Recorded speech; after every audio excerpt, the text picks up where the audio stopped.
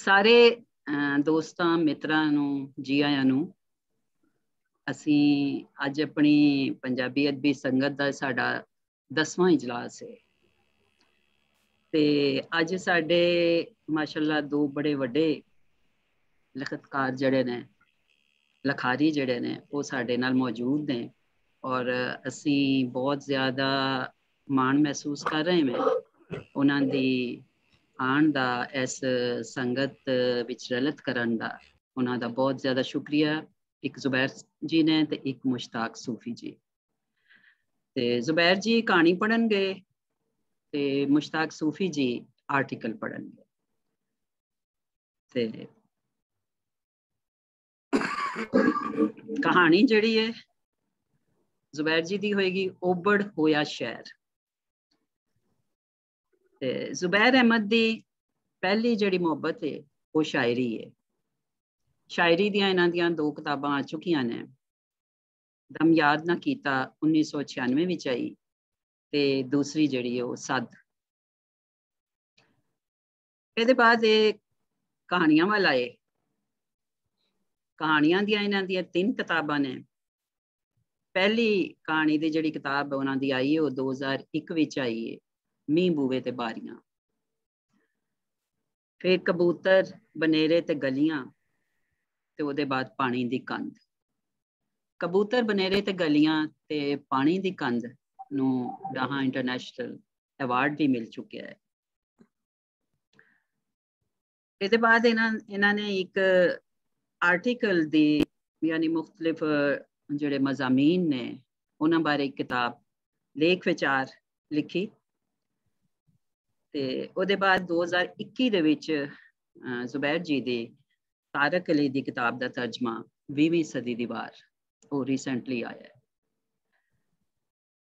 ਤੇ ਅੱਜ ਕੱਲ ਇੱਕ ਨਾਵਲ ਤੇ ਵੀ ਮੈਂ ਕੌਨਫੀਡੈਂਸ਼ੀਅਲ ਤੁਹਾਨੂੰ ਗੱਲ ਦੱਸ ਦਵਾਂ ਕਿ ਨਾਵਲ ਤੇ ਵੀ ਕੰਮ ਕਰ ਰਹੇ ਨੇ। ਇਹਦੇ ਇਲਾਵਾ ਇਹਨਾਂ ਨੇ ਸੱਜਣ ਅਖਬਾਰ ਵਿੱਚ ਕਾਫੀ ਦੇਰ ਕੰਮ ਕੀਤਾ। ਪੰਜਾਬੀ ਦਾ ਅਖਬਾਰ ਸੀ ਸੱਜਣ, ਉਹਦੇ ਲਈ ਇਹਨਾਂ ਨੇ ਕਾਫੀ ਕੰਮ ਕੀਤਾ ਤੇ 12 ਮਾਹ ਰਸਾਲਾ ਕੱਢ ਰਹੇ ਨੇ। ਉਹਦੇ ਕੋ ਐਡੀਟਰ ਨੇ ਚੰਦਨ ਜੀ ਤੇ ਇਹ ਦੋਨੋਂ ਰਸਾਲਾ ਕੱਢ ਰਹੇ ਨੇ। ਤੇ ਕਿਤਾਬ ਤਰਿੰਜਨ ਇਹ ਕਈ ਵਰਿਆਂ ਤੋਂ ਬੜੇ ਸੋਹਣੇ ਢੰਗ ਨਾਲ ਪੰਜਾਬੀ ਦੀ ਜਿਹੜੀ ਕਿਤਾਬਾਂ ਦੀ ਤੇ ਪਬਲਿਸ਼ਿੰਗ ਦੀ, ਪੰਜਾਬੀ ਦੀ ਕਿਤਾਬਾਂ ਛਪਦੀਆਂ ਨੇ, ਉਹਦੀ ਲਾਹੌਰ ਦੇ ਵਿੱਚ ਦੁਕਾਨ ਹੈ ਕਿਤਾਬ ਤਰਿੰਜਨ। ਤੇ ਇਹਨਾਂ ਦਾ ਹੁਣ ਅਸੀਂ ਇਹਨਾਂ ਦੀ ਕਹਾਣੀ ਵੱਲ ਆਉਂਦੇ ਨੇ ਤੇ ਇਹਨਾਂ ਨੂੰ ਕਹਿੰਦੇ ਮੈਂ ਕਿ ਆਪਣੀ ਕਹਾਣੀ ਓਬੜ ਹੋਇਆ ਸ਼ਹਿਰ ਉਹ ਜਿਹੜੀ ਹੈ ਸਭ ਦੇ ਸਾਹਮਣੇ ਪੇਸ਼ ਕਰ। ਜੀ ਜ਼ੁਬੈਰ ਜੀ। शुक्रिया समीना जी, तुसी बड़ा लंबा तारफ कराता। मंजूर साहब तो उन्होंने काफ़ी अरसे तो कह रहे थे कि तू कहानी पढ़, मैं आप ही शर्मा रहा। मैं कहना जुबैर ले आए ने तो मैं बड़े आराम नाल आया।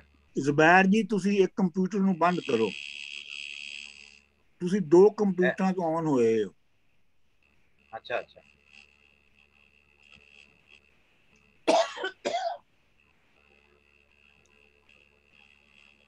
तुसी रौला भी सुन रहे हो ना? चलो हुण ठीक है, हुण ठीक है। नॉइज अजे भी है। मैं म्यूट कर देनी अपने आप को।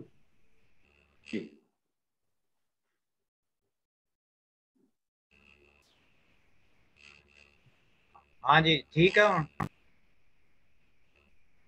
बिल्कुल ठीक है, शुरू करो। आवाज तो नहीं, पक्खे का तो नहीं मसला हो रहा? जुबैर जी आवाज ठीक आ रही है, तुसी शुरू करो। चलो, कहानी का नाम है जी ओबड़ होया शहर। ओबड़ माने अजनबी, गैर। हुण शहर लाहौर उक्का बदली जाता है, पुराने तां लभदे नहीं ते ओबड़ मुकदे नहीं। थावां भी होर दियां होर ते लोका भी ओ ना, पर कुछ पुरानियां नुकरां उंजे ही हन, अनबदलियां ते दिल यादगिरी नाल भर देंदियां ने। लाहौर दी माल रोड दी ओ थां इंज दी है। बालपन याद बनांदा है, जवानी रंग भरदी है ते उम्र दुखी कर देंदी है। अफे दे टी स्टाल तो लैके गोल बाग तीक दा पैंडा, एक उम्र लंघ गई मुक्या ना। अजी मींह विच नहाना ते गोल बाग तो अल्फला तिक पैदल जाना। यूसफी नूं जद डिप्रैशन होना, उस वधिया कपड़े पा के साइकिल उत्ते अपने घरों दिओ समाज तो एयरपोर्ट तक जाना ते मुड़ परतदे नूं असीं किते ना किते माल रोड उत्ते मिल जाना।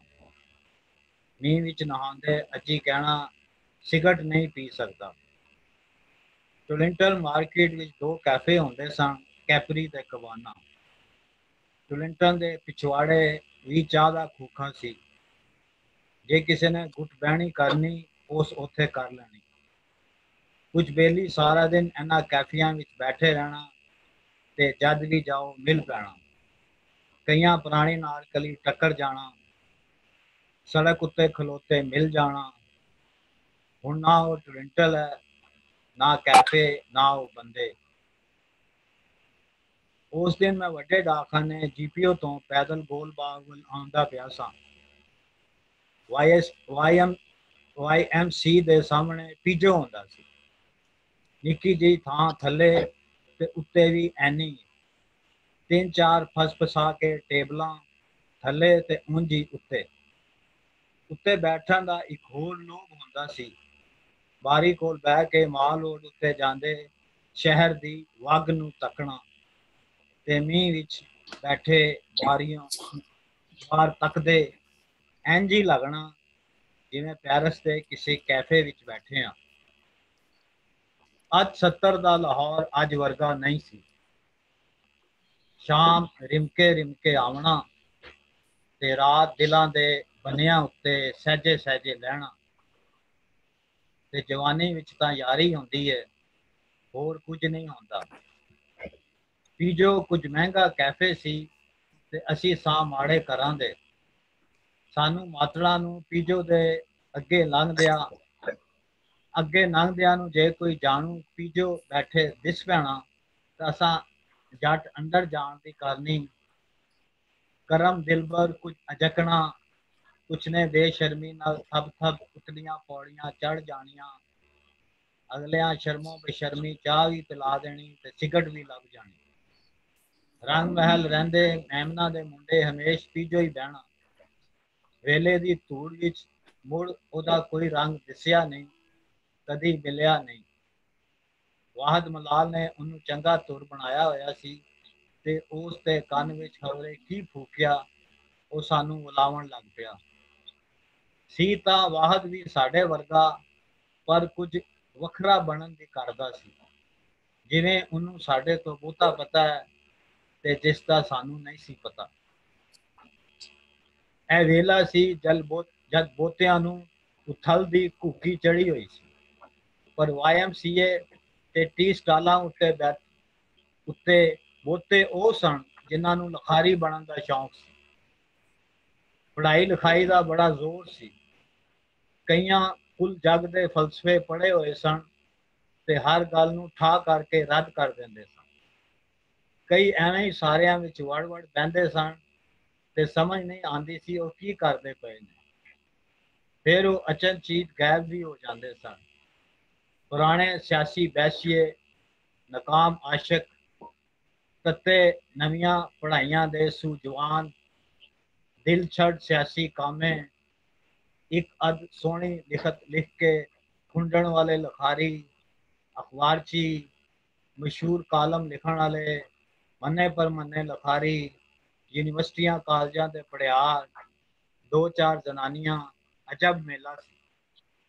ਅਸੀਂ ਸਾਰੇ ਨਵੇਂ ਸਾਂ ਤੇ ਕੋਈ ਨਾ ਕੋਈ ਸਾਨੂੰ ਆਪਣੀ ਕਹਾਣੀ ਪਾਉਣ ਲੱਗ ਪਾਉਂਦਾ ਸੀ, ਜਿਹਦੀ ਸਾਨੂੰ ਕੁਝ ਸਮਝ ਆਉਣੀ, ਕੁਝ ਨਾ ਆਉਣੀ। ਪਰ ਦੋ ਚਾਰ ਲਿਖਤਾਂ ਤਾਂ ਅਸਾਂ ਸਾਰਿਆਂ ਲਿਖ ਲਈਆਂ ਸਨ। ਮੁੜ ਛੇਤੀ ਸਭ ਖੀਰੋ ਖੀਰ ਹੋ ਗਿਆ। ਵੇਲੇ ਦੀ ਧੂੜ ਵਿੱਚ ਸਭ ਗੁਆਚ ਗਿਆ। ਬਹੁਤੇ ਛੇਤੀ ਮੁੜ ਪੜ੍ਹਾਈਆਂ ਪੂਰੀਆਂ ਕਰਨ ਲੱਗ ਪਏ ਤੇ ਅਖੀਰ ਫਸਾ ਕੇ, ਅਕਲਾਂ ਲੜਾ ਕੇ, ਮੌਕੇ ਬਣਾ ਕੇ, ਮੁਕਾਬਲੇ ਦੇ ਇਮਤਿਹਾਨ ਦੇ ਦਵਾ ਕੇ कोई निक्की मोटी थां बना ली, डिफेंस विच घर पा ले, चंगे घरां विच विआह करा ले ते हुण होका भर के दिनां नूं याद करदे ने ते ਜਿਹੜੇ ਮਾਤੜ ਸਨ ਉਹਨਾਂ ਨੂੰ ਰੋਟੀ ਪਾਣੀ ਪੂਰਾ ਕਰਨ ਦਾ ਘੋਲ ਹੀ ਖਾ ਗਿਆ। ਉਹਨਾਂ ਵੇਲੇ ਦਾ ਘੋਲ ਕੀ ਕਰਨਾ ਸੀ। ਯਾਦਾਂ ਦੇ ਬੱਦਲ ਆਉਂਦੇ ਸਨ ਤੇ ਇੱਕ ਪਲ ਗੂੜ ਕਰ ਲੰਘ ਜਾਂਦੇ ਸਨ। ਮੈਂ ਪੀਜੋ ਵਾਲਾ ਚੌਂਕ ਟੱਪ ਕੇ ਸਿੱਧਾ ਤੁਰਦਾ ਰਿਹਾ। ਖੱਬੇ ਹੱਥ ਅੱਫੇ ਦਾ ਟੀ ਸਟਾਲ ਸੀ ਨੁਕਰੇ। ਹੁਣ ਉਹ ਥਾਂ ਬਾਲਾਂ ਦੇ ਰੈਡੀਮੇਡ ਕੱਪੜਿਆਂ ਦੀ ਹੱਟੀ ਨੇ ਲਵੇਟ ਲਈ ਹੈ। ਅੱਫੇ ਨੇ ਮੁਕੱਦਮਾ ਲੜਿਆ ਸੀ ਪਰ ਉਸ ਨੂੰ ਹਾਰੇ ਨੂੰ ਵੀ 30-35 ਵਰੇ ਤਾਂ ਹੋ ਗਏ ਹੋਣੇ ਨੇ। ਮੈਂ ਹੌਲੀ ਹੌਲੀ ਅਗਾਂਹ ਤੁਰਦਾ ਜਾਣਾ। ਖੱਬੇ ਹੱਥ ਸੁਨਿਆਰਾਂ ਦੀਆਂ ਹੱਟੀਆਂ ਤੇ ਸੱਜੇ BRB ਕਾਫੀ ਹਾਊਸ ਚੈਨੀ ਰੈਸਟੋਰੈਂਟ ਹੁੰਦਾ ਸੀ। ਸਭ ਮੁੱਕ ਗਿਆ। ਕਿਤਾਬਾਂ ਵਿੱਚ ਉਹਨਾਂ ਦੇ ਜ਼ਿਕਰ ਰਹਿ ਗਏ। ਫੁੱਟਪਾਥ ਦੇ ਨਾਲ ਚੌੜੀ ਸਾਵੀ ਪੱਟੀ ਉੱਤੇ ਮਸੀਤ ਬਣ ਗਈ ਹੈ ਤੇ ਜਹਾਜ਼ ਸੁੱਤੇ ਰਹਿੰਦੇ ਨੇ। ਜਹਾਜ਼ ਨਸ਼ੇਬਾਜ਼ ਲੌਰੀ ਬੋਲੀ। ਸੜਕਾਂ ਦੀਆਂ ਸਾਵੀਆਂ ਪੱਟੀਆਂ ਦੇ ਇਹ ਨਕਸ਼ੇ 80 ਦੀ ਸਿਆਸਤ ਵੈਰੀ ਧਾਕੇ ਦੀ ਦੇਣ ਨੇ। ਟੋਰੰਟਨ ਚੌਂਕ ਅਪੜੀ ਖਲੋਤਾ ਮੈਂ। ਖੱਬੇ ਜੂਸ ਦਾ ਸਟਾਲ ਹੈ ਜਿੱਥੇ ਮੇਰਾ ਘਾਹ ਹੁੰਦਾ ਸੀ ਤੇ ਬੈਠਣ ਦੇ ਬੈਂਚ ਹੁਣ ਸਵਾਰ ਕੇ ਕੁਰਸੀਆਂ ਮੇਜ਼ਾਂ ਲੱਗੀਆਂ ਨੇ। ਨੇੜੇ ਦੇ ਆਰਟਸ ਕਾਲਜ ਦੇ ਮੁੰਡੇ ਕੁੜੀਆਂ ਦੀ ਜੂਸ ਪੀਣ ਦੀ ਆਵਾਜਾਈ ਹੈ। ਮੈਂ ਅਜੇ ਫੁੱਟਪਾਥ ਉੱਤੇ ਹੀ ਹਾਂ। ਟੋਰੰਟਨ ਦੇ ਪਿੱਛੇ ਪਾਰਕਿੰਗ ਦੇ ਵਿੱਚ ਮੇਰੀ ਗੱਡੀ ਖੜੀ ਹੈ। ਮੈਂ ਵੀ ਜੂਸ ਨਾ ਪੀ ਲਾਂ। ਵੱਡੇ ਡਾਕਖਾਨੇ ਮੈਂ ਕੁਝ ਪੁਰਾਣੇ ਯਾਰਾਂ ਨੂੰ ਕਿਤਾਬਾਂ ਗੱਲਣ ਆਇਆ ਸਾਂ। ਮੈਂ ਕੁਰਸੀਆਂ ਵੱਲ ਹੁੰਦਾ ਵਾਂ। ਉਹ ਇੱਕ ਪਾਸੇ ਕੁਰਸੀ ਉੱਤੇ ਵੱਖਰਾ ਬੈਠਾ ਸੀ, ਲੱਤ ਉੱਤੇ ਲੱਤ ਰੱਖ ਕੇ, ਕਾਨੇ ਵਰਗਾ ਸਰੀਰ, ਮੈਲੀ ਪੈਂਟ, ਡੱਬੀਆਂ ਵਾਲੀ ਰੰਗਦਾਰ ਸ਼ਰਟ, ਬੈਲਟ ਦੀ ਥਾਂ ਮੋਟੀ ਜਿਹੀ ਰੱਸੀ, ਮੈਲੀਆਂ ਫਟੀਆਂ ਜਰਾਬਾਂ, ਧੂੜਾ ਪੁੱਟੇ ਬੂਟ, ਗੱਸੇ ਤਸਮਿਆਂ ਵਾਲੇ, ਮੂੰਹ ਤੇ ਹੌਲੀ ਜਿਹੀ ਸ਼ੇਵ ਵਧੀ ਹੋਵੇ ਪਰ ਮੂੰਹ ਧੋਤਾ ਜਿਹਾ ਲੱਗਾ। ਇੱਕ ਛਣ ਸਾਡੀਆਂ ਅੱਖਾਂ ਮਿਲੀਆਂ ਤੇ ਡੰਗ ਗਈਆਂ, ਮੈਨੂੰ ਵਿੰਨ ਗਈਆਂ। ਇੰਨੀਆਂ ਸਿਹਾਣੀਆਂ ਜਾਨੂ ਭੁੱਖੀਆਂ ਮਿਲਣੀ ਨੂੰ ਸਹਿਕਦੀਆਂ ਇਕਸਾਰ ਤੱਕੀ ਜਾਂਦੀਆਂ ਅੱਖਾਂ ਮੈਂ ਨਹੀਂ ਸਣ ਤੱਕੀਆਂ ਕਦੇ। ਅਚਰਜ ਜਿਹੀ ਲਾਂਟ ਨਾਲ ਧੁਖਦੀਆਂ ਬਲਦੀਆਂ ਜਿਵੇਂ ਰਾਤ ਦਾ ਉਨੀਂਦਰਾ ਹੋਵੇ।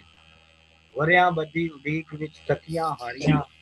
ਐਵੇਂ ਲੱਗਾ ਮੈਨੂੰ ਸਿਆਣ ਕੇ ਉਹ ਜਿਵੇਂ ਅੰਦਰੋਂ ਅੰਦਰੀ ਹੱਸਿਆ। ਉਹ ਮੈਨੂੰ ਤੱਕੀ ਜਾਂਦਾ ਸੀ। ਕੋਟ ਤੂੰ ਹੈ ਅਨਕੋਟ। ਉਸ ਦੇ ਮੁੱਖ ਉੱਤੇ ਸੀ ਪੁਰਾਣੀ ਜਿਹੀ ਪੀੜ ਤੇ ਜੁੱਸਾ ਗਵਾਚੇ ਬਾਲਾਂ ਹਾਂ ਸੀ। ਜਾਪੇ ਉਹਦੀਆਂ ਅੱਖਾਂ ਦੀ ਖਿੱਚ ਮੈਨੂੰ ਵੱਲ ਲਿਆ। ਕੋਟ ਦੁਨੀਆ ਫਤਹ ਹੋ ਗਈ। ਅਨਕੋਟ ਉਹ ਖਚਰਾ ਹਾਸਾ ਹੱਸਿਆ ਹੋਵੇ। ਮੈਨੂੰ ਪਿੱਛੇ ਛੱਡ ਕੇ ਅੱਗੇ ਨੱਸੀ। ਕੋਟ ਮੈਨੂੰ ਪਿੱਛੇ ਛੱਡ ਕੇ ਅੱਗੇ ਨੱਸੀ ਗਿਆ। ਕਿੱਥੇ ਆਪਣੇ ਮੇਰੇ ਜੇ ਫੁੱਟਪਾਥਾਂ ਤੇ ਹੀ ਸੁੱਤੇ ਰਹਿ ਗਏ। ਅਨਕੋਟ ਵਿਸਾਖੀ ਦੇ ਅਖੀਰ ਮਿਲਦੇ ਦਿਨ ਸਨ, ਜਦ ਬਹੁਤੀ ਗਰਮੀ ਹੋਣ ਲੱਗਣੀ ਤੇ ਬੱਦਲ ਵੀ ਬਣ ਜਾਣੇ। ਪਰ ਉਸ ਦਿਨ ਨਾ ਬਦਲਾ ਮਲ ਮਾਰੀ ਨਾ ਸੂਰਜ ਮੁਖ ਵਿਖਾਇਆ। ਦਿਨ ਵਿਚਕਾਰ ਹੀ ਕਿਤੇ ਫਸ ਗਿਆ। ਫਿੱਕੇ ਚਾਨਣ ਵਿੱਚ ਗੈਰ ਜਿਹੀ ਬਣੀ ਰਹੀ ਪਰ ਸ਼ਹਿਰ ਵਗਦਾ ਰਿਹਾ। ਬੰਦੇ ਫਸੀ ਰੁੱਤ ਪਾਣੋ ਆਪਣੇ ਕੰਮਾਂ ਨਾਲੋਂ ਵਜੋਗੇ ਜਿਹੇ ਹੋ ਗਏ, ਜਿਵੇਂ ਬਦਲਾਂ ਨੂੰ ਉਡੀਕਦੇ ਹੋਵਣ, ਜਿਵੇਂ ਧੁੱਪ ਪੂਰੀ ਨਿਕਲੇ ਤਾਂ ਕੰਮ ਨਾਲ ਪੂਰੇ ਹੋਵਣ। ਅਚਨਚੇਤ ਹਵਾ ਦਾ ਤ੍ਰਿਖਾ ਬੁੱਲਾ ਆਉਂਦਾ ਹੈ ਤੇ ਅੱਖਾਂ ਅੱਗੇ ਧੂੜ ਜਿਹੀ ਬਣਾ ਜਾਂਦਾ, ਜਿਵੇਂ ਸੁਪਨੇ ਦੇ ਰੰਗ ਹੁੰਦੇ ਨੇ। ਇੰਝ ਹੀ ਤ੍ਰਿਖੀ ਹਵਾ ਦਾ ਬੁੱਲਾ ਆਇਆ ਤੇ ਉਹ ਚਿੱਤਰਕਾਰ ਦੀ ਮੂਰਤ ਵਾਂਗ ਦਿਸਿਆ, ਜਿਸ ਵਿੱਚ ਸਲੇਟੀ ਤੇ ਕਸ਼ਮੀਲੇ ਰੰਗ ਬਹੁਤੇ ਵਰਤੇ ਹੋਣ। ਪਰ ਉਸ ਦੀਆਂ ਅੱਖਾਂ ਇਹ ਭੁਲੇਖਾ ਛੇਤੀ ਭੰਨ ਦਿੱਤਾ। ਕੋਟ ਮੈਂ ਸਾਰੀ ਉਮਰ ਤੈਨੂੰ ਤੱਕਦਾ ਰਿਹਾ ਪਰ ਤੂੰ ਭੁੱਲਦਾ ਗਿਆ। ਯਾਦ ਕਰ ਇੱਕ ਵਾਰੀ ਤੂੰ ਆਪਣੇ ਘਰ ਦੇ ਕੋਠੇ ਤੋਂ ਹੇਠਾਂ ਵੇਖਿਆ ਸੀ ਤੇ ਤੇਰਾ ਦਿਲ ਕੀਤਾ ਸੀ ਛਲਾਂਗ ਮਾਰ ਕੇ ਮਰ ਜਾ। ਨਿੱਕੇ ਹੁੰਦਿਆਂ ਤੂੰ ਆਪਣੇ ਪਿਓ ਦੀ ਕਬਰ ਉੱਤੇ ਜਾ ਕੇ ਰੋਂਦਾ ਸਾਂ, ਰੱਬਾ ਮੈਨੂੰ ਚੱਕ ਲੈ, ਮੈਥੋਂ ਜਰਿਆ ਨਹੀਂ ਜਾਂਦਾ। ਮੈਂ ਤੇਰੇ ਨਾਲ ਹੀ ਸਾਂ। तेरे भैड़े दिनां दा आपा, तेरी भुख दा साह, सुक्के अथरू दा रंग। अनकोट। मैं अजे भी फुटपाथ उत्ते सां ते ओह इंजे कुर्सी उत्ते बैठा सी। मैं डर गया सां। उस दियां अखां इल वांगर मैनू नौंदड़दियां पईयां सन।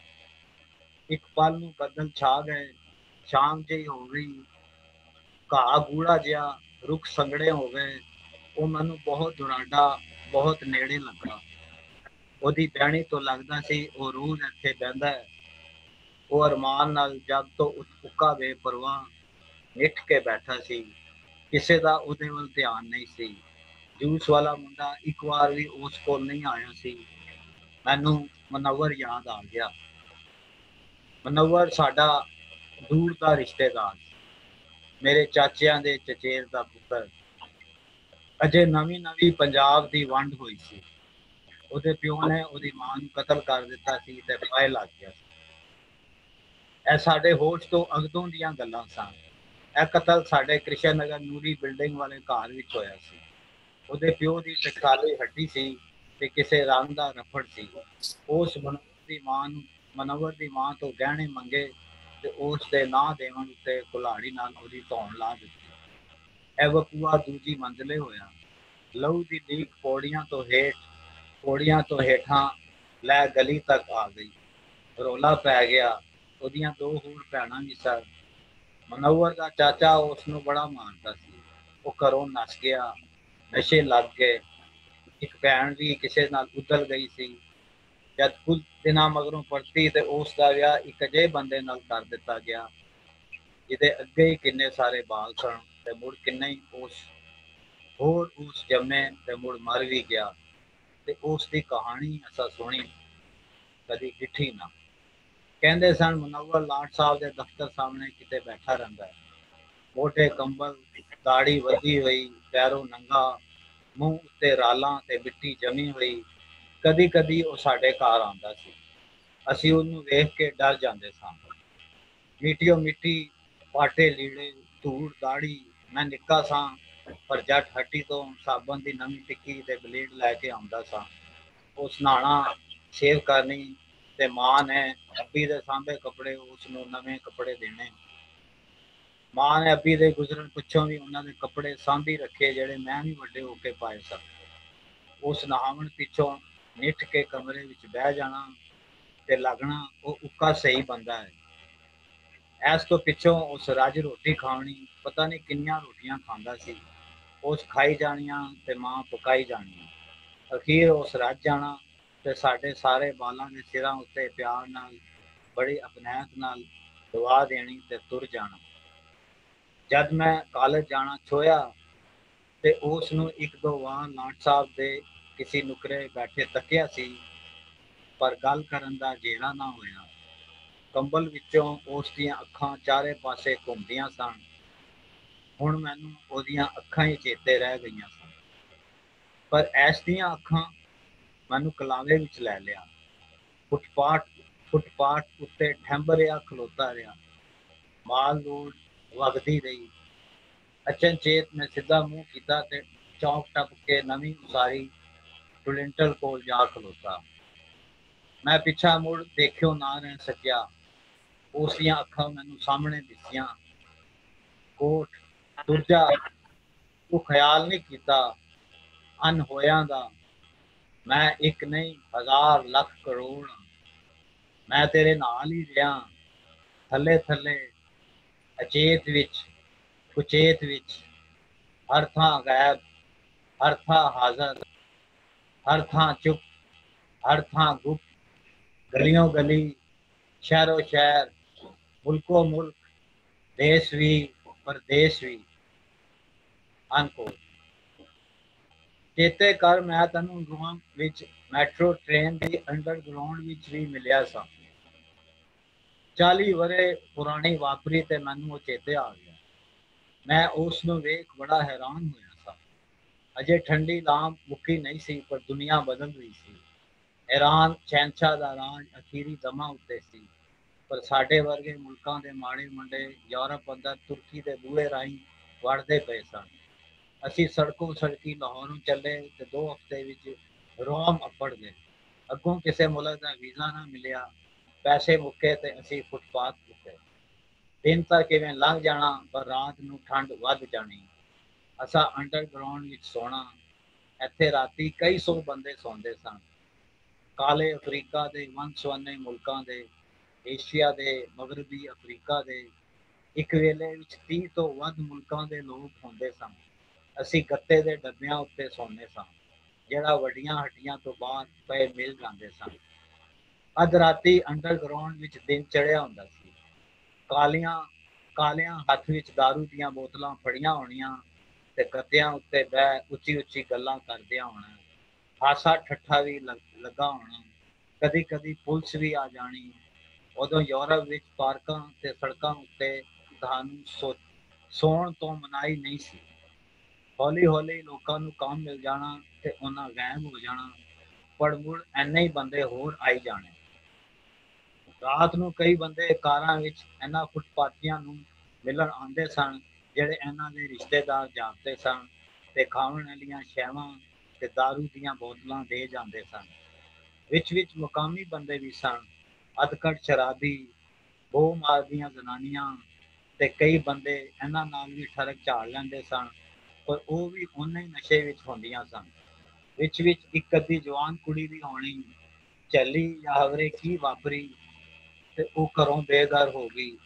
ਉਹਦੇ ਦੁਆਲੇ ਕਈ ਬੰਦੇ ਹੁੰਦੇ ਸਨ ਤੇ ਉਹਨੂੰ ਘੇਰਨ ਦੀ ਕਰਦੇ ਰਹਿੰਦੇ ਸਨ, ਪਰ ਉਸ ਦਾਰੂ ਮਾਰੀ ਨੂੰ ਕੋਈ ਹੋਸ਼ ਨਹੀਂ ਹੁੰਦੀ ਸੀ। ਉੱਥੇ ਹੀ ਉਹ ਮੈਨੂੰ ਟੱਕਰਿਆ। ਅਸੀਂ ਆਪਣੇ ਆਪਣੇ ਗੱਤੇ ਵਿਛਾ ਕੇ ਬੈਠੇ ਹੋਏ ਸਾਂ।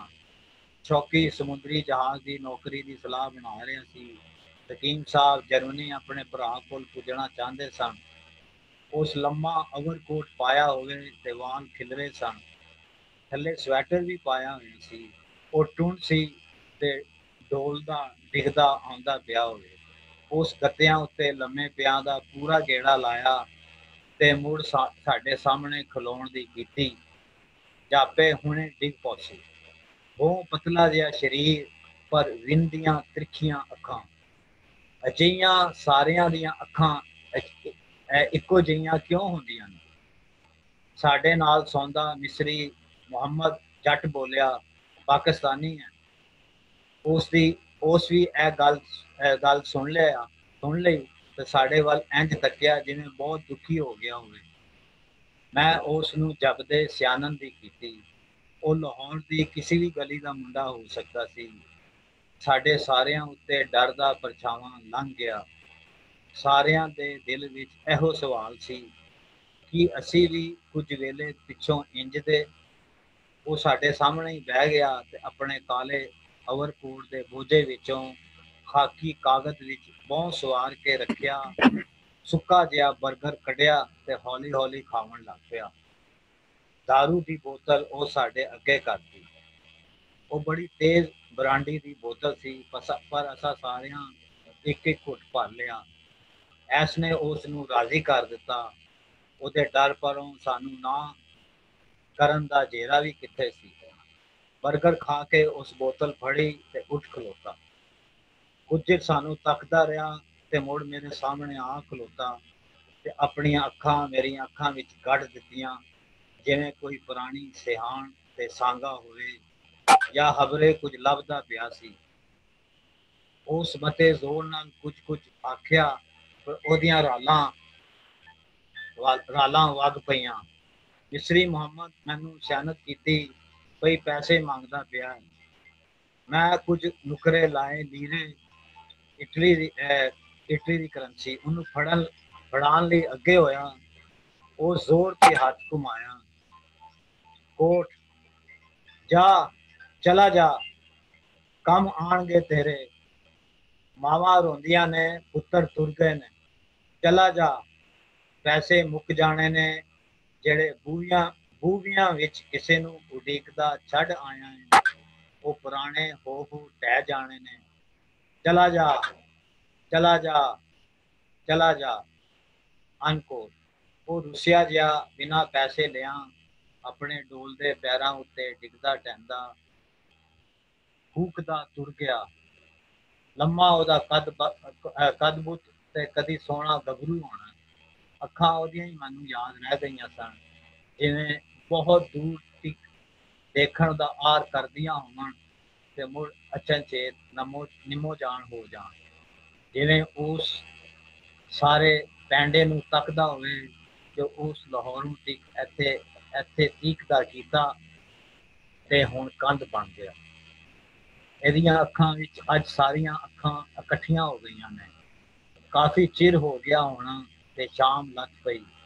ਸਾਰਾ ਦਿਨ ਸੂਰਜ ਤੇ ਬਦਲਾਂ ਦੀ ਅੱਖ ਮਚੋਲੀ, ਪਰ ਉਹ ਸ਼ਾਮ ਕੁਛ ਠੰਡੀ ਸੀ। ਇੱਕ ਪਲ ਲਈ ਹਰ ਸ਼ੈ ਦੀ ਹੋਂਦ ਮੁੱਕ ਜਿਹੀ ਗਈ। ਸ਼ੈਵਾਂ ਅਜਗ ਗਈਆਂ, ਸੜਕ ਸਖਣੀ ਹੋਈ ਤੇ ਫੇਰ ਭਰ ਗਈ।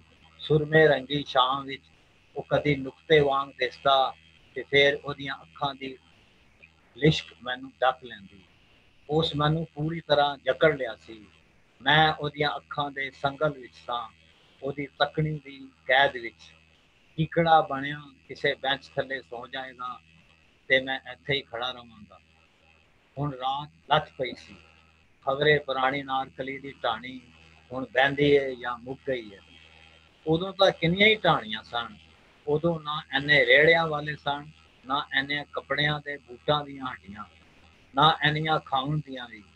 ਪ੍ਰੋਫੈਸਰ ਦੀ ਢਾਣੀ ਹੁੰਦੀ ਸੀ, ਫਿਰ ਆਰਟਸ ਕਾਲਜ ਦੇ ਪੜਿਆਰਾਂ ਦੀ, ਹੋਸਟਲਾਂ ਦੇ ਪੜਿਆਰਾਂ ਦੀ। ਸਾਰੀ ਰਾਤ ਚਾਵਾਂ ਚੱਲਣੀਆਂ, ਗੱਲਾਂ ਦੇ ਹੜ, ਹਾਸੇ ਤੇ ਠੱਠੇ, ਤਵੇ ਲੱਗਣੇ ਤੇ ਜਿਹਦਾ ਬੋਤਾ ਲੱਗਣਾ। ਸਾਰਿਆਂ ਢਾਣੀਆਂ ਵਿੱਚ ਉਹਦੀ ਗੱਲ ਇੱਕ ਪਲ ਵਿੱਚ ਖਿਲਰ ਜਾਣੀ। ਪਰ ਕੋਈ ਕਦੀ ਰੁੱਸ ਕੇ ਨਹੀਂ ਉੱਠਿਆ ਸੀ। ਹਰ ਢਾਣੀ ਦਾ ਇੱਕ ਚੌਧਰੀ ਹੁੰਦਾ ਸੀ। ਉਹ ਸਾਰਿਆਂ ਨੂੰ ਚਾਹ ਪੁੱਛਣੀ ਤੇ ਅਖੀਰ ਉੱਠਣ ਲੱਗਿਆ ਕਹਿਣਾ, ਕੱਢੋ ਬਈ ਕੋਲ ਕਿੰਨੇ ਪੈਸੇ ਨੇ। ਕਈਆਂ ਕੋਲ ਇੱਕ ਥੈਲਾ ਵੀ ਨਾ ਹੋਣਾ ਤੇ ਇੱਕ ਨੇ ਸਾਰਿਆਂ ਦੇ ਪੈਸੇ ਤਾਰ ਦੇਣੇ। ਉਚੇਚ ਐਸ ਨੂੰ ਕਿਸ ਨੇ ਕੀ ਗੱਲ ਕੀਤੀ, ਕੌਣ ਕਿੰਨਾ ਪੜ੍ਹਿਆ ਲਿਖਿਆ, ਕੌਣ ਸਿਆਣਾ। ਮੈਨੂੰ ਇੱਥੇ ਖੜੇ ਨੂੰ ਕਿੰਨਾ ਚਿਰ ਹੋ ਗਿਆ। ਆਵਾਜਾਵੀ ਘਟਣ ਲੱਗ ਪਈ ਹੈ। ਜਿੱਥੇ ਉਹ ਬੈਠਾ ਹੈ ਰੁੱਖਾਂ ਪਿੱਛੇ ਉਹਦਾ ਖਿਆਲ ਹੀ ਹੈ। ਨਿੰਮੇ ਚਾਨਣ ਵਿੱਚ ਉਹ ਦਿਸਦਾ ਨਹੀਂ ਪਿਆ। ਇਹ ਤਾਂ ਮੈਨੂੰ ਰੂਲ ਦੇਗਾ। ਮੈਨੂੰ ਪਿੱਛੇ ਮੁੜ ਕੇ ਨਹੀਂ ਵੇਖਣਾ ਚਾਹੀਦਾ। ਮੂੰਹ ਸਿੱਧਾ ਕਰਾਂ ਤੇ ਤੁਰ ਜਾਵਾਂ। ਹੌਲੀ ਹੌਲੀ ਹਵਾ ਤਿੱਖੀ ਹੋਣ ਲੱਗਦੀ ਹੈ ਤੇ ਠੰਡ ਵੱਧ ਜਾਂਦੀ ਹੈ। ਪਰ ਜਾਪਦਾ ਹੈ ਰਾਤ ਪਾਰੋਂ ਬੱਦਲ ਜਿੱਤ ਗਏ ਨੇ ਤੇ ਹਵਾ ਵਿੱਚ ਸਿੱਲ ਵੱਧ ਗਈ ਹੈ। ਤੇਜ਼ ਹਵਾ ਦਾ ਬੁੱਲਾ ਮੇਰੇ ਮੂੰਹ ਤੇ ਵੱਜਦਾ ਹੈ ਤੇ ਧੂੜ ਉਡਾਉਂਦਾ ਲਗਾ ਜਾਂਦਾ ਹੈ। ਹਵਾ ਹਨੇਰੀ ਜੀ ਬੰਨਣ ਲੱਗ ਪਾਉਂਦੀ ਹੈ। ਗੱਡੀਆਂ ਦਾ ਵਗ ਘਟ ਜਾਂਦਾ ਹੈ। ਦੂਰ ਤੇ ਨਿੰਮੇ ਚਾਨਣ ਵਿੱਚ ਵਗਦੀਆਂ ਗੱਡੀਆਂ ਫੋਟੋ ਵਾਂਗ ਲੱਗਦੀਆਂ ਨੇ। ਹਨੇਰੀਆਂ ਦੇ ਆਉਣ ਨਾਲ ਹੀ ਹੱਟੀਆਂ ਬੂਹੇ ਬੰਦ ਕਰ ਲੈਂਦੀਆਂ ਨੇ। ਜੂਸ ਦੀ ਹੱਟੀ ਖਾਲੀ ਹੋ ਜਾਂਦੀ ਹੈ। ਉੱਥੇ ਹੁਣ ਪਲਾਸਟਿਕ ਦੀਆਂ ਕੁਰਸੀਆਂ ਤੇ ਮੇਜ਼ਾਂ ਹੀ ਨੇ। ਅਚਨਚੇਤ ਪਟਾਕਾ ਵੱਜਦਾ ਹੈ ਤੇ ਬੱਤੀ ਚਲੀ ਜਾਂਦੀ ਹੈ ਤੇ ਤੇਜ਼ ਮੀਂਹ ਪੈਣ ਲੱਗ ਪਾਉਂਦਾ ਹੈ। ਸਾਈਕਲਾਂ ਵਾਲੇ, ਮੋਟਰਸਾਈਕਲਾਂ, ਪੈਦਲ ਗਾਇਬ ਹੋ ਜਾਂਦੇ ਨੇ। ਸੜਕ ਉੱਤੇ ਨਿਰੀਆਂ ਕਾਰਾਂ ਹੀ ਹੌਲੀ ਹੌਲੀ ਲੰਘ ਰਹੀਆਂ ਨੇ। ਮੈਂ ਉਹਦੇ ਵੱਲ ਝਾਤੀ ਮਾਰਨਾ ਪਰ ਮੈਨੂੰ ਕੁਝ ਨਜ਼ਰ ਨਹੀਂ ਆਉਂਦਾ। ਉੱਥੇ ਹਨੇਰਾ ਹੈ ਤੇ ਲੰਘਦੀਆਂ ਗੱਡੀਆਂ ਦੀਆਂ ਲਾਈਟਾਂ ਪਾਰੋਂ ਨਿੰਮਾ ਜਿਹਾ ਚਾਨਣ ਹੁੰਦਾ ਹੈ ਤੇ ਮੁੱਕ ਜਾਂਦਾ ਹੈ। ਨਵੀਂ ਉਸਰੀ ਟਵਿੰਟਲ ਦੇ ਲੱਕੜ ਦੇ ਛੱਜੇ ਥੱਲੇ ਕਿੰਨੇ ਹੀ ਬੰਦੇ ਮੀਂਹ ਬੰਦ ਹੋਣ ਦੀ ਉਡੀਕ ਵਿੱਚ ਹਨ। ਮੈਂ ਛੱਜੇ ਦੇ ਥੱਲਿਓਂ ਥੱਲੇ ਗੋਲ ਬਾਗ ਵੱਲ ਖਿਸਕਣ ਲੱਗ ਪਾਉਂਦਾ ਹੈ। ਕੋਟ ਲੰਘ ਜਾ ਅਨਕੋਟ। ਮੈਨੂੰ ਪਤਾ ਹੈ ਹੁਣੇ ਕੁਝ ਚਿਰ ਪਿੱਛੋਂ ਮਾਰ ਰੂਟ ਦੇ ਫੁੱਟਪਾਥ, ਗੋਲ ਬਾਗ ਤੇ ਭਾਟੀ ਦਾਤਾ ਸਾਹਿਬ ਦੇ ਫੁੱਟਪਾਥਾਂ ਇੱਕਮਿਕ ਹੋ ਜਾਣਾ ਹੈ ਤੇ ਇਹ ਜਹਾਜ਼ਾਂ, ਨਸ਼ੇਬਾਜ਼ਾਂ, ਦਿਹਾੜੀ ਮਾੜਿਆਂ ਮਜ਼ਦੂਰਾਂ ਨਾਲ ਭਰ ਜਾਣੇ ਨੇ। ਮੈਂ ਪਿੱਛੇ ਮੁੜ ਕੇ ਨਹੀਂ ਦੇਖਦਾ ਤੇ ਸਿੱਧਾ ਤੁਰੀ ਜਾਣਾ। ਪਾਰਕਿੰਗ ਵਿੱਚ ਮੇਰੀ ਇਕੱਲੀ ਗੱਡੀ ਖੜੀ ਹੈ। ਮੈਂ ਜਦ ਗੱਡੀ ਮੋੜ ਕੇ ਸੜਕ ਦੇ ਦੂਜੇ ਪਾਸਿਓਂ ਉਹਦੇ ਸਾਹਮਣੇ ਲੰਘਦਾ ਥਾਂ ਸੁੰਜ ਮਸਾਨ ਹੈ। ਉੱਕਾ ਹਨੇਰਾ ਹੈ। ਹਨੇਰੀ ਜੁਲਦੀ ਪਈ ਹੈ। ਗੱਡੀਆਂ ਦੀਆਂ ਲਾਈਟਾਂ ਦਾ ਨਿੰਮਾ ਚਾਨਣ ਪੈਂਦਾ ਹੈ ਤੇ ਲੰਘ ਜਾਂਦਾ ਹੈ। ਉਹ ਨਜ਼ਰ ਹੀ ਨਹੀਂ ਪੈਂਦਾ। ਪੀਜੋ ਦਾ ਚੌਕ ਟੱਪਦਾ ਤੇ ਰੋਣ ਦੀ ਆਵਾਜ਼ ਆਉਂਦੀ ਹੈ, ਕੁਝ ਥੱਲੇ ਡਿੱਗਣ ਦੀ। ਮੈਂ ਗੱਡੀ ਦੀ ਸਪੀਡ ਤੇਜ਼ ਕਰ ਦਿੰਦਾ। ਸ਼ੁਕਰੀਆ ਜੀ।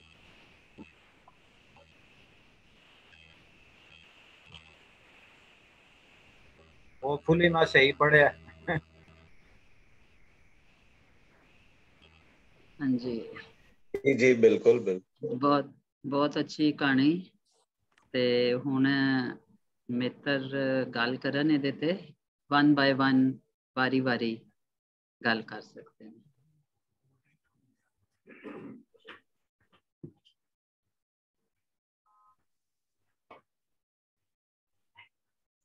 जला दे, वो भी जला दे। ਜ਼ੁਬੈਰ ਜੀ ਸਭ ਨੂੰ ਚੁੱਪ ਕਰਾਤਾ ਤੁਸੀਂ। ਤੁਹਾਡੀ ਕਹਾਣੀ ਚ ਗਵਾਚੇ ਹੋਏ ਨੇ ਸਾਰੇ।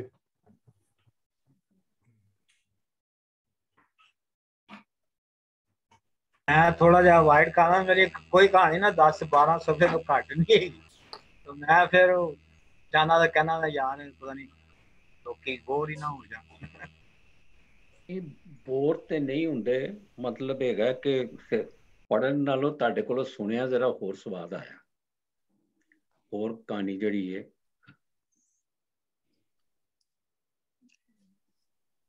ਮੈਂ ਨਿੱਕੀ ਜੀ ਗੱਲ ਕਰਨਾ, ਫਿਰ ਗੱਲ ਟੁੱਟ ਪਏਗੀ ਨਾ।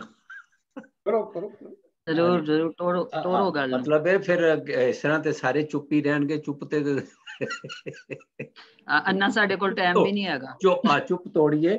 ਵੈਸੇ ਜ਼ੁਬੈਰ ਸਾਹਿਬ ਦੀ ਇਹ ਜਿਹੜੀ ਕਹਾਣੀ ਹੈ ਇਹ ਬੜੀ ਫੈਕਟ ਬੇਸ ਹੈਗੀ ਹੈ, ਔਰ ਇਹਦੇ ਕੋਈ ਮਤਲਬ ਐਸੀ ਜਿਹੜੀ ਕਹਿੰਦੇ ਨੇ ਬੰਦਾ ਆਪਣੇ ਵੱਲੋਂ ਕੋਈ ਗੱਲ ਵਿੱਚ ਪਾਉਂਦਾ ਹੋਵੇ ਉਹ ਨਹੀਂ, ਬਹੁਤ ਜ਼ਿਆਦਾ ਫੈਕਟ ਬੇਸ ਹੈ। ਔਰ ਜਿਸ ਤਰ੍ਹਾਂ ਇਹਨਾਂ ਨੇ ਜੋੜਿਆ ਵੇ ਖਿਆਲ ਨੂੰ ਔਰ ਰਿਐਲਿਟੀ ਨੂੰ, ਉਹ ਬੜਾ ਜ਼ਬਰਦਸਤ ਹੈ। ਉਹ ਤੇ ਪਤਾ ਹੀ ਨਹੀਂ ਲੱਗਦਾ। ਔਰ ਐਡੀ ਇੱਕ ਮਹਾਰਤ ਨਾਲ, ਮੈਂ ਤੇ ਕਹਾਂਗਾ ਐਡੀ ਚਲਾਕੀ ਨਾਲ, ਚਲਾਕੀ ਤੇ ਖੈਰ ਭੈੜਾ ਲਫ਼ਜ਼ ਹੈ, ਐਡੀ ਖੂਬਸੂਰਤੀ ਨਾਲ ਉਹਨਾਂ ਨੇ ਉਹਨੂੰ ਜੋੜਿਆ ਵੇ। ਕਿੱਥੇ ਲੈ ਗਏ ਨੇ ਉਹ ਰੇਲ ਗੱਡੀ ਦੇ, ਉਹ ਆਪਣਾ ਉੱਥੇ ਸਾਰਿਆਂ ਨਾਲ ਕਾਲੇ ਚਿੱਟੇ ਗੋਰੇ ਹੈ ਜੀ, ਤੇ ਕਿੱਥੇ ਫਿਰ ਮੁੜ ਕੇ ਪੈਰਿਸ ਲੱਗਦੇ ਸ਼ਹਿਰ ਦੀ ਉਸ ਫੁੱਟਪਾਥ ਤੇ ਆ ਗਏ ਨੇ, ਜਿੱਥੇ ਖਲੋ ਕੇ ਸਾਰਾ ਕੁਝ ਵਾਕਿਆ ਸਹੀ ਕਹਿੰਦੇ ਹੋ ਕਿ ਇਹ ਓਬੜ ਸ਼ਹਿਰ ਹੁੰਦਾ ਹੀ ਜਾ ਰਿਹਾ। ਲੋ ਜੀ, ਮੈਂ ਇੰਨੀ ਕੁ ਗੱਲ ਕੀਤੀ, ਹੁਣ ਇਹਨਾਂ ਨੂੰ ਛੇੜ ਦਿੱਤਾ, ਅੱਗੇ ਤੁਸੀਂ ਸ਼ੁਰੂ ਹੋ ਜਾਓ ਜੀ।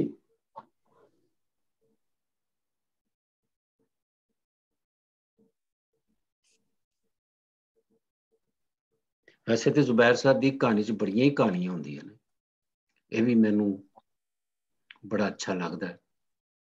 ਕਹਾਣੀ ਦੀ ਲਾਈਨ ਤੋਂ ਨਹੀਂ ਹਟਦੇ ਤੇ ਨਾਲ ਛੋਟੀਆਂ ਛੋਟੀਆਂ ਕਹਾਣੀਆਂ ਵੀ ਦੱਸੀ ਜਾਂਦੇ ਨੇ, ਸੁਣਾਈ ਜਾਂਦੇ ਜੀ।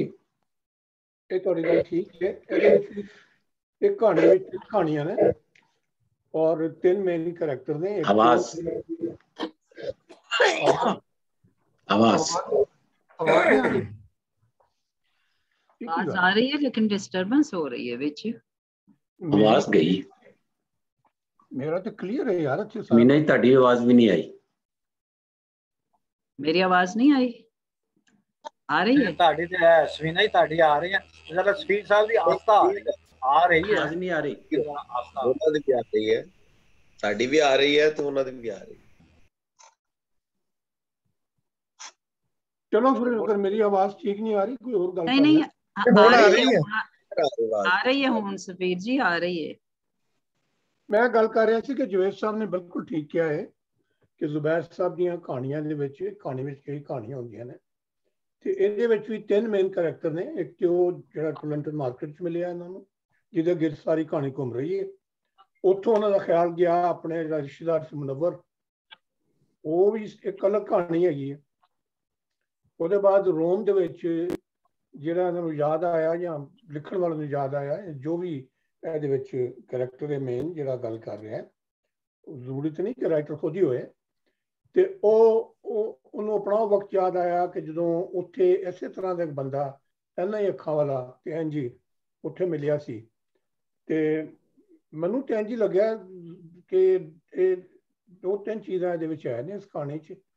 ਇੱਕ ਤੇ ਨੋਸਟੈਲਜੀਆ ਲਾਹੌਰ ਦਾ, ਔਰ ਬੜੀ ਜ਼ਬਰਦਸਤ ਮੰਜ਼ਰ ਨਿਗਾਰੀ ਕਮਾਲ ਦੀ, ਯਾਨੀ ਕਿੱਥੇ ਵੀ ਢਿੱਲ ਨਹੀਂ ਹੋਈ। ਬਹੁਤ ਹੀ ਫਨਕਾਰੀ ਦੇ ਨਾਲ ਜਿਹੜਾ ਸਾਰਾ ਉਹਨਾਂ ਨੇ ਨਕਸ਼ਾ ਖਿੱਚਿਆ। ਔਰ ਬੁਨਿਆਦੀ ਤੌਰ 'ਤੇ ਕਹਾਣੀ ਜਿਹੜੀ ਹੈ ਡਿੱਗੇ ਢੱਠੇ ਲੋਕਾਂ ਦੀ ਕਹਾਣੀ ਹੈ ਉਹਨਾਂ ਲੋਕਾਂ ਦੀ ਜਿਹੜੇ ਸਾਡੀ ਜ਼ਿੰਦਗੀਆਂ ਦੇ ਵਿੱਚ ਹੁੰਦੇ ਨੇ ਸ਼ੁਰੂ ਦੇ ਵਿੱਚ ਔਰ ਬਾਅਦ ਦੇ ਜੋ ਪਿੱਛੇ ਰਹਿ ਜਾਂਦੇ ਨੇ ਔਰ ਅਸੀਂ ਲੋਕ ਅੱਗੇ ਨਿਕਲ ਜਾਂਦੇ ਹਾਂ।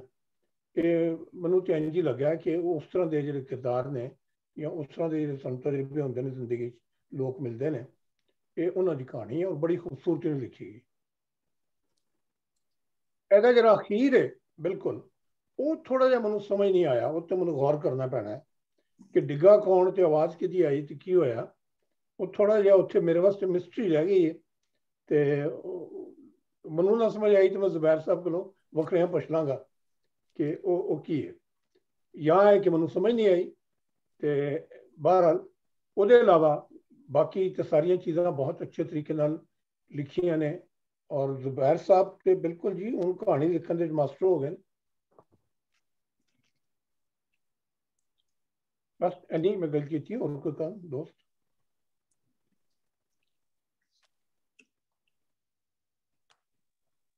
ਮੇਰੇ ਖਿਆਲ ਦੇ ਵਿੱਚ ਜ਼ੁਬੈਰ ਸਾਹਿਬ ਦੀ ਇਸ ਕਹਾਣੀ ਦੇ ਜਿਹੜੇ ਵੱਖਰੇ ਕਰੈਕਟਰ ਨਜ਼ਰ ਆਉਂਦੇ ਨੇ ਉਹਨਾਂ ਵਿੱਚ ਕਰੈਕਟਰ ਇੱਕ ਹੀ ਹੈ।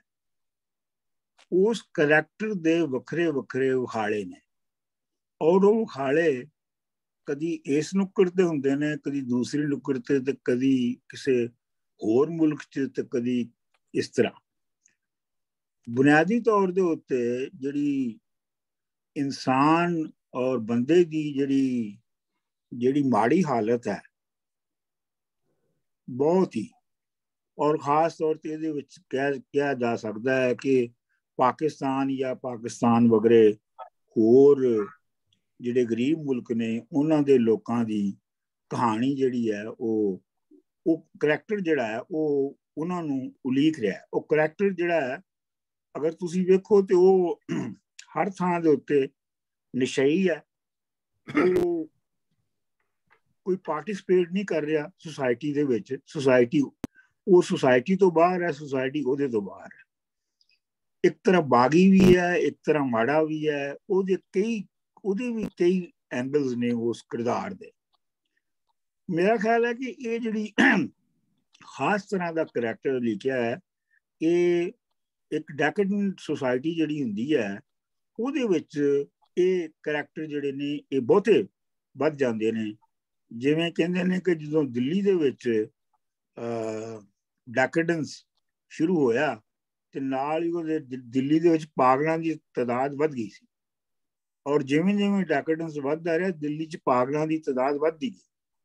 ਮਤਲਬ ਇਹ ਮੁਗਲਾਂ ਦੇ ਦੌਰ ਦੇ ਅਖੀਰੀ ਪੀਰੀਅਡ ਦੇ ਵਿੱਚ। ਖੈਰ ਇਹਨਾਂ ਨੇ ਇਹ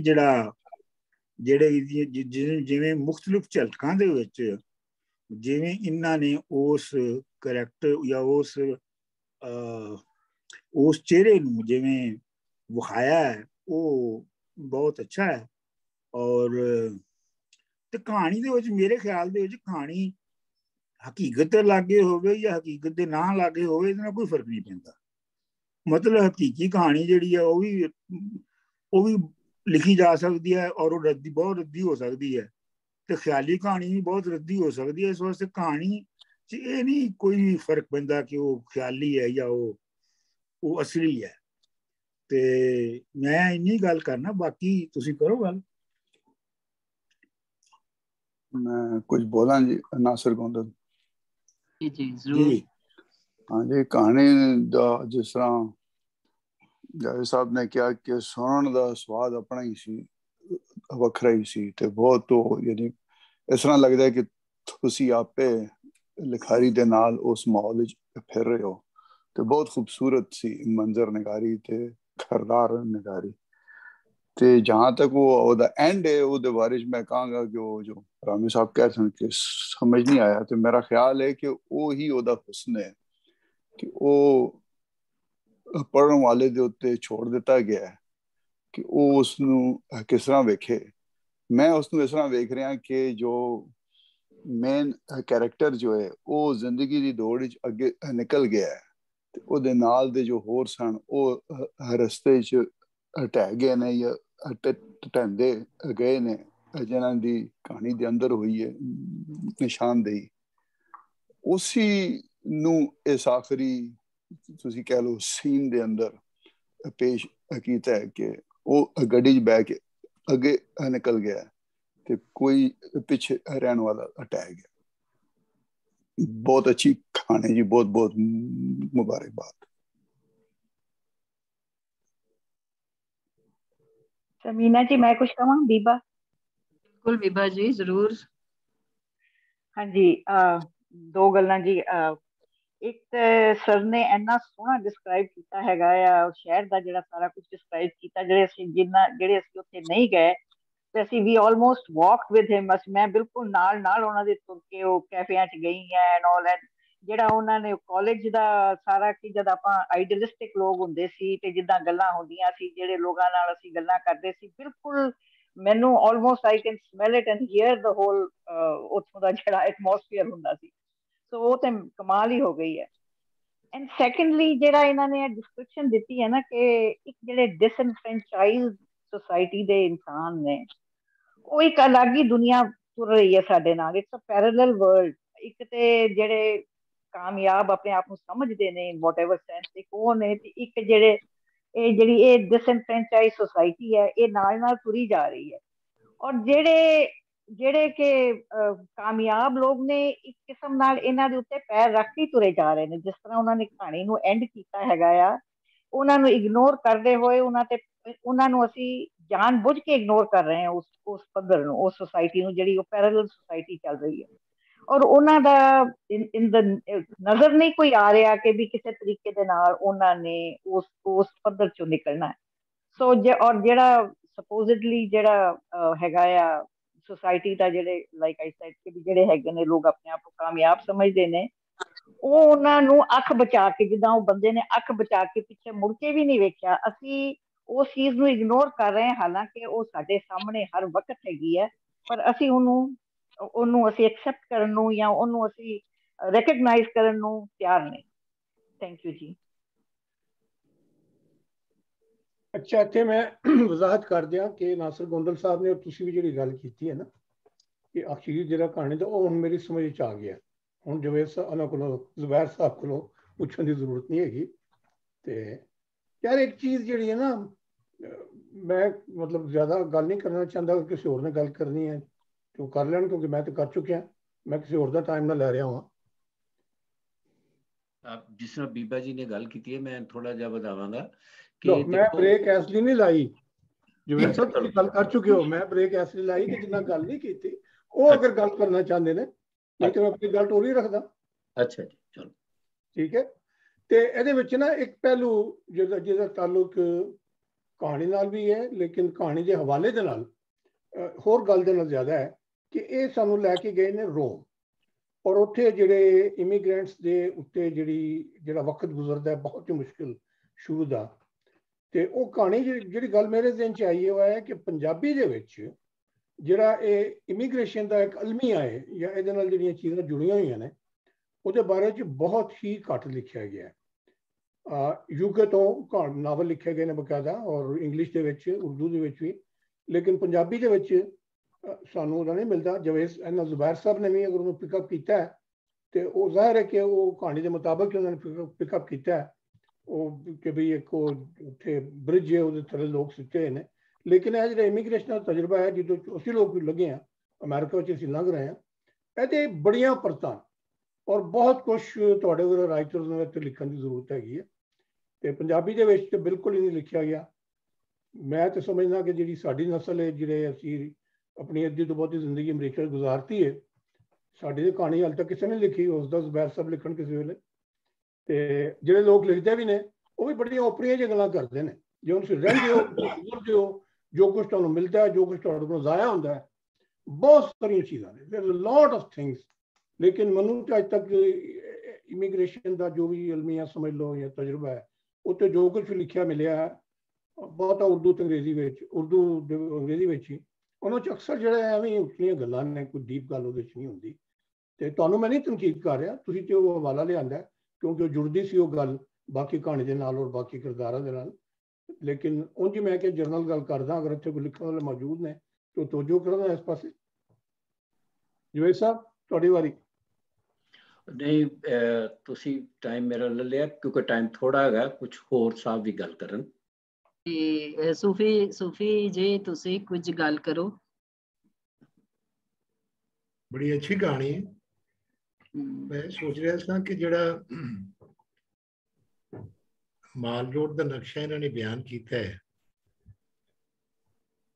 वो जिन्होंने लाहौर रहे ने उन्होंने तो पता ही है।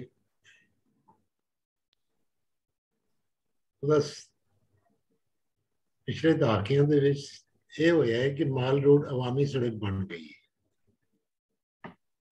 ये हुण चंगा है भैड़ा है ये हुण बंदे दे वेखण ते है।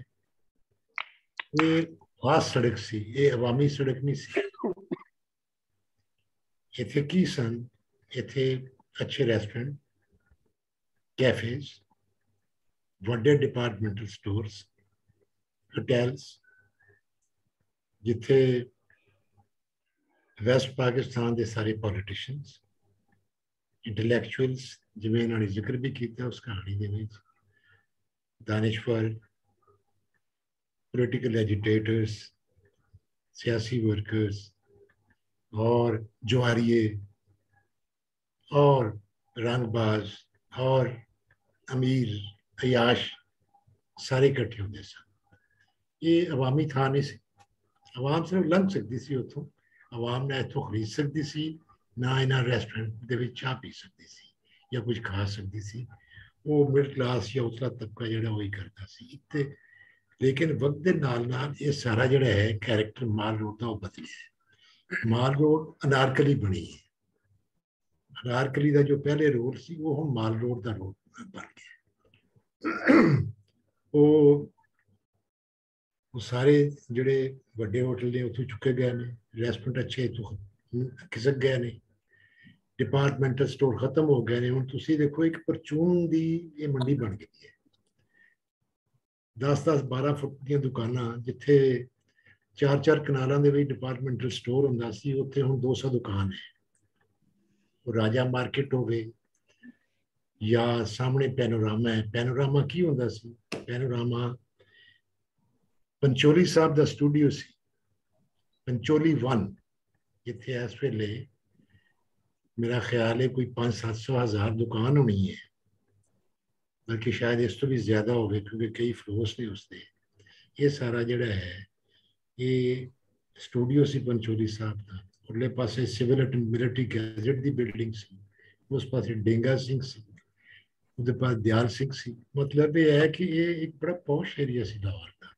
ये हुण अवामी बन गया क्योंकि इत्थे बन गई है छोटी छोटी दुकानां परचून फरोशी बच्चों के कपड़े ते फलाने ते थिगड़ियां ते ये वो छोटा मोटा जिहड़ा हुण इत्थे वो तबका जिहड़ा पहले माल रोड ते सी उत्थे नहीं जाता। वो तो हुण उत्थों मुश्किल नाल अगर उन्हें सैक्रेटेरिएट जाना हो या हाई कोर्ट जाना हो तो मुश्किल नाल लंघदा है उत्थों दी वो उतरदा नहीं है उत्थे।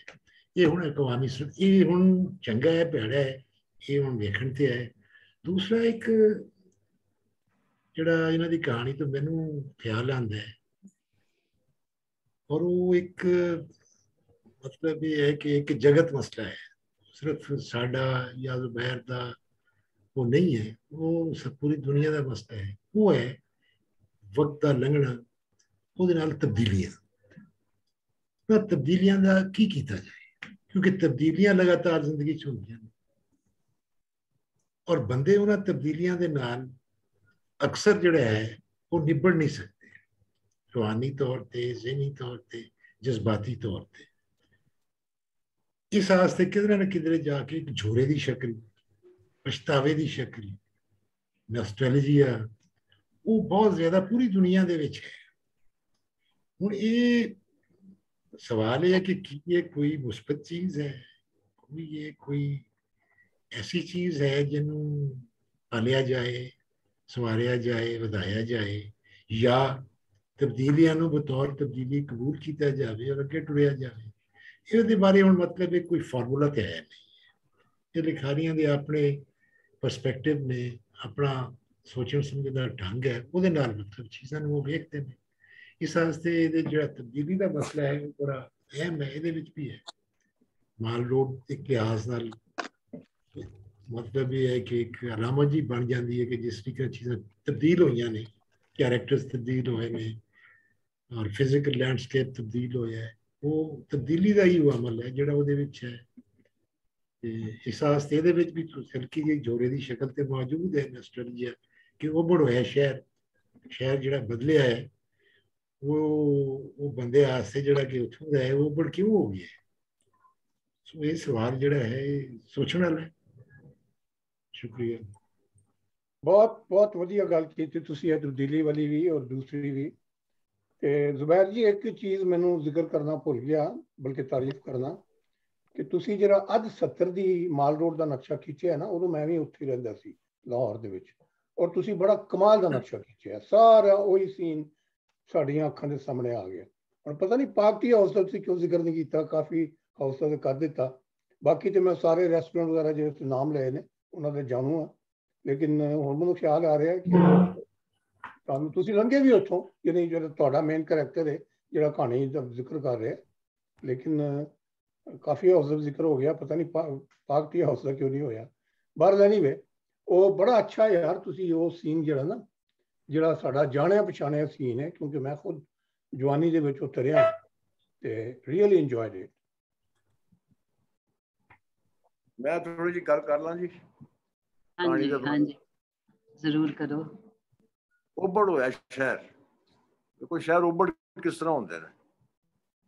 ਜਿਹੜਾ ਸ਼ਹਿਰ ਜ਼ੁਬੈਰ ਲਈ ਉਭੜ ਹੈ, ਹੋ ਸਕਦਾ ਤੇ ਮੁੰਡੇ ਲਈ ਉਭੜ ਨਾ ਹੋਵੇ। ਮੈਂ ਜੀ ਗੱਲ ਕਰਨਾ ਕਿ 70 ਦੇ ਵਿੱਚ ਅਸੀਂ ਆਏ ਹਾਂ। ਸੂਫੀ ਸਾਹਿਬ 2 ਸਾਲ ਪਹਿਲੇ ਆ ਕੇ ਹੋਣੇ ਲਾਹੌਰ 3 ਸਾਲ ਪਹਿਲੇ। ਲਾਹੌਰ ਸ਼ਹਿਰ 'ਚ ਮੈਨੂੰ ਯਾਦ ਇੱਕ ਮੇਰੇ ਯਾਰ ਨੇ ਆਖਿਆ, ਵੇਖੋ ਸਾਡੇ ਬਜ਼ੁਰਗ ਕਿੱਡੇ ਸਾਦੇ ਹੁੰਦੇ ਸਨ। ਕਿ ਸਮਣਾਬਾਦ ਜਿਸ ਵੇਲੇ ਪਈ ਨਾ ਸਕੀਮ, ਉੱਥੇ ਬੜੇ ਸਸਤੇ ਪਲਾਟ ਸਨ। ਕਹਿੰਦੇ ਨੇ ਅਸਾਂ ਆਖਿਆ ਕਿ ਅੱਬਾ ਜੀ ਪਲਾਟ ਲੈ ਲਈਏ। ਉਹਨੇ ਆਖਿਆ ਓਏ ਮਿਆਣੀ ਸਾਹਿਬ ਤੋਂ ਪਰੇ ਉੱਥੇ ਕਿਹੜੇ ਰਹਿਣੇ। ਅੱਛਾ ਉਸ ਵੇਲੇ ਕਿਉਂਕਿ ਸਮਣਾਬਾਦ ਪਿਆ ਤੇ ਮਿਆਣੀ ਸਾਹਿਬ ਹੱਦ ਸੀ ਕਿ ਕਬਰਸਤਾਨ ਨੇ, ਕਬਰਾਂ ਦੇ ਪਰੇ ਕੌਣ ਰਹਿੰਦਾ। ਸੋ ਉਹ ਜਿਹੜਾ ਸੀ ਉਹਦੇ ਲਈ, ਉਸ ਬਾਬੇ ਲਈ ਉਹ ਜਗ੍ਹਾ ਐਸੀ ਸੀ ਕਿ ਜਿੱਥੇ ਬਿਲਕੁਲ ਹੀ ਇੱਕ ਵਿਰਾਨਾ ਸੀ ਤੇ ਜੰਗਲ ਸੀ। ਸਾਨੂੰ ਯਾਦ ਹੈ ਇਹ ਮਾਲ ਰੋਡ ਜੀ ਦੀ ਗੱਲ ਸੂਫੀ ਸਾਹਿਬ ਪੇ ਕਰਦੇ ਨੇ ਕਾਲਜ ਦੇ ਦਿਨਾਂ ਦੇ ਵਿੱਚ। ਉਦੋਂ ਹੀ ਲਿਬਰਟੀ ਵਸਿਆ ਤੇ ਗਵਰਨਮੈਂਟ ਕਾਲਜ ਦੇ ਮੁੰਡਿਆਂ ਹੌਸਲੇ 'ਚ ਰਹਿਣ ਵਾਲਿਆਂ ਦੂਜਿਆਂ ਤੀਜਿਆਂ ਦਾ ਹੁੰਦਾ ਸੀ ਕਿ ਕਿਸੇ ਨਾ ਕਿਸੇ ਤਰੀਕੇ ਨਾਲ ਕਿਸੇ ਮੋਟਰਸਾਈਕਲ ਦੇ ਪਿੱਛੇ ਪਈਏ, ਜਿਵੇਂ ਪਈਏ, ਲਿਬਰਟੀ ਜਾਈਏ, ਲਿਬਰਟੀ ਵੇਖ ਕੇ ਆਈਏ। ਸੋ ਵਕਤ ਬਦਲ ਦੇ ਨਾਲ ਅੱਜ ਦਾ ਜਿਹੜਾ ਬਾਲ ਹੈ ਉਹਦੇ ਲਈ ਲਿਬਰਟੀ ਵੀ ਉਂਝ ਹੀ ਹੋ ਗਿਆ ਜਿਵੇਂ ਕਿਸੇ ਜ਼ਮਾਨੇ 'ਚ ਨਾਰਕਲੀ ਸੀ ਜਾਂ ਮਾਲ ਸੀ। ਸੋ ਉਹ ਬੜ ਸਾਡਾ ਨੋਸਟੈਲਜੀਆ ਵੀ ਹੈ ਵੇ, ਲੇਕਿਨ ਚਲਦੇ ਵਕਤ ਦੀ ਜਿਹੜੀ ਨਾਲ ਨਾਲ ਪਾਣੀ ਚੱਲਦਾ ਪਿਆ ਉਹਦੇ ਨਾਲ ਮੇਰੇ ਲਈ ਜਾਂ ਜ਼ੁਬੈਰ ਲਈ ਜਿਹੜੀ ਸ਼ੈ ਉਹ ਬਣਦੀ ਹੈ ਨਵੀਂ, ਉਹ ਸਦਾ ਸਾਡੇ ਆਉਣ ਵਾਲੇ ਬਾਲਾਂ ਲਈ ਉਹ ਬੜ ਨਹੀਂ ਆਉਂਦੀ। ਮਸਲ ਮੈਂ ਵਜ਼ੀਰਾਬਾਦ ਦਾ ਰਹਿਣ ਵਾਲਾ ਤੇ ਮੈਂ ਬਾਲਾਂ ਨੂੰ ਸਿਰਫ ਵਜ਼ੀਰਾਬਾਦ ਦਾ ਜਾਂਦਾ ਹੁੰਦਾ ਸਾਂ ਤੇ ਮੈਂ ਕਹਿੰਦਾ ਸਾਂ ਆਓ ਵੀ ਮੇਰੇ ਘਰ ਚੱਲੀਏ। ਉੱਥੋਂ ਜੇ ਵਜ਼ੀਰਾਬਾਦ ਨੂੰ ਟੁਰਦਾ ਸਾਂ ਤੇ ਮੈਂ ਕਹਿੰਦਾ ਸੀ ਆਓ ਵੀ ਤੁਹਾਡੇ ਘਰ ਚੱਲੀਏ। ਕਿ ਉਹਨਾਂ ਲਈ ਹੁਣ ਵਜ਼ੀਰਾਬਾਦ ਨਾਲ ਨਾ ਉਹਨਾਂ ਦੀ ਉਹ ਅਟੈਚਮੈਂਟ ਸੀ ਹੋ ਸਕਦੀ ਸੀ, ਨਾ ਗੱਲ ਉਹ ਜਿਹੜੀ ਮੇਰੀ ਉਹਦੇ ਨਾਲ ਸੀ। ਸੋ ਉਬੜ ਦਾ ਜਿਹੜਾ ਮਸਲਾ ਹੈ, ਉਬੜ ਉਹਦੇ ਲਈ ਹੈ ਜਿਹੜਾ ਬੰਦਾ ਉਸ ਜਗ੍ਹਾ ਤੋਂ ਨਿਕਲ ਗਿਆ। ਚੀਜ਼ਾਂ ਉਬੜ ਹੁੰਦੀਆਂ ਰਹਿੰਦੀਆਂ ਨੇ ਸਾਡੇ ਲਈ, ਜਾਂ ਕਿਤੇ ਨਵੀਂ ਜਗ੍ਹਾ ਜਾਈਏ ਉਹ ਵੀ ਸਾਡੇ ਲਈ ਉਬੜ ਹੁੰਦੇ ਨੇ, ਜਾਣੂ ਨੇ ਜਿਨ੍ਹਾਂ ਨਾਲ ਅਸੀਂ ਵਾਕਫ ਨਹੀਂ ਹੁੰਦੇ, ਲੇਕਿਨ ਜਿਸ ਲਈ ਉਹਨਾਂ ਨਾਲ ਰਹਿੰਦੇ ਹਾਂ ਉਹ ਫਿਰ ਉਬੜ ਸਾਨੂੰ ਬੜੇ ਜਾਣੂ ਪਛਾਣੂ ਲੱਗਣ ਲੱਗ ਪੈਂਦੇ ਨੇ। ਦੇ ਨੋਸਟੈਲਜੀਆ ਦੇ ਵਿੱਚ ਲਿਖੀ ਹੈ ਕਹਾਣੀ ਹੈ ਔਰ ਬਹੁਤ ਸਾਰਾ ਇਹਨਾਂ ਕਵਰ ਕਰਨ ਦੀ ਕੋਸ਼ਿਸ਼ ਕੀਤੀ ਉਸ ਪੀਰੀਅਡ ਨੂੰ ਜਿੰਨਾ ਕਿ ਕਰ ਸਕਦੇ ਸਨ। ਸ਼ਾਇਦ ਜਹਾਜ਼ਾਂ ਦੇ ਵੀ ਤਰੀਕੇ ਬਦਲ ਗਏ ਨੇ ਜਿਹੜੇ ਇਹਨਾਂ ਲਫ਼ਜ਼ ਟਰਮ ਸਵਾਲ ਕੀਤੀ ਹੈ ਲਾਹੌਰ ਦੇ। ਪਹਿਲੇ ਜਹਾਜ਼ ਜਿਹੜੇ ਸਨ ਉਹ ਸੜਕਾਂ ਤੇ ਹੁਣ ਵੀ ਰੁਲਦੇ ਨੇ, ਖੱਜਲ ਹੁੰਦੇ ਨੇ, ਤੇ ਦੁਨੀਆ 'ਚ ਹਰ ਥਾਂ ਹੀ ਜਹਾਜ਼ ਖੱਜਲ ਹੁੰਦੇ ਨੇ ਵਿਚਾਰੇ। ਇਹ ਗੱਲ ਜਿਹੜੀ ਮੇਰੇ ਖਿਆਲ ਕਿਸੇ ਦੋਸਤ ਨੇ ਕੀਤੀ ਉਹ ਬੜੀ ਅੱਛੀ ਕੀਤੀ ਹੈ ਕਿ ਸੁਸਾਇਟੀ ਦੇ ਉਹ ਬੰਦੇ ਨੇ ਜਿਹੜੇ ਕਿਸੇ ਨਾ ਕਿਸੇ ਵਜ੍ਹਾ ਨਾਲ ਸੁਸਾਇਟੀ ਦੇ ਉਸ ਪੂਰੇ ਕਾਰ ਵਿਹਾਰ ਤੋਂ ਬਾਹਰ ਹੋ ਜਾਂਦੇ ਨੇ, ਜਾਂ ਹੋਣਾ ਚਾਹੁੰਦੇ ਨੇ, ਜਾਂ ਉਹਦੇ ਪੇਸ ਨਾਲ ਨਹੀਂ ਚੱਲਣਾ ਚਾਹੁੰਦੇ ਜਾਂ ਚੱਲ ਨਹੀਂ ਸਕਦੇ, ਤੇ ਫਿਰ ਉਹਨਾਂ ਦੀ ਰਿਫਿਊਜ ਜਿਹੜੀ ਹੁੰਦੀ ਉਧਰ ਕਿਧਰੇ ਹੁੰਦੀ ਹੈ। ਤੇ ਬਾਕੀ ਬਾਹਰ ਜ਼ਾਹਿਰ ਹੈ ਕਹਾਣੀ ਲਿਖਣ ਦੀ ਇਜਾਜ਼ਤ ਤੇ ਜ਼ੁਬੈਰ ਸਾਹਿਬ ਨੂੰ ਹੈ ਵੇ, ਪੁਰਾਣੇ ਕਹਾਣੀਕਾਰ ਨੇ। ਮੈਂ ਤਾਂ ਸਿਰਫ ਵੈਸੇ ਇਸ ਗੱਲ ਨੂੰ ਅੱਗੇ ਕਰਨਾ ਚਾਹੁੰਦਾ ਸਾਂ ਪਿਆ ਕਿ ਉਹ ਬਣਾਉਣ ਵਾਲੀ ਗੱਲ ਜਿਹੜੀ ਹੈ ਨਾ, ਮੈਨੂੰ ਕਿ ਇਹ ਬੜੀ ਇੱਕ ਫਿਨੋਮੇਨਾ ਅਜੀਬ ਜਿਹਾ ਕਿ ਉਹ ਚੀਜ਼ਾਂ ਉਹਨਾਂ ਲਈ ਉਹ ਬਣਾਉਂਦੀਆਂ ਨੇ ਜਿਹੜੀਆਂ ਚੀਜ਼ਾਂ ਸ਼ਾਇਦ ਦੂਜਿਆਂ ਲੋਕਾਂ ਲਈ ਉਹ ਬਿਲਕੁਲ ਜਾਣੂ ਔਰ ਬੜੀਆਂ ਕਰੀਬੀ ਚੀਜ਼ਾਂ ਹੋ ਜਾਂਦੀਆਂ ਨੇ। ਬਸ ਮਿਹਰਬਾਨੀ ਜੀ। ਹਾਂਜੀ, ਬਸ ਮੈਂ ਐਵੇਂ ਛੋਟੀ ਜਿਹੀ ਗੱਲ ਕਰਕੇ ਫਿਰ ਅਸੀਂ ਅੱਗੇ ਚੱਲਨੇ में ਜੋ ਉਹ ਮੈਂ ਜਿਹੜੀ ਸਮਝੀਏ ਨਾ ਇਸ ਕਹਾਣੀ ਨੂੰ ਮੈਂ ਮਨਜ਼ੂਰ ਜੀ ਦੀ ਗੱਲ ਨੂੰ ਵਧਾਵਾਂਗੀ ਕਿ ਇਹ ਬਹੁਤ ਸਾਰੇ ਕਿਰਦਾਰਾਂ ਦੇ ਵਿੱਚ ਹੀ ਇੱਕ ਕਿਰਦਾਰ ਹੈ ਔਰ ਉਹ ਜਿਹੜਾ ਨਰੇਟ ਕਰ ਰਿਹਾ ਹੈ ਇਹ ਉਹਦੇ ਹੀ ਕਿਰਦਾਰ ਨੇ ਸਾਰੇ। ਇਹ ਬੇਸਿਕਲੀ ਉਹ ਨਰੇਟਰ ਦੇ ਹੀ ਹਮਜ਼ਾਦ ਨੇ। ਇਹ ਬਹੁਤ ਸਾਰੇ ਕਿਰਦਾਰਾਂ ਦੀ ਇੱਕ ਸ਼ਕਲ ਹੈ। ਇਹ ਕਹਾਣੀ ਜਿਹੜੀ ਹੈ ਬੜੀ ਸੋਚਣ ਵਾਲੀ ਹੈ, ਸਮਝਣ ਵਾਲੀ। ਮੈਨੂੰ ਇਹ ਲੱਗਾ ਕਿ ਜਿਹੜਾ ਨਰੇਟ ਕਰ ਰਿਹਾ ਉਹ ਕਹਿੰਦਾ ਉਹਦੀਆਂ ਅੱਖਾਂ ਵੀ ਖੁੱਭ ਗਈਆਂ ਮੇਰੀਆਂ ਅੱਖਾਂ ਵਿੱਚ, ਉਹਦੀਆਂ ਅੱਖਾਂ ਵੀ ਮੇਰੇ ਜਿਹੜੇ ਕਰੈਕਟਰ ਨੇ ਦੋ ਤਿੰਨ ਉਹਦੀਆਂ ਮੁਨੱਵਰ ਦੀਆਂ ਵੀ ਅੱਖਾਂ ਜਿਹੜੀਆਂ ਸੀ ਮੇਰੇ ਵਿੱਚ ਡੁੱਬ ਗਈਆਂ। ਜਾਂ ਇਹ ਕਰੈਕਟਰ ਇੱਕੋ ਹੀ ਹੈ, ਜਿਹੜਾ ਨਰੇਟਰ ਹੈ ਨਾ ਇਹ ਉਹਦੇ ਹਮਜ਼ਾਦ ਹੀ ਨੇ। ਮੈਨੂੰ ਇਹ ਲੱਗਾ। ਮੈਂ ਇੱਕ ਛੋਟੀ ਜਿਹੀ ਗੱਲ ਕਰਨਾ ਚਾਹੁੰਦਾ ਕਿ ਮੈਂ ਜਿਹੜੀ ਗੱਲ ਕੀਤੀ ਸੀ ਕਿ ਜਿਹੜੀ ਕਹਾਣੀ ਹੈ ਉਹਦਾ ਜਿਹੜਾ ਕਰੈਕਟਰ ਹੈ ਉਹ ਬੇਸਿਕਲੀ ਡਿਕੇ ਨੂੰ, ਡੈਕੇਡੈਂਸ ਨੂੰ ਪੋਰਟਰੇ ਕਰ ਰਿਹਾ ਹੈ। ਤੇ ਲੇਕਿਨ ਇਹ ਕਹਾਣੀ ਜਿਵੇਂ ਸੂਫੀ ਸਾਹਿਬ ਨੇ ਕਿਹਾ ਇਹ ਹੁਣ ਦੇਖਣ ਵਾਲੀ ਗੱਲ ਹੈ ਕਿ ਡੈਕੇਡੈਂਸ ਨੂੰ ਪਿਆਰਾ ਮਨਮੋਹਣਾ ਬਣਾਇਆ ਜਾਵੇ ਜਾਂ ਡੈਕੇਡੈਂਸ ਦੇ ਮੁੱਕਣ ਨੂੰ ਬਣਾਇਆ ਜਾਏ। ਮਤਲਬ ਇਹ ਸਵਾਲ ਜਿਹੜਾ ਹੈ ਇਹ ਪੈਦਾ ਹੋ ਜਾਂਦਾ ਹੈ ਕਹਾਣੀਕਾਰ ਵਾਸਤੇ ਵੀ ਤੇ ਸੁਣਨ ਵਾਲੇ ਵਾਸਤੇ ਵੀ ਕਿ ਤੁਸੀਂ ਨੋਸਟੈਲਜੀਆ ਨੂੰ ਬਹੁਤ ਹੀ ਇੱਕ ਡੈਕੇਡੈਂਟ ਨੋਸਟੈਲਜੀਆ ਨੂੰ ਬਹੁਤ ਵਧਾ ਚੜਾ ਕੇ ਲੇਪਾ ਪੋਤੀ ਕਰਕੇ ਉਹਨੂੰ ਇਵੇਂ ਪੇਸ਼ ਕਰ ਸਕਦੇ ਹੋ ਜੋ ਬਹੁਤ ਹੀ ਪਿਆਰਾ ਲੱਗੇ, ਜਾਂ ਇਹ ਹੈ ਕਿ ਤੁਸੀਂ ਉਹ ਤੋਂ ਕੋਈ ਹੋਰ ਨਤੀਜੇ ਵੀ ਕੱਢ ਸਕਦੇ। ਸਹੀ। ਵੈਸੇ ਤੇ ਉਬੜ ਹੋਣਾ ਜਿਹੜਾ ਵੇ ਉਹਦੇ ਵਾਸਤੇ ਹੀ ਉਬੜ ਹੋਣਾ ਵੇ ਜਿਹੜਾ ਵੇਲੇ ਦੇ ਨਾਲ ਨਹੀਂ ਚੱਲਦਾ। ਮੈਨੂੰ ਤੇ ਇਸ ਤਰ੍ਹਾਂ ਵੀ ਲੱਗਦਾ ਕਿ ਵੇਲੇ ਦੇ ਨਾਲ ਚੱਲਣਾ ਜਿਹੜਾ ਵੇ ਉਹ ਇਸੇ ਤਰ੍ਹਾਂ ਹੀ ਹੈ ਜਿਸ ਤਰ੍ਹਾਂ ਜਿਹੜੇ ਹਾਣ ਵਾਲੇ ਹਾਲਾਤ ਨੇ ਜਾਂ ਜੋ ਕੁਛ ਵੀ ਜਿਹੜੀ ਤਬਦੀਲੀ ਆਉਂਦੀ ਹੈ ਉਹਦੇ ਨਾਲ ਨਹੀਂ ਆਪਣੇ ਆਪ ਨੂੰ ਮੈਚ ਕਰਦਾ। ਉਹਦੇ ਲਈ ਉਹ ਸਾਰਾ ਕੁਝ ਉਬੜ ਲੱਗਦਾ, ਉਹਨੂੰ ਉਹ ਸਾਰਾ ਕੁਝ ਆਪਣਾ ਲੱਗਦਾ ਜਿਹੜਾ ਉਹ ਬੀਤ ਚੁੱਕਾ ਹੈ। ਉਹ ਤੁਹਾਡੀ ਗੱਲ ਬਿਲਕੁਲ ਠੀਕ ਹੈ ਕਿ ਕਿਰਦਾਰਾਂ ਦੇ ਹਿਸਾਬ ਨਾਲ ਉਹਨਾਂ ਨੇ ਬਿਲਕੁਲ ਉਹ ਇੱਕੋ ਹੀ ਬੰਦਾ ਹੈ, ਇੱਕੋ ਹੀ ਹੈ ਜਿਹੜਾ ਉਹ ਸਭ ਕੁਝ ਦੇਖਦਾ ਪਿਆ ਕਰਦਾ ਪਿਆ। ਉਹਨੂੰ ਆਪਣਾ ਆਪ ਹੀ ਉਹਨਾਂ ਲੋਕਾਂ ਦੇ ਵਿੱਚ ਨਜ਼ਰ ਵੀ ਆਉਂਦਾ ਹੈ।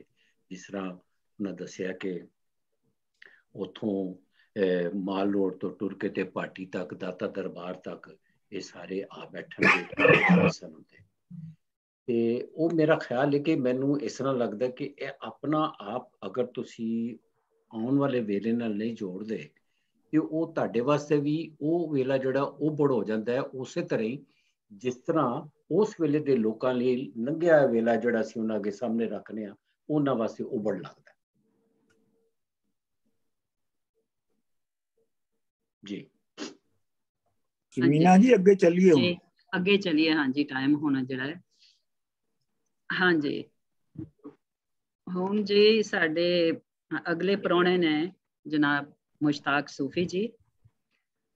ਮੁਸ਼ਤਾਕ ਸੂਫੀ ਜੀ ਅਦਬੀ ਬੋਰਡ ਦੇ ਕਈ ਸਾਲਾਂ ਤੋਂ ਸਦਰ ਨੇ ਤੇ ਉਹਨਾਂ ਦੀਆਂ ਬੇਸ਼ੁਮਾਰ ਕਿਤਾਬਾਂ, ਤਕਰੀਬਨ 7 ਕਿਤਾਬਾਂ ਜਿਹੜੀਆਂ ਨੇ ਸ਼ਾਇਰੀ ਦੀਆਂ ਆ ਚੁੱਕੀਆਂ ਨੇ, ਜਿਨ੍ਹਾਂ ਵਿੱਚ ਹੇਠ ਵਗੇ ਦਰਿਆ, ਮਿੱਟੀ ਦਾ ਮਾਸ, ਸਾਵੀ ਦਾ ਟੋਲਾ, ਤਾ, ਦਿਨ ਪਾਣੀ ਤੇ ਫਿਰ ਬਾਹਰ ਦੇ ਗੀਤ ਜਿਹੜੇ ਕਿ ਲੋਕ ਗੀਤ ਦੀਆਂ ਚੋਣਾਂ ਨੇ ਜਿਹੜੀਆਂ। ਉਹਦੇ ਬਾਅਦ ਕਈ ਵਰ੍ਹਿਆਂ ਦੇ ਚੁੱਪ ਦੇ ਬਾਅਦ 2021 ਵਿੱਚ ਸੂਫੀ ਜੀ ਫਿਰ ਉਹਨਾਂ ਦੀ ਸ਼ਾਇਰੀ ਦੀ ਕਿਤਾਬ ਫਿਰ ਆਈ ਹੈ ਖੰਭ ਸੁਨੇਹਾ। ਇਹ ਹੁਣ 2021 ਦੇ ਵਿੱਚ ਆਈ ਹੈ। ਇਹਦੇ ਇਲਾਵਾ ਉਹਨਾਂ ਦੇ ਜਰਮਨ ਸ਼ਾਇਰ ਬ੍ਰੈਖਟ ਜਿਹੜੇ ਨੇ ਉਹਨਾਂ ਦੀਆਂ ਨਜ਼ਮਾਂ ਦਾ ਤਰਜਮਾ ਵੀ ਉਹਨਾਂ ਨੇ ਕੀਤਾ ਹੈ। ਤੇ ਤਨਕੀਦ ਦੀਆਂ ਇਹਨਾਂ ਦੀਆਂ 2 ਕਿਤਾਬਾਂ ਨੇ, ਇੱਕ ਆਸ਼ਕ ਆਖਰੀ ਕੇ ਨਵੇਂ ਉਹਨਾਂ ਦੇ ਸਾਹਿਬਾਂ ਦੇ ਬਾਰੇ 'ਚ ਕਿਤਾਬ ਹੈ ਤੇ ਦੂਸਰੀ ਕਿਤਾਬ ਜਿਹੜੀ ਹੁਣ ਅੱਜ ਰੀਸੈਂਟਲੀ ਆਈ ਹੈ ਅਦਬੀ ਬੋਰਡ ਨੇ ਛਾਪੀ ਹੈ ਉਹ ਹੈ ਮੁਹਾੜ। बहुत खूबसूरत किताब है जी, और बड़ी ऐसे ऐसे सवाल ने जिन्हां बारे सोचण दी, समझण दी, खोजण दी बड़ियां नवीं रावां निकलदियां ने। ते ਇਹ जी किताब है मुहाड़ मेरे हत्थ 'ਚ है ਜਿਹੜੀ ਅੱਜकल मैं पढ़ रही ਹਾਂ, ਤੇ ਤੁਹਾਨੂੰ ਵੀ ਮੈਂ कहनी है किताब ਜ਼ਰੂਰ ਪੜੋ। ਤੇ ਮੇਰੇ ਖਿਆਲ 'ਚ ਅੱਜ ਸੂਫੀ ਜੀ ਇਹਦੇ ਵਿੱਚੋਂ ਹੀ ਆਰਟੀਕਲ ਪੜ੍ਹ ਰਹੇ ਨੇ। ਸਮੀਨਾ ਜੀ ਮੈਂ ਚੀਜ਼ ਐਡ ਕਰਦੇ ਹਾਂ ਵਿੱਚੋਂ, ਤੁਸੀਂ ਭੁੱਲ ਗਏ ਹੋ ਜੀ। ਗੱਲ ਹੈਗੀ ਹੈ ਕਿ ਸੂਫੀ ਸਾਹਿਬ ਨੇ ਜਿਹੜਾ ਅੰਗਰੇਜ਼ੀ ਪੜ੍ਹਨ ਵਾਲਿਆਂ ਵਾਸਤੇ ਔਰ ਅਖਬਾਰ ਦੇ ਵਿੱਚ ਰੈਗੂਲਰਲੀ ਕਾਲਮ ਲਿਖ ਕੇ ਜਿਹੜਾ ਪੰਜਾਬੀ ਪੜ੍ਹਾ ਚੁੱਕਿਆ ਹੈ, ਬਹੁਤ ਵੱਡਾ ਕੰਮ ਹੈਗਾ। ਬਹੁਤ ਵੱਡਾ ਕੰਮ ਹੈ ਜੀ। ਜੀ ਬਿਲਕੁਲ ਬਿਲਕੁਲ ਸਹੀ ਕਹਿੰਦੇ ਹੋ, ਮੈਂ ਭੁੱਲ ਗਈ ਹਾਂ ਇਹਨਾਂ ਦੇ ਕਾਲਮ, ਬਲਕਿ ਮੇਰੀਆਂ 2 ਕਿਤਾਬਾਂ ਤੇ ਵੀ ਬੜੇ ਜ਼ਬਰਦਸਤ ਇਹਨਾਂ ਨੇ ਕਾਲਮ ਲਿਖੇ ਸੀ, ਤੇ ਉਹ ਬੜਾ ਵੱਡਾ ਇਹਨਾਂ ਦਾ ਕੰਮ ਹੈ। ਬਿਲਕੁਲ ਜੀ। ਜੀ ਸੂਫੀ ਜੀ। ਜੀ ਸ਼ੁਕਰੀਆ ਜੀ। ਜਿਵੇਂ ਸਮੀਰਾ ਹੋਰਾਂ ਨੇ ਦੱਸਿਆ, ਕਿਤਾਬ ਦਾ ਮੁਹਾਰ ਦੇ ਵਿੱਚੋਂ ਇੱਕ ਆਰਟੀਕਲ ਮੈਂ ਪੜ੍ਹ ਰਿਹਾ। ਪਹਿਲਾ ਹੀ ਹੈ, ਉਸ ਦਾ ਬਾਅਦ ਹੈ ਬਿਆਨੀਆਂ ਰੀਤ ਦੇ ਅੰਗ ਰੰਗ। ਬੱਤੇ ਰੁਕ ਗਏ ਨੇ, ਇਹਨਾਂ ਨੂੰ ਥੋੜਾ ਜਿਹਾ ਆਵਾਜ਼ ਨਹੀਂ ਆ ਰਹੀ। ਆਵਾਜ਼ ਆ ਰਹੀ ਹੈ ਜੀ, ਆ ਰਹੀ ਹੈ। ਆਪ ਥੋੜੇ ਜਿਹੇ ਰੁਕ ਗਏ। ਦਾਵਾ ਬੰਨਿਆ ਜਾ ਸਕਦਾ ਹੈ ਕਿ ਕਿੱਸੇਕਾਰਾਂ ਵਿੱਚੋਂ ਦਮੋਦਰ ਹੀ ਉਹ ਸਿੜਕਰ ਸ਼ਾਇਰ ਹੈ ਜਿਸ ਵਕਤ ਕਿਸੇ ਵੀ ਰੰਗ ਦਾ ਮਸਬੀ ਅਸਰ ਨਾ ਹੋਣ ਬਰਾਬਰ ਹੈ, ਤੇ ਜੋ ਸਾਡੀ ਅਦਬੀ ਤਾਰੀਖ ਵਿੱਚ ਰਵਾਦਾਰੀ ਤੇ ਸੈਕੂਲਰਿਜ਼ਮ ਦੀ ਉਚੇਰੀ ਮਿਸਾਲ ਹੈ। ਇੰਜ ਦਮੋਦਰ ਸਾਡੀ ਧਰਤੀ ਜੁੜੀ ਗੈਰ ਮਜ਼ਹਬੀ ਤੇ ਗੈਰ ਫਿਰਕਾਵਾਰ ਸੋਚ ਸਿਆਣਪ ਦਾ ਉਗੜਵਾ ਨਿਸ਼ਾਨ ਹੈ। ਦਮੋਦਰ ਆਪਣੀ ਗੈਰ ਮਜ਼ਹਬੀਅਤ ਤੇ ਗੈਰ ਫਿਰਕਾਵਾਰੀਅਤ ਦਾ ਵਿਖਾਲਾ ਕਿਸੇ ਐਲਾਨ ਰਾਹੀਂ ਨਹੀਂ ਕੀਤਾ, ਪਰ ਅਜਿਹੀ ਸ਼ਹਾਦਤ ਮਿਲਦੀ ਹੈ ਉਸਦੇ ਕੀਤੇ ਕਿਸੇ ਦੀ ਬੰਤਰ ਬਿਆਨ ਤੇ ਮਤਨ ਵਿੱਚੋਂ। ਮੁੱਖ ਬੰਦਾਂ ਪਿੱਛੋਂ ਦਮੋਦਰ ਕਿੱਸਾ ਸ਼ੁਰੂ ਕਰਿੰਦਾ ਹੈ ਤੇ ਪਹਿਲੇ ਬੰਦ ਦੀਆਂ 4 ਸਤਰਾਂ ਵਿੱਚੋਂ 3 ਸਤਰਾਂ ਵਿੱਚ ਖੁਦਾਈ ਹਸਤੀ ਤੇ ਕੁਦਰਤ ਦੀ ਚਰਚਾ ਨਾਲ ਗੱਲ ਮੁਕਾ ਦਿੰਦਾ ਹੈ। ਅਵਲ ਨਾਮ ਸਾਹਿਬ ਦਾ ਲਈਏ ਜਿਹਨੇ ਜਗਤ ਉਪਾਇਆ, ਜ਼ਮੀਨ ਅਸਮਾਨ ਫਲਕ ਦੁਰਸੀਤੀ ਕੁਦਰਤ ਨਾਲ ਟਿਕਾਇਆ, ਦੌਰ ਕਮਰ ਖੁਰਸ਼ੀਦ ਵਸੀਤੇ ਹਰ ਜਾ ਇੱਕੋ ਸਾਇਆ, ਨਾਉ ਦਮੋਦਰ ਜ਼ਾਤ ਗੁਲਾਟੀ ਮੈਂ ਇਹ ਕਿੱਸਾ ਚਾਹਿਆ। ਕਿਸੇ ਦੇ 900 ਤੋਂ ਵੱਧ ਬੰਦਾਂ ਤੇ ਘੱਟੋ ਘੱਟ 4835 ਸਤਰਾਂ ਵਿੱਚੋਂ ਦਮੋਦਰ ਅਸਮਾਨੀ ਹਸਤੀ ਨੂੰ ਛੜੀਆਂ 3 ਸਤਰਾਂ ਲਿਖੀਆਂ ਨੇ। ਜੇ ਦਮੋਦਰ ਦੇ ਪਿਛਲਾ ਕਿੱਸਾਕਾਰਾਂ ਨੂੰ ਵੇਖੋ ਤਾਂ ਜਾਪਦਾ ਹੈ ਕਿ ਉਸ ਡਾਢੀ ਕਿਰਸ ਕੀਤੀ ਹੈ ਤੇ ਸਾਹਿਬ ਦਾ ਹੱਕ ਮਾਰਿਆ ਹੈ। ਜ਼ਾਹਿਰ ਹੁੰਦਾ ਹੈ ਕਿ ਜ਼ਾਤੀ ਖੁਦਾ ਦਾ ਰੂਹ ਉਸਦੇ ਵਿਚਾਰ ਤੋਂ ਦੁਰਾਡਾ ਹੈ। ਸੋ ਉਸ ਸਾਹਿਬ ਨੂੰ ਸੰਸਾਰ ਦਾ ਉਪਾਵਨਹਾਰ ਆਖ ਕੇ ਨਾਲ ਹੀ ਸੰਸਾਰੀ ਗਰਦਸ਼ ਦਾ ਜ਼ਿਕਰ ਕੀਤਾ ਹੈ। ਦੱਸਿਆ ਹੈ ਕਿ ਗਰਦਸ਼ ਹੀ ਹਯਾਤੀ ਦੀ ਬੁਨਿਆਦ ਹੈ ਅਤੇ ਕੁਦਰਤ ਦੇ ਉਸ ਅਟੱਲ ਉਸੂਲ ਨੇ ਜੋ ਕਿਸੇ ਵੀ ਆਪਣੇ ਤੋਂ ਬਾਹਰਲੀ ਤਾਕਤ ਦੇ ਤਾਬੇ ਨਹੀਂ। ਵਾਰਿਸ ਸ਼ਾਹ ਆਪਣੇ ਕਿੱਸੇ ਦੇ ਮੁੱਢ ਵਿੱਚ 5 ਬੰਦ ਜੋੜੇ ਨੇ। ਪਹਿਲਾ ਹਮਦੇ, ਦੂਜਾ ਨਾਤ, ਤੀਜਾ ਸਹਾਬਾ ਕਰਾਮ ਦੀ ਸੋਭਾ, ਚੌਥਾ ਆਪਣੇ ਪੀਰ ਦੀ ਜਸ ਤੇ 5ਵਾਂ ਬਾਬਾ ਫਰੀਦ ਦੀ ਮਦਾ। ਵਾਰਿਸ ਖੁੱਲ ਕੇ ਆਪਣਾ ਮਜ਼ਹਬੀ ਪਿੱਛਾ ਦੱਸਿਆ ਹੈ ਜਿਸ ਤੋਂ ਉਸਦੀ ਮੁਸਲਮਾਨੀ ਬਾਬਤ ਕੋਈ ਸ਼ੱਕ ਨਹੀਂ ਰਹਿੰਦਾ। ਉਹ ਮੁਸਲਮਾਨ ਰੀਤ ਦਾ ਮੰਨਣ ਹਾਰੇ ਤੇ ਇਸ ਦਾ ਹੋਕਾ ਵੀ ਦਿੰਦਾ ਹੈ। ਇਸ ਦੇ ਉਲਟ ਦਮੋਦਰ ਦੇ ਬੰਦ ਤੋਂ ਕੋਈ ਪੱਕੀ ਉਗ ਸੁਗ ਨਹੀਂ ਲੱਗਦੀ ਜੋ ਉਸਦਾ ਧਰਮ ਕਿਹੜਾ ਹੈ। ਉਹ ਹਿੰਦੂ, ਮੁਸਲਮਾਨ ਜਾਂ ਨਾਨਕਪੰਥੀ ਕੋਈ ਵੀ ਹੋ ਸਕਦਾ ਹੈ, ਕਿਉਂਕਿ ਉਹ ਸਿੱਧਾ ਸਾਵਾਂ ਹਿੰਦੂ, ਮੁਸਲਮਾਨੀ ਤੇ ਸਿੱਖ ਧਾਰਮਿਕ ਰੀਤ ਵਿੱਚੋਂ ਕਿਸੇ ਨਾਲ ਵੀ ਨਹੀਂ ਜੁੜਦਾ। ਉਹ ਗੁੱਜਾ ਦਹਿਰੀਆ ਜਾਂ ਨਾਸਤਕ ਵੀ ਹੋ ਸਕਦਾ ਹੈ। ਸਮਝਣ ਤੇ ਪਰਖਣ ਦਾ ਮਾਮਲਾ ਹੈ ਕਿ ਦਮੋਦਰ ਆਪਣੀ ਮਜ਼ਹਬੀ ਪਛਾਣ ਕਿਉਂ ਲੁਕਾਈ ਤੇ ਵਾਰਿਸ ਸ਼ਾਹ ਉਜਾਗਰ ਕਿਉਂ ਕੀਤੀ। ਮਜ਼ਹਬੀ ਅਕੀਦਾ ਦਮੋਦਰ ਆਪਣੀ ਸੂਫੀ ਸਾਹਿਬ ਜ਼ਰਾ ਆਪਣਾ ਵੀਡੀਓ ਠੀਕ ਕਰੋ। ਅੱਛਾ ਠੀਕ ਹੈ। ਹਾਂ ਚਲੋ ठीक है। समझण ते परखण दा मामला है कि दमोदर अपनी मजहबी पछाण क्यों लुकाई ते वारिस शाह उजागर क्यों की थी। मजहबी अकीदा दमोदर अपनी ये पछाण नहीं बनाया। इस दे निजी ते तारीखी सबब की हो सकते हैं। दूजा किस्साकार किस्सा साहिबां दा लिखारी हाफिज बरखुरदार रांझा है, जिस कहानी का मुड़ किसी रंग के मजहबी कलाम बिना किया है। वो सीधी इश्क ते उसकी रमज तो गल टोरी है। ब्रैकेट उस दे किस्से दे अंदरून विच मजहबी हवाले हैं जिन्हां दा अगे नतारा उसी मोड़े कौन कलाम नू लिखे लिखण हार इश्क गहाए हशकां करके चश्मा चार नावक वगन जहर दे दुसर जावन सार एक सैकंड एक तरफ दे लंघ पे एक पार। वारिस तो पहले मुकबल हीर जोड़ी जिसके लिए वारिस टुरिया अपनी मजहबी पछाण होकन ते उसकी वरती छंद अपनावन की हद ताई। मुकबल ने हम नातिया शेर लिखण के नाल नाल साहबा कराम की शोभा भी आखी ते मुसलमानी रीत नाल अपनी जुड़त दसी। पहलों आख तो सिर्फ खुदाए दी जी साहब बेपरवाह बेअंत मीता 14 तबक दा बादशाह होया हजरत जिस रब दे नां दा विरद कीता। इजराइल ने हुक्म ना मन्निया सी रब उस नूं चाह शैतान कीता। करो आज दी रब कबूल पावे रोज हशर दे मुकबला मन लीता। 18वीं 19वीं सदी दे किस्साकार हाशिम शाह किस्सा ससी कीता जिसदा मुड़ उस इंज बद्धा। हिकमत उस खुदावंद वाली मालक मुल्क मलक दा लख करोड़ करन चितराइयां कोई पछाण न सकदा। कुदरत नाल रहे सिरगर्दा कायम चरख फलक दा हाशिम खूब होई गुलकारी फर्श फना खलक दा। किस्सा ससी सवाल है जो समय के नाल नाल किहड़े ठोस तारीखी हालात बदले या बने जिन्हां कारण शायरां दी तकनी ते सोच उत्ते मजहबी असर वधदा या घटदा गया। आखिर उन्हां दे किस्सियां विच मजहबी हवाले ते इशारे जे वधे तां क्यों वधे ते जेकर घटे तां क्यों घटे। अजिही तब्दीली दा गेड़ किन्हां समाजी ताकतां नूं झलकारदा है।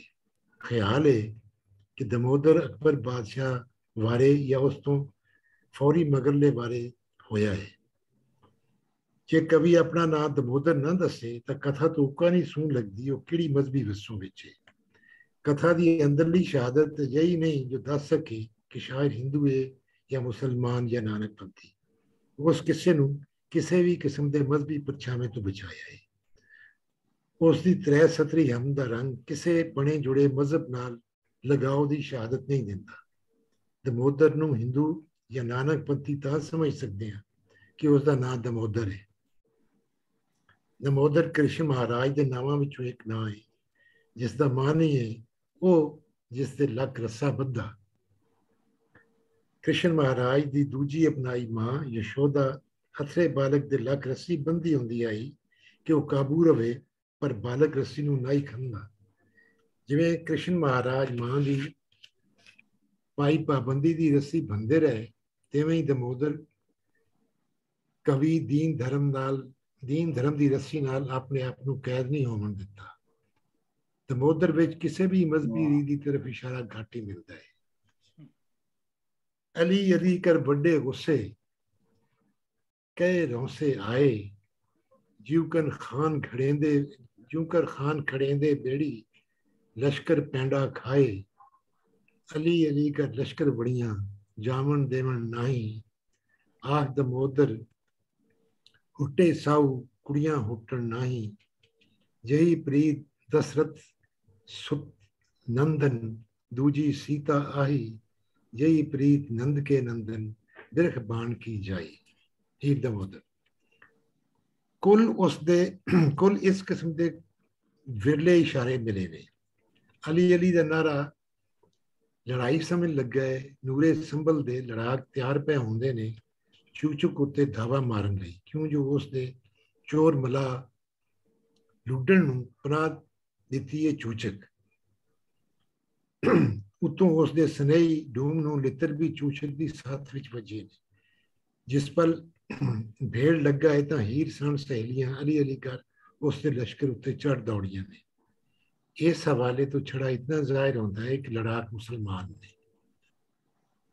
ਛੇਕੜੀ ਬੰਦ ਵਿੱਚ ਹੀਰ ਵਿਵਾਹ ਪਿੱਛੋਂ ਰਾਮੂ ਬਾਹਮਣ ਨੂੰ ਸੁਨੇਹਾ ਦਿੰਦੀ ਹੈ ਰਾਂਝੇ ਲਈ। ਹੀਰ ਬਾਹਮਣ ਨੂੰ ਮੁੱਖ ਰੱਖਦਿਆਂ ਆਪਣੀ ਆਖੀ ਨੂੰ ਕਦੀਮ ਰੀਤ ਦੇ ਹਿਸਾਬ ਸੇ ਜ਼ੋਰਦਾਰ ਤੇ ਪੁਰਅਸਰ ਬਣਾਇਆ ਹੈ, ਧਾਰਮਿਕ ਰੀਤ ਵਿੱਚ ਆਏ ਪ੍ਰੇਮੀਆਂ ਦੇ ਇਸ਼ਾਰੇ ਨਾਲ, ਤਾਂ ਕਿ ਰਾਂਝੇ ਨੂੰ ਬਾਹਮਣ ਸਮਝਾ ਸਕੇ ਕਿ ਹੀਰ ਦੀ ਉਸ ਨਾਲ ਪ੍ਰੀਤ ਉਵੇਂ ਹੈ ਜਿਵੇਂ ਦਸ਼ਰਥ ਦੀ ਆਪਣੇ ਪੁੱਤਰ ਰਾਮ ਨਾਲ, ਸੀਤਾ ਦੀ ਆਪਣੇ ਪਤੀ ਰਾਮ ਜੀ ਨਾਲ ਤੇ ਕ੍ਰਿਸ਼ਨ ਮਹਾਰਾਜ ਦੀ ਬ੍ਰਿਜ ਭਾਂਦੀ ਜਾਈ ਰਾਧਾ ਨਾਲ। ਇੱਥੇ ਵੀ ਦਮੋਦਰ ਇਸ ਮਿਥਿਹਾਸਕ ਹਵਾਲੇ ਨਾਲ ਮਜ਼ਹਬੀ ਪੱਖ ਦੀ ਥਾਂ ਇਨਸਾਨੀ ਪੱਖ ਉਜਾਗਰ ਕੀਤਾ ਹੈ ਪ੍ਰੇਮ ਦਾ। ਦਮੋਦਰ ਦੇ ਅਜਿਹੇ ਗੈਰ ਸੈਕੂਲਰ ਵਰਤਾਰੇ ਦੇ ਕੁਝ ਨਿੱਜੀ ਕਾਰਨ ਹੋ ਸਕਦੇ ਨੇ ਤੇ ਕੁਝ ਤਵਾਰੀਖੀ। ਦਮੋਦਰ ਦੀ ਹਯਾਤੀ ਬਾਰੇ ਜਾਣਕਾਰੀ ਬਹੁਤ ਥੋੜੀ ਹੈ, ਸੋ ਉਸ ਬਾਰੇ ਗਵੇੜਨ ਮੁਨਾਸਿਬ ਨਹੀਂ।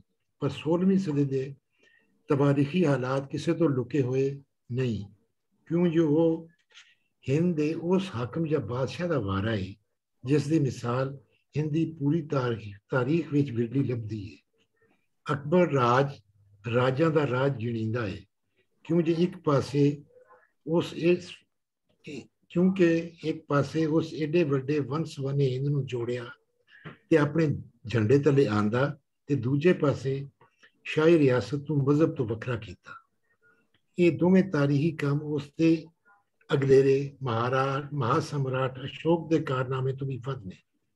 ਪਹਿਲੇ ਕੰਮ ਤੋਂ ਹਿੰਦੀ ਏਕਤਾ ਦਾ ਤਸੱਵਰ ਬਣਿਆ ਤੇ ਅਖੀਰਲੇ ਤੋਂ ਮਜ਼ਹਬ ਦੀ ਰਿਆਸਤ ਤੋਂ ਨਖੇੜ। ਹਿੰਦੀ ਏਕਤਾ ਤੋਂ ਉਸ ਦੀ ਮਹਾ ਤਾਕਤ ਦਾ ਅਹਿਸਾਸ ਉਭਰਿਆ ਤੇ ਮਜ਼ਹਬ ਦੇ ਦੁਨਿਆਵੀ ਮਾਮਲਿਆਂ ਤੋਂ ਵੱਖਰਾਪਣੇ ਨਵੀਂ ਰਿਆਸਤ ਦਾ ਲਕਸ਼ਾ ਲਿਖਿਆ। 8ਵੀਂ ਸਦੀ ਤੋਂ ਟੁਰੇ ਅਰਬ ਰਾਜ ਤੇ 12ਵੀਂ ਸਦੀ ਤੋਂ ਲਾਗੂ ਹੋਏ ਤੁਰਕ ਰਾਜ ਵਿੱਚ ਇਹ ਪਹਿਲੀ ਵਾਰੀ ਹੋਇਆ ਕਿ ਹਿੰਦ ਵਾਸੀਆਂ ਲਈ ਮਜ਼ਹਬੀ ਫਰਕ ਬਿਨਾਂ ਰਿਆਸਤ ਦੇ ਢੁੱਕੇ ਦਰਵਾਜ਼ੇ ਖੁੱਲੇ। ਹਿੰਦੂ ਅਸ਼ਰਾਫੀਆ ਵੀ ਰਾਜ ਦੀ ਸੀਰੀ ਬਣੀ, ਜਿਸ ਨਾਲ ਅਕਬਰ ਆਪਣੀ ਰਾਜਗੱਦੀ ਹੋਰ ਪਕੇਰੀ ਕੀਤੀ। ਅਕਬਰ ਸਮੇਂ ਹਿੰਦੀ ਏਕਤਾ ਦਾ ਮਾਮਲਾ ਰਾਜ ਦੀ ਮਹਾਨ ਤਾਕਤ ਹੋ ਨਿਤਰਿਆ। ਅਕਬਰ ਆਜ਼ਮ ਬਣਿਆ ਤੇ ਮਹਾਬਲੀ। ਅਕਬਰ ਦੀ ਖਿਲਾਰਵੀਂ ਤੇ ਉਭਾਰਵੀਂ ਤਾਕਤ ਦੀ ਚਰਚਾ ਸਾਡੀ ਕਿੱਸਾ ਸ਼ਾਇਰੀ ਵਿੱਚ ਥਾਂ ਲੱਭਦੀ ਹੈ। ਅਕਬਰ ਦੀ ਖਿਲਾਰਵੀਂ ਥਾਂ ਲੱਭਦੀ ਹੈ। ਅਕਬਰ ਛੜਾ ਬਾਦਸ਼ਾਹ ਨਹੀਂ, ਉਹ ਤਾਕਤ, ਸ਼ਾਨ ਤੇ ਵਡਿਆਈ ਦੀ ਸਿਖਰ ਉਦਮਿਆ। ਤਾਂ ਹਾਫਿਜ਼ ਬਰਖੁਰਦਾਰ ਕਿੱਸਾ ਸਾਹਿਬਾਂ ਵਿੱਚ ਆਖਿਆ, ਅਕਬਰ ਜੇੜ ਨਾ ਬਾਦਸ਼ਾਹ, ਖੀਵੇ ਜੇੜ ਨਾ ਧਨ। ਕਿੱਸਾ ਸ਼ਾਇਰੀ ਵਿੱਚ ਅਣਜਲ ਜ਼ੋਰ, ਅਨਮੋੜ ਤਾਕਤ, ਉਚੇਰੀ ਸ਼ਾਨ ਤੇ ਦੁਨਿਆਵੀ ਵਡਾਈ ਦਾ ਬਿਆਨ ਅਕਬਰ ਦੀ ਮਿਸਾਲ ਨਾਲ ਹੁੰਦਾ ਹੈ। ਹੀਰ ਦਮੋਦਰ, ਹੀਰ ਵਾਰਿਸ ਤੇ ਕਿੱਸਾ ਸਾਹਿਬਾਂ ਵਿੱਚ ਅਕਬਰ ਦਾ ਥੋਕ ਦੇ ਹਿਸਾਬ ਨਾਲ ਜ਼ਿਕਰ ਲੱਭਦਾ ਹੈ। ਅਜਿਹਾ ਜ਼ਿਕਰ ਅਕਬਰ ਦੇ ਟੂਰੇ ਕੁੱਲ ਹਿੰਦ ਰਾਜ ਦੀ ਮਹਾਨਤਾ ਦੀ ਸੈਂਤਰ ਹੈ।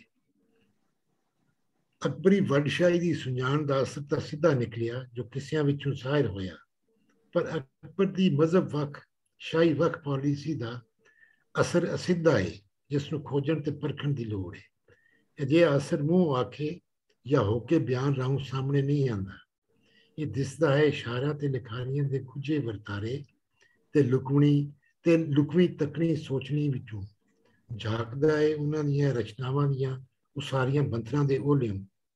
ਮਜ਼ਹਬ ਸ਼ਾਹੀ ਵਕ ਦਾ ਅਸਰ ਦਮੋਦਰ ਉੱਤੇ ਲਤੀਫ ਤੇ ਲੁਕਵਾਂ ਹੈ, ਜੋ ਉਸ ਦੀ ਆਖੀ ਜ਼ਮੀਨੀ ਕਥਾ ਵਿੱਚ ਮਜ਼ਹਬੀ ਰੀਤਾਂ ਪ੍ਰਤੀਤਾਂ ਦੇ ਅਲਾਮਤੀ ਇਸ਼ਾਰਿਆਂ ਦੀ ਗੈਰ ਮੌਜੂਦਗੀ ਰਾਹੀਂ ਆਪਣਾ ਆਪ ਦੱਸਦਾ ਹੈ।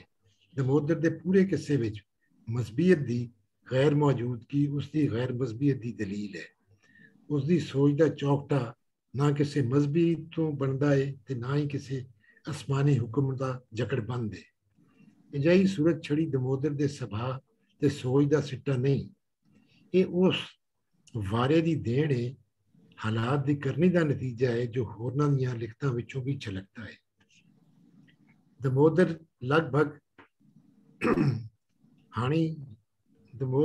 ਦਾ ਲਗਭਗ ਹਾਣੀ ਸ਼ਾਇਰ ਤੇ ਮਲਾਮਤੀ ਸ਼ਾਹ ਹੁਸੈਨ ਹੈ, ਜਿਸ ਦੀ ਸਮਾਜੀ ਰੂਹਾਨੀ ਵਾਰਤਾ ਮਜ਼ਹਬੀ ਅਸਰ ਤੋਂ ਆਜ਼ਾਦ ਹੈ। ਘਣਿਆਂ ਨੂੰ ਰੂਹਾਨੀਅਤ ਤੇ ਮਜ਼ਹਬ ਗੁੱਟ-ਮੁੱਟ ਕਰਨ ਦੀ ਆਦਤ ਹੈ। ਇਹ ਸਮਝਣ ਯੋਗ ਹੈ ਕਿ ਰੂਹਾਨੀ ਅਮਲ ਬਣੀ ਠੋਕੀ ਮਜ਼ਹਬੀ ਰੀਤ ਤੋਂ ਜਿੰਨਾ ਅਲੱਗ ਹੈ ਉਨਾ ਹੀ ਉਚੇਰਾ ਹੈ। ਜਿਵੇਂ ਮਜ਼ਹਬ ਅਕਸਰ ਰੂਹਾਨੀਅਤ ਬਿਨਾਂ ਹੁੰਦਾ ਹੈ, ਤਿਵੇਂ ਹੀ ਰੂਹਾਨੀਅਤ ਅਕਸਰ ਮਜ਼ਹਬ ਬਾਝੋਂ ਹੁੰਦੀ ਹੈ। ਜਿਵੇਂ ਦਮੋਦਰ ਦੀ ਕਥਾ ਵਿੱਚ ਮਜ਼ਹਬੀ ਮਿਥਾਸ ਦਾ ਕੋਈ ਨਿਸ਼ਾਨ ਨਹੀਂ, ਉਵੇਂ ਹੀ ਸ਼ਾਹ ਹੁਸੈਨ ਦੀ ਸ਼ਾਇਰੀ ਵਿੱਚ ਮਜ਼ਹਬੀ ਇਸ਼ਾਰੇ ਤੇ ਸੈਨਤਾਂ ਗਾਇਬ ਨੇ। ਦਮੋਦਰ ਤੇ ਸ਼ਾਹ ਹੁਸੈਨ ਦੀ ਮਜ਼ਹਬੀ ਵਿਚਾਰਧਾਰਾ ਤੋਂ ਆਜ਼ਾਦੀ ਮੇਰਾ ਇਤਫਾਕ ਨਹੀਂ, ਅਕਬਰ ਸਮੇਂ ਬਣੇ ਤਵਾਰੀਖੀ ਹਾਲਾਤ ਨਾਲ ਇਸ ਦੀ ਡੂੰਘੀ ਜੁੜਤ ਹੈ। ਇਹ ਭੇਦ ਤਾਂ ਨਿੱਤਰਦਾ ਹੈ ਜੇ ਅਕਬਰ ਨੂੰ ਜਹਾਂਗੀਰ ਬਾਦਸ਼ਾਹ, ਸ਼ਾਹਜਹਾਨ ਤੇ ਔਰੰਗਜ਼ੇਬ ਦੇ ਸਾਹਮਣੇ, ਦਮੋਦਰ ਨੂੰ ਵਾਰਿਸ ਸ਼ਾਹ ਤੇ ਹਾਫਿਜ਼ ਬਰਖੁਰਦਾਰ ਦੇ ਸਾਹਮਣੇ, ਅਤੇ ਸ਼ਾਹ ਹੁਸੈਨ ਬੁੱਲੇ ਸ਼ਾਹ ਸਚਿਨ ਸਮਸਤ ਨੂੰ ਸੁਲਤਾਨ ਬਾਹੂ ਤੇ ਖਾਜਾ ਫਰੀਦ ਦੇ ਸਾਹਮਣੇ ਰੱਖ ਵੇਖੋ। ਅਕਬਰ ਮਗਰਲੇ ਬਾਦਸ਼ਾਹਾਂ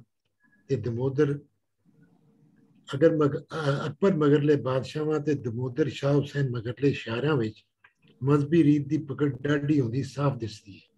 ਇੱਥੋਂ ਤਾਈਂ ਕਿ ਮਜ਼ਹਬੀ ਰੀਤ ਤੋਂ ਨਾਬਰੀ ਨੂੰ ਜਾਇਜ਼ ਠਹਿਰਾਉਣ ਲਈ ਉਹ ਦਲੀਲ ਵੀ ਮਜ਼ਹਬ ਤੋਂ ਆਣਦੇ ਨੇ। ਜੇ ਨਾਬਰ ਸੋਚ ਦੀ ਦਲੀਲ ਰੀਤ ਦੇ ਆਰੇ ਉੱਤੇ ਖਲੋਤੀ ਹੈ ਤਾਂ ਸਮਝੋ ਕਿ ਸੋਚ ਵਿੱਚ ਹੋਰ ਜੋ ਵੀ ਹੋਵੇ ਨਾਬਰੀ ਦਾ ਘਾਟਾ ਹੈ।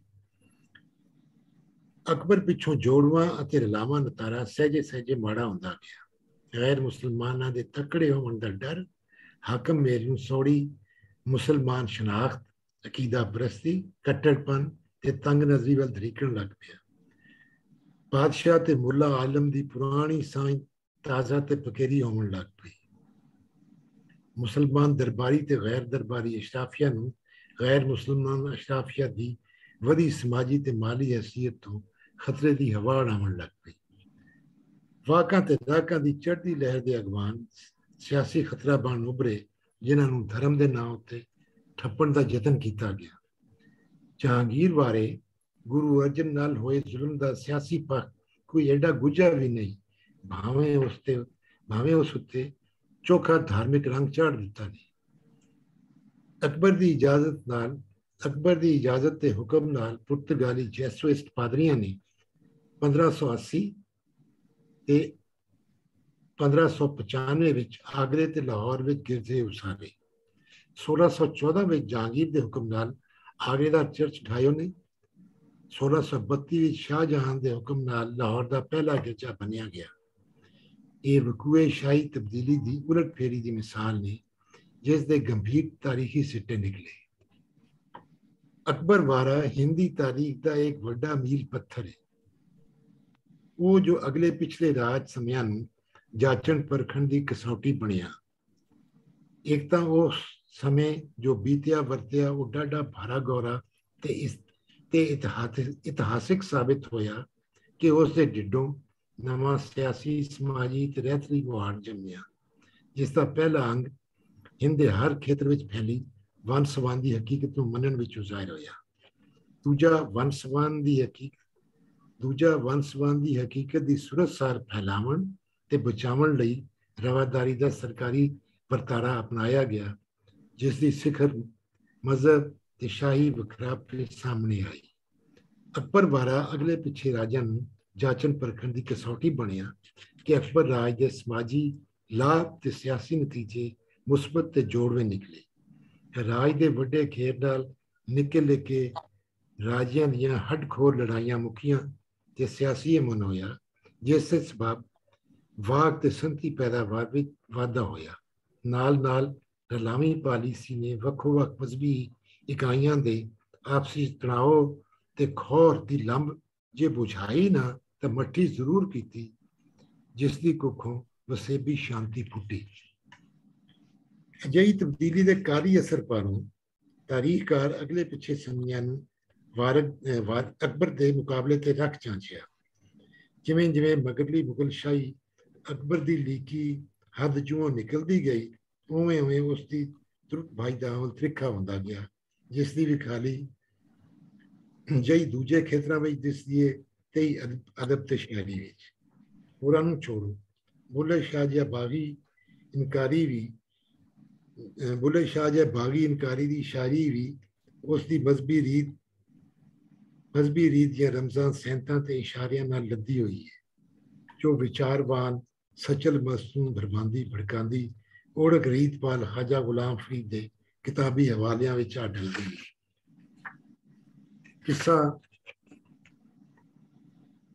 ਕਿੱਸਾਕਾਰ ਵੀ ਜਿਹੜੇ ਵਸੇਬੀ ਹਕੀਕਤ ਦੇ ਜ਼ਿਆਦਾ ਨੇੜੇ ਨੇ, ਅਜਿਹੇ ਔਲਾਦ ਦੀ ਮਾਰ ਤੋਂ ਪੱਲਾ ਨਹੀਂ ਛੁਡਾ ਸਕੇ। ਹਾਫਿਜ਼ ਬਰਖੁਰਦਾਰ ਆਪਣੇ ਕਿੱਸੇ ਸਾਹਿਬਾਂ ਦਾ ਮੁੱਢ ਬੇਮਿਸਾਲ ਜੁਰਤ ਨਾਲ ਕਿਸੇ ਮਜ਼ਹਬੀ ਤੇ ਰੂਹਾਨੀ ਸਹਾਰੇ ਬਿਨਾਂ ਬੰਦਾ ਹੈ। ਸਰੇਆਮ ਧੜੱਲੇ ਨਾਲ ਦੱਸਦਾ ਹੈ ਕਿ ਉਹ ਮਜਾਜ਼ੀ ਇਸ਼ਕ ਦਾ ਕਿੱਸਾ, ਯਾਨੀ ਧਰਤੀ ਉੱਤੇ ਧਰਤੀ ਵਾਸੀਆਂ ਦੇ ਇਸ਼ਕ ਦੀ ਕਥਾ ਕਰਨ ਲੱਗਾ ਹੈ।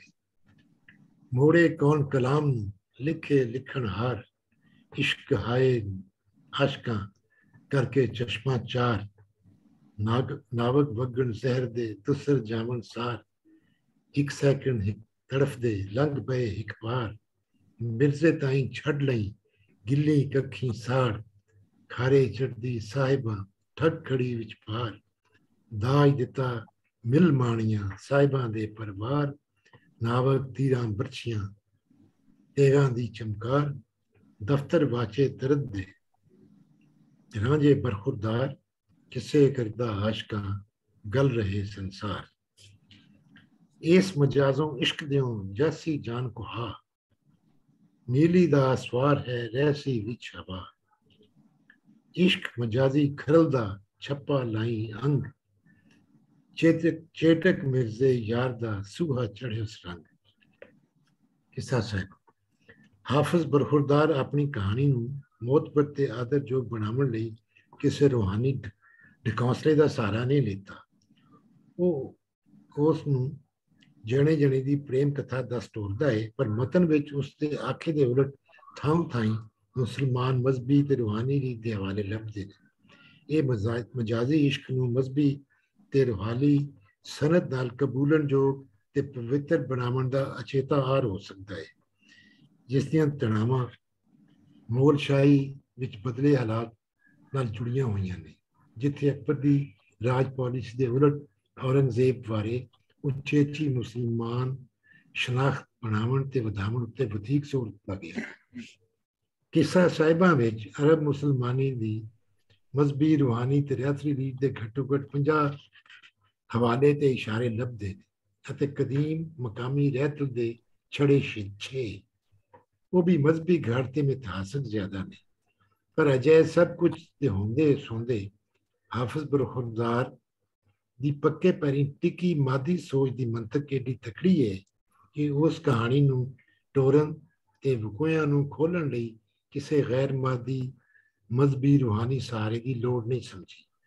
ਮੁੱਖ ਪਾਤਰਾਂ ਯਾਨੀ ਸਾਹਿਬਾਂ ਤੇ ਮਿਰਜ਼ੇ ਦੀ ਪੂਰੀ ਨਿੱਜੀ ਤੇ ਵਸੇਬੀ ਜ਼ਿੰਦਗੀ ਕੁਦਰਤੀ ਮੰਤਕ ਤੋਂ ਚੇਰੀਆਂ ਤੁਲਾਂਬਾਜ਼ੀ ਬਣਦੀ ਤੇ ਢਹਿੰਦੀ ਆਪਣੇ ਅੰਤ ਨੂੰ ਪੁੱਛਦੀ ਹੈ। ਮੁਸਲਮਾਨ ਦੀਨੀ ਰੂਹਾਨੀ ਤੇ ਰਹਿਤਲੀ ਇਸ਼ਾਰੇ ਦਾ ਕੰਮ ਬਾਜ਼ੇ ਪੱਖਾਂ ਉੱਤੇ ਜ਼ੋਰ ਪਾਉਣ ਦੇ ਮਾਮਲੇ ਤੋਂ ਵੱਧ ਨਹੀਂ, ਪਰ ਉਹ ਸ਼ਾਇਰ ਤੇ ਮੁੱਖ ਪਾਤਰਾਂ ਦੀ ਮੁਸਲਮਾਨ ਸ਼ਨਾਖਤ ਬਾਬਤ ਕੋਈ ਸ਼ੱਕ ਨਹੀਂ ਰਹਿਣ ਦਿੰਦੀ। ਮੁਸਲਮਾਨ ਸ਼ਨਾਖਤ ਉਭਾਰਨ ਦਾ ਜਾਣਿਆਂ ਤੇ ਅਣਜਾਣਿਆਂ ਹਾਰ ਕਿਸੇ ਨਾ ਕਿਸੇ ਸ਼ਕਲ ਵਿੱਚ ਮੁਗਲ ਸ਼ਾਹੀ ਦੀ ਉਚੇਚੀ ਮਜ਼ਹਬੀ ਸ਼ਨਾਖਤ ਦੀ ਹਿਮਾਇਤ ਰਾਹੀਂ ਉਸ ਦੇ ਰਾਜਕਾਜ ਨੂੰ ਬਚਾਉਣ ਤੇ ਲਮਕਾਉਣ ਦੀ ਮਸਲਤ ਨਾਲ ਜੁੜਿਆ ਹੋਇਆ ਹੈ। ਹਾਫਿਜ਼ ਪਿੱਛੋਂ ਮਹਾ ਕਿੱਸਾਕਾਰ ਵਾਰਿਸ ਹੋਇਆ ਹੈ, ਜਿਸ ਹੀਰ ਕਥਾ ਨੂੰ ਨਵੇਂ ਸਿਰੇ ਉਮੜਿਆ। ਉਸ ਮੁੱਢਲੀ ਕਹਾਣੀ ਦੇ ਪਾਤਰ ਤਾਂ ਉਹ ਰੱਖੇ, ਪਰ ਆਪਣਾ ਨਵੇਕਲਾ ਪਰਖਵਾਨ ਬਿਆਨੀਆਂ ਬਣਾਇਆ, ਜਿਸ ਤਰ੍ਹਾਂ ਉਸ ਆਪਣੇ ਸਮੇਂ ਦੇ ਤਾਰੀਖੀ ਹਾਲਾਤ ਵਿੱਚ ਲੁਕੀ ਇਨਸਾਨੀ ਸੂਰਤ ਹਾਲ ਦੀ ਨਵੀਂ ਤਹਿ ਖੋਲ ਵਿਖਾਈ।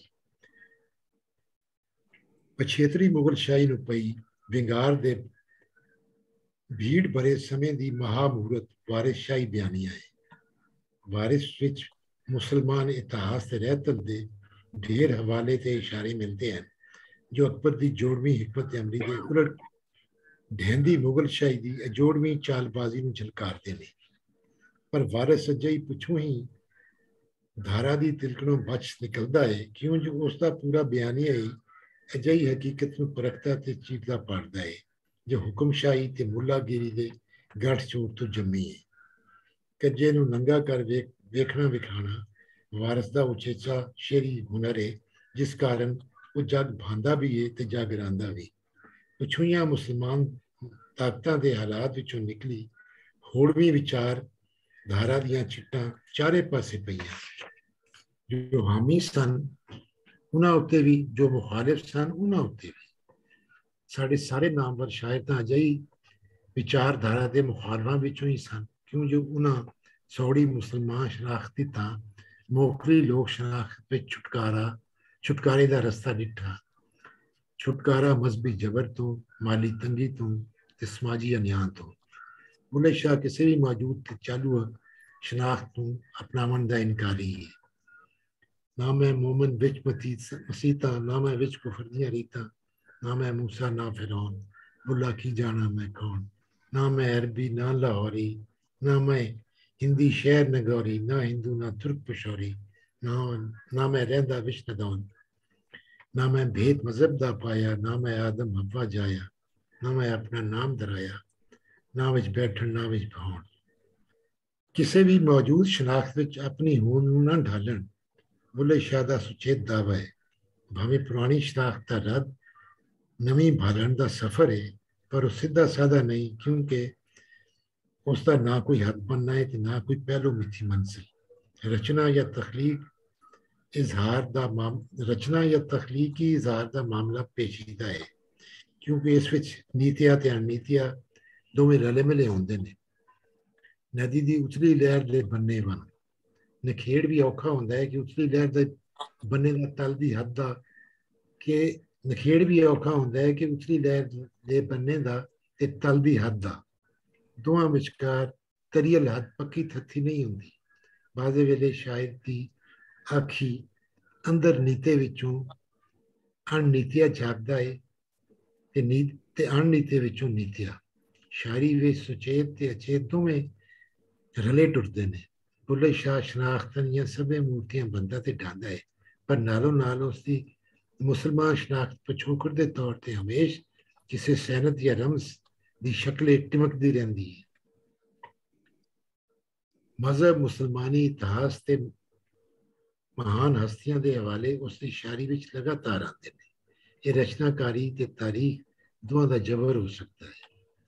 बुल्ले वारे हालात अजय बने ने कि तकड़ा ते रंगला मुगल शाही उसाद वेले दे नाल ढहंदा ढहंदा एक माड़े जे पिंजर विच ढल चुकिया है जिसके परछावियों दबियां मकामी ताकतां निकलण नूं तैयार पईयां होंदियां ने ते नाल ही विदेशी ताकतां लंबी मुद्दत पिछों हिंद उत्ते धावियां दा सिलसिला मुड़ शुरू कीता है।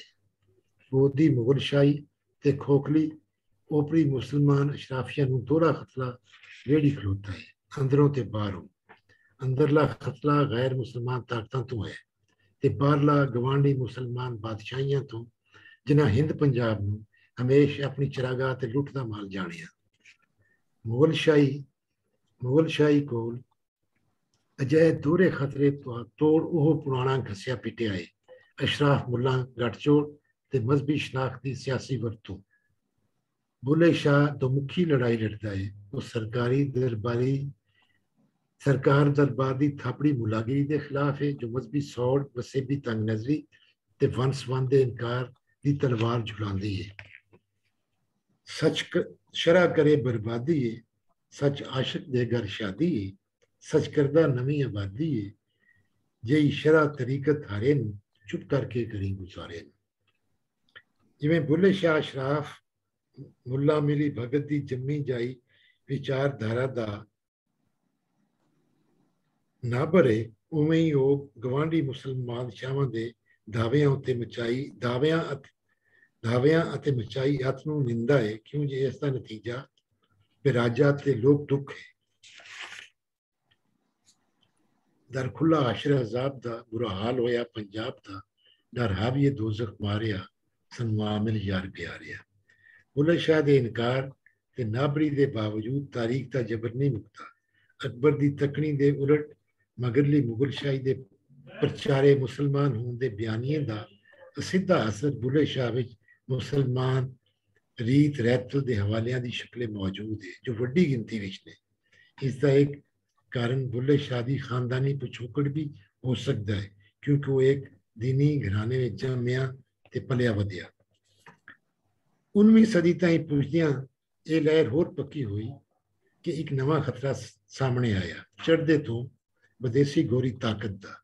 ਇਹ ਅਜਿਹੀ ਤਾਕਤ ਸੀ ਜਿਸ ਦਾ ਰੰਗ, ਨਸਲ, ਬੋਲੀ, ਰਹਿਣ ਸਹਿਣ ਤੇ ਦੀਨ ਧਰਮ ਯਾਨੀ ਹਰ ਸ਼ੈ ਵੱਖਰੀ ਸੀ, ਜਿਸ ਆਪਣੀ ਮਸ਼ੀਨ ਦੇ ਜ਼ੋਰ ਤੇ ਮਾਦੀ ਸੋਚ ਦੀ ਸਖਤ ਨਾਲ ਮੁਗਲੋਂ ਆਜ਼ਾਦ ਹੋਏ ਰਜਵਾੜਿਆਂ ਉੱਤੇ ਥੋਤੀ ਹੋਈ ਮੁਗਲ ਸ਼ਾਹੀ ਦਾ ਪੰਨਾ ਮੈਂ ਪੜ੍ਹਨਾ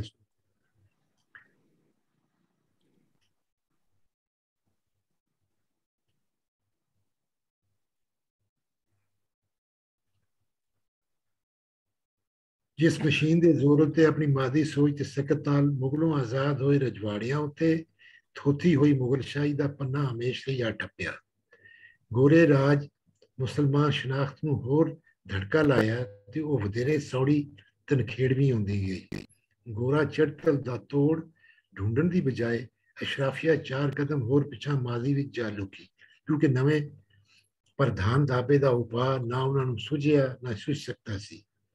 ਰੀਤ ਦਾ ਮੁਕਾਬਲਾ ਸੋਚ ਦਾ ਤੇ ਅਕੀਦੇ ਦਾ ਜੋੜ ਸਾਇੰਸ ਨਾਲ ਪੈ ਗਿਆ। ਨਤੀਜਾ ਉਹ ਨਿਕਲਿਆ ਜੋ ਨਿਕਲ ਸਕਦਾ ਸੀ, ਰੀਤ ਤੇ ਅਕੀਦੇ ਨੂੰ ਪਿੱਛੇ ਹਟਣਾ ਪਿਆ। ਪੰਜਾਬ ਵਿੱਚ ਮੁਸਲਮਾਨ ਸੂਝਵਾਨ ਚੜੇ ਗੋਰਾ ਰਾਜ ਅੱਗੇ ਇੰਜ ਨੇਵੇ ਕਿ ਲੋਕਾਈ ਦੇ ਸਿਆਸੀ ਤੇ ਸਮਾਜੀ ਫਿਰ ਤੋਂ ਦੁਰਾਡੇ ਹੁੰਦੇ ਗਏ। ਖਾਜਾ ਗੁਲਾਮ ਫਰੀਦ ਵਿੱਚ ਮੁਸਲਮਾਨ ਸ਼ਨਾਖਤ ਹੋਣ ਦਾ ਇਜ਼ਹਾਰ ਸੂਫੀ ਰੀਤ ਦੀ ਦੁਹਰਾਈ ਨਾਲ ਕਿਤਾਬੀ ਜਿਹਾ ਹੋ ਗਿਆ। ਉਹਨਾਂ ਦੀਆਂ ਸੂਫੀ ਵਿਚਾਰ ਬਾਰੇ ਕਾਫੀਆਂ ਇਸ ਦਾ ਸਬੂਤ ਨੇ ਜਿਨ੍ਹਾਂ ਵਿੱਚ ਤਜਰਬੇ ਦੀ ਥਾਂ ਖਿਆਲਾਂ ਦੀ ਭਰਮਾਰ ਹੈ। ਤਜਰਬੇ ਦੀ ਜਾਂਚ ਸਨਦ ਉੱਤੇ ਜ਼ੋਰ ਦਿੱਤਾ ਗਿਆ ਹੈ। ਮੀਆਂ ਮੁਹੰਮਦ ਬਖਸ਼ ਵਿੱਚ ਮਸਬੀਅਤ ਦਾ ਰੰਗ ਘਣਾ ਹੋ ਗਿਆ ਤੇ ਉਹ ਮਕਾਮੀ ਕਹਾਣੀਆਂ ਤਜ ਕੇ ਵਿਦੇਸ਼ੀ ਹਵਾਈ ਦਾਸਤਾਨਾਂ ਦੇ ਲੜ ਜਾ ਲੱਗੇ। ਪੰਜਾਬ ਦੀ ਸ਼ਾਇਰੀ ਜਿਸ ਹਮੇਸ਼ਾ ਆਪਣੀ ਧਰਤੀ ਉੱਤੇ ਪੱਕਾ ਪੈਰ ਰੱਖਿਆ ਉੜਕ ਕੋ ਕਾਫ ਵਿੱਚ ਜਾ ਰੁਲੀ। ਮੌਲਵੀ ਗੁਲਾਮ ਰਸੂਲ ਸਾਮੀ ਦਾਸਤਾਨਾਂ ਤੇ ਪਾਤਰਾਂ ਦੀ ਚਾਹਤ ਵਿੱਚ ਦੁਰਾੜੇ ਨਿਕਲ ਗਏ। ਪੂਰੀ 19ਵੀਂ ਸਦੀ ਵਿੱਚ ਇੱਕ ਮੁਹੰਮਦ ਸ਼ਾਹ ਬਚਿਆ ਜਿਹੜਾ ਨਿਜਾਬਤ ਤੇ ਅਲੀ ਹੈਦਰ ਦੇ ਰਾਹ ਟੁਰਿਆ ਤੇ ਉਸ ਆਪਣੀ ਵਾਰ ਜੰਗ ਹਿੰਦ ਪੰਜਾਬ ਜੋੜ ਲੋਕ ਲਾਜ ਰੱਖੀ ਤੇ ਇੰਜੋ ਵਿਦੇਸ਼ੀ ਰਾਜ ਨੂੰ ਘੇਰਿਆ। ਉਸ ਫਿਰਕੇਬਾਜ਼ੀ ਨਾਲ ਭਰੀਜੇ ਪੰਜਾਬ ਵਿੱਚ ਮਜ਼ਬੂਤ ਉਚੇਰੀ ਲੋਕ ਸਾਂਝ ਤੇ ਏਕਤਾ ਉਜਾਗਰ ਕੀਤੀ। ਤਬਕਾਤੀ ਸੂਰਤ, ਸਮਾਜੀ ਟਕਰਾਵਾਂ ਦੀ ਸਾਰ, ਤਾਰੀਖੀ ਟੋਰੇ ਦੀ ਸਮਝ ਬੂਝ, ਲੋਕ ਜੁੜਤ ਤੇ ਖੁਦਾਈ ਦੀ ਏਕਤਾ ਪੰਜਾਬ ਦੀ ਵਡਕੀ ਸ਼ਾਇਰੀ ਦਾ ਖਾਸਾ ਰਿਹਾ ਹੈ। 19ਵੀਂ ਸਦੀ ਦੀ ਸ਼ਾਇਰੀ ਵਿੱਚ ਇਹ ਸਾਰੇ ਅੰਗ ਢਿੱਲੇ ਪਏ ਤੇ ਮੁਰਝਾ ਗਏ। ਸ਼ਾਇਰੀ ਜਿਵੇਂ ਜਿਵੇਂ ਇਲਮੀ ਕਿਤਾਬੀ ਹੁੰਦੀ ਗਈ ਉਵੇਂ ਉਵੇਂ ਲੋਕ ਤਜਰਬੇ ਤੋਂ ਪਰੇ ਹਟਦੀ ਗਈ। ਇਹ ਸਬਬ ਹੈ ਕਿ ਖਾਜਾ ਫਰੀਦ, ਮੀਆਂ ਮੁਹੰਮਦ ਤੇ ਮੌਲਵੀ ਗੁਲਾਮ ਰਸੂਲ ਦੀ ਸ਼ਾਇਰੀ ਵਿੱਚ ਗੋਰੇ ਰਾਜ ਵਿੱਚ ਹੋਏ ਜ਼ੁਲਮ, ਜਬਰ ਤੇ ਲੁੱਟ ਮਾਰ ਦੀ ਸਿੱਧੀ ਤੇ ਅਸਿੱਧੀ ਚਰਚਾ ਨਾ ਹੋਣ ਬਰਾਬਰ ਹੈ। ਹੈਰਾਨੀ ਹੁੰਦੀ ਹੈ ਕਿ ਪੂਰੇ ਤਾਰੀਖ ਸਾਜ਼ ਵਾਰੇ ਵਿੱਚ ਬਣੀ ਸਮਾਜੀ ਇਨਸਾਨੀ ਸੂਰਤ ਹਾਲ ਦੀ ਠੋਸ ਝਲਕ ਉਹਨਾਂ ਦੇ ਕਲਾਮ ਵਿੱਚੋਂ ਨਹੀਂ ਆਉਂਦੀ। ਹਾਂ, ਕਿਤਾਬੀ ਰੂਹਾਨੀਅਤ ਤੇ ਰੀਤਲ ਮਸਬੀਅਤ ਸਿਰਕੜਵੀਂ ਹੈ। ਲੋਕ ਬਿਆਨੇ ਦੀ ਅਜਿਹੀ ਸ਼ਕਲ ਕਿਵੇਂ ਤੇ ਕਿਉਂ ਬਣੀ, ਭਰਵੀਂ ਖੋਜ ਮੰਗਦੀ ਹੈ। ਸਾਡੇ ਤਾਰੀਖੋਂ ਉਸੇ ਲੋਕ ਬਿਆਨੀਏ ਦੇ ਦੋ ਜੁੜਵੇਂ ਰੂਪ ਨੇ। ਇੱਕ ਰੂਪ ਉਹ ਜੋ ਬਾਬੇ ਫਰੀਦ, ਸ਼ਾਹ ਹੁਸੈਨ ਤੇ ਬੁੱਲੇ ਸ਼ਾਹ ਦੇ ਕਲਾਮ ਨਾਲ ਬਣਿਆ ਜਿਸ ਵਿੱਚ ਸਮਾਜੀ ਰੂਹਾਨੀ ਤਜਰਬੇ ਦੀ ਪਹਿਲ ਹੈ। ਦੂਜਾ ਰੂਪ ਦਮੋਦਰ, ਹਾਫਿਜ਼ ਬਰਖੁਰਦਾਰ ਤੇ ਵਾਰਿਸ ਸ਼ਾਹ ਦੀ ਕਿੱਸਾਕਾਰੀ ਤੇ ਨਿਜਾਬਤ ਦੀ ਵਾਰਕਾਰੀ ਵਿੱਚੋਂ ਨਿਕਲਿਆ ਜਿਸ ਵਿੱਚ ਸਮਾਜੀ ਤਾਰੀਖੀ ਤਜਰਬੇ ਦੀ ਚੜ੍ਹਤ ਹੈ। ਇਹ ਦੋਵੇਂ ਅੰਗ ਰਲ ਕੇ ਪੰਜਾਬ ਦਾ ਲੋਕ ਬਿਆਨੀਆਂ ਬਣਦੇ ਨੇ ਜਿਸ ਨਾਲ 19ਵੀਂ ਸਦੀ ਦੇ ਵੱਡੇ ਸ਼ਾਇਰ ਭਰਵਾਂ ਜੋੜ ਨਾ ਜੋੜ ਸਕੇ। ਗੋਰੇ ਬਸਤੀਵਾਦ ਦਾ ਰਾਜ, ਗੋਰੇ ਬਸਤੀ ਬਾਅਦ ਰਾਜ ਦੀ ਮੁੱਢਲੀ ਸਿਆਸੀ ਲੋੜ ਇਹ ਬਣੀ ਕਿ ਹਿੰਦ ਤੇ ਪੰਜਾਬ ਦੀਆਂ ਵੰਨ-ਸਵੰਨੀਆਂ ਮਜ਼ਹਬੀ ਢਾਣੀਆਂ ਨੂੰ ਆਪਸੀ ਜੁੜਤ ਬਣਾਉਣ ਤੋਂ ਹਟਕੇ ਹੋਵੇ ਤਾਂ ਕਿ ਉਹਨਾਂ ਦੇ ਖਿਲਾਫ ਕੋਈ ਸਾਂਝਾ ਮੋਰਚਾ ਨਾ ਬਣ ਸਕੇ। ਸੋ ਹਾਕਮਾਂ ਤੇ ਆਲਮਾਂ ਨੇ ਢਾਣੀਆਂ ਦੀ ਆਪਸੀ ਵਕਰਾਪ ਨੂੰ ਉਭਾਰਿਆ।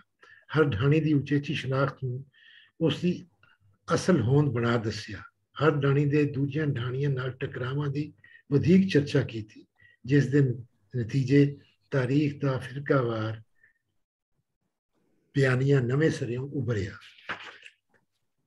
ਨਵੇਂ ਸਿਰਿਓਂ ਇਸ ਲਈ ਕਿ ਸਮਾਜੀ ਤਾਰੀਖੀ ਬਿਆਨੇ ਦੀ ਵੱਖ-ਵੱਖ ਤਕਣੀ ਕਿਸੇ ਹੱਦ ਤੋੜੀ ਹਿੰਦੂ, ਮੁਸਲਮਾਨ ਤੇ ਸਿੱਖ ਢਾਣੀਆਂ ਵਿੱਚ ਗੋਰੇ ਰਾਜ ਤੋਂ ਪਹਿਲੋਂ ਵੀ ਲੱਗੀ ਆਉਂਦੀ ਸੀ। ਇਹ ਵੀ ਤਾਰੀਖੀ ਹਕੀਕਤ ਹੈ ਕਿ ਅਰਬ ਤੁਰਕ ਰਾਜ ਦੌਰਾਨ ਢਾਣੀਆਂ ਦੇ ਵਿਚਕਾਰ ਪਾੜ ਪਏ ਤੇ ਤਣਾਅ ਵਧਿਆ, ਜਿਸ ਨੂੰ ਤੀਲੀ ਲਾ ਗੋਰੇ ਰਾਜ ਭਾਂਬੜ ਬਾਲਿਆ। ਪਰ ਆਪਸੀ ਪਾੜ ਤੇ ਤਣਾਅ ਪਹਿਲੇ ਤੋਂ ਮੌਜੂਦ ਸਨ, ਜਿਨ੍ਹਾਂ ਦਾ ਇਨਕਾਰ ਜਾਲੀ ਏਕਤਾ ਘੜਨ ਦੇ ਤਾਰੀਖੀ ਬੁਲੇਖੇ ਤੋਂ ਵੱਧ ਨਹੀਂ।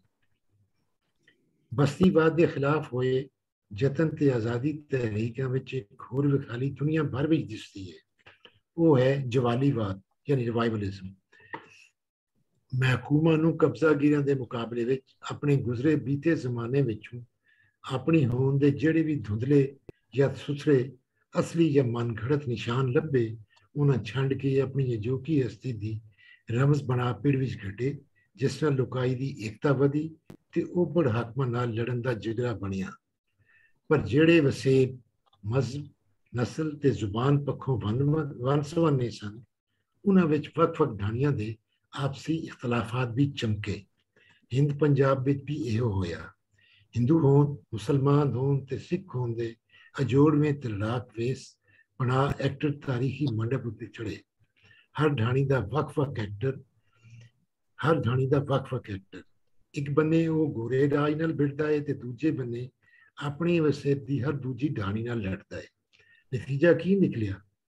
20ਵੀਂ ਸਦੀ ਦੇ ਅੱਧ ਵਿੱਚ ਪੰਜਾਬ ਦੀ ਉਜਾੜਵੀਂ ਤੇ ਖੂਨੀ ਵੰਡ ਹੋਈ, ਜਿਸ ਦਾ ਫੱਟ ਉਤੋਂ ਭਰ ਗਿਆ ਹੈ ਪਰ ਤੇ ਬੇਪੀੜਾ ਜਾਪਦਾ ਹੈ। ਪਰ ਜਦੋਂ ਫੱਟ ਦੁੱਖ ਨੂੰ ਖਲੋ ਰਹਿੰਦਾ ਹੈ, ਦਾਗ ਹੁੰਦਾ ਹੈ ਜੋ ਦੁਖਦਾ ਹੈ। ਦਮੋਦਰ ਦੇ ਟੋਰੇ ਵੰਨ-ਸਵੰਨੇ ਪੰਜਾਬ ਦੀ ਰਹਿਤਲੀ ਸਮਾਜੀ ਏਕਤਾ ਦੇ ਬਿਆਨੀਏ ਦਾ ਜੋ ਅੰਤ 20ਵੀਂ ਸਦੀ ਵਿੱਚ ਹੋਇਆ, ਉਹ ਸਾਡੀ ਤਾਰੀਖ ਦਾ ਭਿਆਨਕ ਤਿੰਨਾ ਮੋੜ ਹੈ। ਦਮੋਦਰ ਲਗਭਗ 16ਵੀਂ ਸਦੀ ਵਿੱਚ ਵੰਨ-ਸਵੰਨੇ ਪੰਜਾਬ ਦੀ ਸਮਾਜੀ ਰਹਿਤਲੀ ਏਕਤਾ ਦਾ ਬਿਆਨੀਆ ਬਣਾਇਆ ਤੇ ਟੁਰਿਆ, ਜੋ ਉੜਕ 20ਵੀਂ ਸਦੀ ਵਿੱਚ ਮਜ਼ਹਬੀ ਵਖਰਾਪ ਵਿੱਚੋਂ ਹੁੰਦਾ ਹੋਇਆ ਸਿਆਸੀ ਸਮਾਜੀ ਵੰਡ ਉੱਤੇ ਆ ਮੁੱਕਿਆ। ਵੰਡ ਛੜੀ ਧਰਤੀ ਦੀ ਨਹੀਂ ਹੋਈ, ਲੁਕਾਈ ਦੀ ਵੀ ਹੋਈ। ਛੜੀ ਧਰਤੀ ਤੇ ਲੁਕਾਈ ਦੀ ਨਹੀਂ ਹੋਈ, ਬੋਲੀ ਦੀ ਵੀ ਹੋਈ। ਜਿਹੜੀ ਸਾਂਝੀ ਬੋਲੀ ਦਮੋਦਰ ਸਵਾਰੀ ਤੇ ਨਿਖਾਰੀ, ਉਹ ਹੁਣ ਚੜ੍ਹਦੇ ਪਾਸੇ ਸੰਸਕ੍ਰਿਤ ਹਿੰਦੀ ਦੇ ਪਥਰੀਲੇ ਢੇਰ ਵਿੱਚ ਪੁਰੀਜੀ ਪਈ ਹੈ ਤੇ ਲਹਿੰਦੇ ਪਾਸੇ ਅਰਬੀ ਫਾਰਸੀ ਦੇ ਉਪਰੇ ਗੋਡੇ ਹੇਠਾਈ ਸਾਹ ਨਹੀਂ ਲੈ ਸਕਦੀ। ਕੀ ਤਾਰੀਖੀ ਬਿਆਨੀਆਂ ਦੇ ਬਿਆਨ ਨੂੰ ਦੁਬਾਰਾ ਸਮਝਣ, ਪਰਖਣ ਤੇ ਪਰਚੋਲਣ ਦੀ ਲੋੜ ਨਹੀਂ? ਸ਼ੁਕਰੀਆ। ਵਾਹ ਜੀ, ਬਹੁਤ ਅੱਛੇ।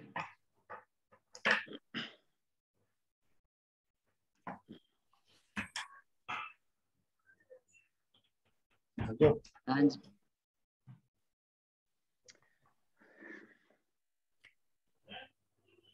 ਹਾਂਜੀ, ਦੋਸਤ ਮਿੱਤਰ ਗੱਲ ਕਰਨ। ਗੱਲ ਮੈਂ ਸ਼ੁਰੂ ਕਰਨ ਦੀ ਕੋਸ਼ਿਸ਼ ਕਰਨਾ। ਮੈਂ ਸਮਝਦਾ ਕਿਸੇ ਵੀ ਲਿਖਣ ਵਾਲੇ ਵਾਸਤੇ, ਸ਼ਾਇਰ ਹੋਵੇ, ਕੋਈ ਵਰਕ ਕਰਨ ਵਾਲਾ ਹੋਵੇ, ਕੋਈ ਵੀ, ਉਹਦੇ ਲਈ ਦਲੇਰ ਹੋਣਾ ਜ਼ਰੂਰੀ ਹੈ। ਮੈਂ ਸਭ ਤੋਂ ਪਹਿਲੇ ਤਾਂ ਇਹ ਗੱਲ ਕਰਨਾ ਕਿ ਸੂਫੀ ਸਾਹਿਬ ਨੇ ਬਹੁਤ ਸਾਰੀਆਂ ਗੱਲਾਂ ਐਸੀਆਂ ਕੀਤੀਆਂ ਨੇ ਜਿਹੜੀਆਂ ਬਹੁਤ ਦਲੇਰੀ ਦੀਆਂ ਗੱਲਾਂ ਨੇ, ਬੜਿਆਂ ਨੂੰ ਨਹੀਂ ਪਚਣੀਆਂ ਇਹਦੇ ਵਿੱਚ। ਲੇਕਿਨ ਇਹ ਗੱਲ ਬੜੀ ਜ਼ਰੂਰੀ ਹੈ। ਇਹ ਜਿਹੜੀ ਹੈ ਨਾ, ਇਸ ਪੱਖ ਨਾਲ, ਜਿਸ ਸੰਗ ਨਾਲ ਇਹਨਾਂ ਸਾਰੀ ਗੱਲ ਨੂੰ ਵੇਖਿਆ ਹੈ, ਦਮੋਦਰ ਤੋਂ ਲੈ ਕੇ ਤੇ ਅਖੀਰ ਮੀਆਂ ਮੁਹੰਮਦ ਬਖਸ਼ ਤੱਕ, ਉਸ ਤੋਂ ਅੱਗੇ ਖਵਾਜਾ ਫਰੀਦ ਵੀ, ਸਾਰੇ ਜਿਹੜੇ ਕੋਈ ਵੇਖੇ ਨੇ, ਬੜੇ ਸਾਰੇ ਸਵਾਲ ਨੇ ਜਿਹੜੇ ਇਹਨਾਂ ਪਾਏ ਨੇ। ਉਹ ਸਵਾਲ ਉਹਨਾਂ ਨੂੰ ਜਿਸਲੇ ਇਸ ਅਸੀਂ ਸ਼ੀਸ਼ੇ ਦੇ ਨਾਲ ਵੇਖੀ ਹੈ, ਐਨਕ ਲਾ ਕੇ ਜਿਹੜੀ ਸੂਫੀ ਸਾਹਿਬ ਲਾਈ ਹੈ ਤੇ ਸਾਫ਼ ਨਜ਼ਰ ਆਉਣੀਆਂ ਚੀਜ਼ਾਂ ਸ਼ੁਰੂ ਹੋ ਜਾਂਦੀਆਂ ਨੇ ਕਿ ਕਿੱਥੋਂ ਕਿਵੇਂ ਟੁਰਦੀ ਸਾਡੀ ਜਿਹੜੀ ਤਾਰੀਖ ਹੈ ਔਰ ਇਤਿਹਾਸਕ ਔਰ ਜਿਹੜਾ ਸਾਰਾ ਕੁਝ ਹੋਇਆ ਉਹਦੇ ਨਾਲ ਕਿਸ ਤਰ੍ਹਾਂ ਹੋਇਆ। ਤੇ ਫਿਰ ਵੰਡ ਜਿਹੜੀ ਆ ਕੇ ਹੋਈ ਹੈ, ਜਿਹੜੀ ਅਖੀਰ ਇਹਨਾਂ ਗੱਲ ਮੁਕਾਈ ਹੈ ਜਿੱਥੇ ਆ ਕੇ, ਕਿ ਵੰਡ ਸਿਰਫ ਧਰਤੀ ਦੀ ਨਹੀਂ ਹੋਈ, ਬੋਲੀ ਦੀ ਵੀ ਹੋਈ, ਲੁਕਾਈ ਦੀ ਵੀ ਹੋਈ, ਸਾਰੇ ਵੀ ਹੋਈ। ਉਹ ਧਾਰਮਿਕ ਜਿਹੜਾ ਅਸਰ ਸੀ ਉਹ ਫਿਰ ਉੱਤੇ ਆਂਦਾ ਸਾਡੇ ਤੇ ਇੰਨਾ ਕੁ ਹੋ ਗਿਆ ਕਿ ਜਿਹੜੇ ਬੰਦੇ ਉਹ ਧਾਰਮਿਕ ਉਸ ਤਰੀਕੇ ਨਾਲ ਨਹੀਂ ਵੀ ਸਨ, ਸਿੱਟਾ ਭਾਵੇਂ ਉਹ ਕੁਝ ਹੋਰ ਕੱਢਦੇ ਸਨ, ਲੇਕਿਨ ਹਵਾਲਾ ਉਧਰੋਂ ਹੀ ਕਿਧਰੋਂ ਲਿਆਂਦੇ ਸਨ। ਜਿਹੜੇ ਬਹੁਤ ਸਾਰਿਆਂ ਦੇ ਨਾਂ ਇਹਨਾਂ ਲਏ ਨੇ ਵੱਡਿਆਂ ਉੱਤੇ, ਜਿਹੜੇ ਨਾਂ ਲਏ ਨੇ, ਹਵਾਲਾ ਉਹਨਾਂ ਦਾ ਬੇਸ਼ੱਕ ਰਿਲੀਜੀਅਸ ਕਿਸੇ ਪਾਸੇ ਹੁੰਦਾ ਸੀ, ਸਿੱਟਾ ਉਹਨਾਂ ਕੁਝ ਹੋਰ ਕੱਢਿਆ ਹੁੰਦਾ ਸੀ, ਲੇਕਿਨ ਹਵਾਲਾ ਉਹ ਫਿਰ ਵੀ ਉੱਥੇ ਲਿਆਂਦੇ ਸਨ ਕਿ ਇਹਦਾ ਮਤਲਬ ਕੀ ਹੈ ਕਿ ਸਾਡੀ ਸੁਸਾਇਟੀ ਦੇ ਵਿੱਚ ਕਿਸ ਤਰ੍ਹਾਂ ਅਸਰ ਹੋਇਆ ਤਾਰੀਖ ਦਾ, ਤਾਰੀਖੀ ਜ਼ਬਰ ਦਾ ਔਰ ਦੂਜੀਆਂ ਚੀਜ਼ਾਂ ਦਾ, ਔਰ ਫਿਰ ਸੋਚ ਕਿਸ ਤਰ੍ਹਾਂ ਉਹ ਚੀਜ਼ਾਂ ਜਿਹੜੀਆਂ ਅੱਜ ਕੁਝ ਓਪਰੀਆਂ ਲੱਗਦੀਆਂ ਨੇ, ਕੁਝ ਵਕਤ ਦੇ ਬਾਅਦ ਜਿਸਲੇ ਉਹ ਚੀਜ਼ਾਂ ਹੌਲੀ ਹੌਲੀ ਪਾਈਆਂ ਜਾਂਦੀਆਂ ਨੇ, ਫੀਡ ਕੀਤੀਆਂ ਜਾਂਦੀਆਂ ਨੇ, ਤੇ ਫਿਰ ਉਹ ਇੰਝ ਲੱਗਦਾ ਕਿ ਜਿਵੇਂ ਇਹ ਤੇ ਠੀਕ ਨੇ, ਇਹਨਾਂ ਗੱਲਾਂ ਨਾਲ ਅਸੀਂ ਕਰ ਸਕਨੇ ਹਾਂ।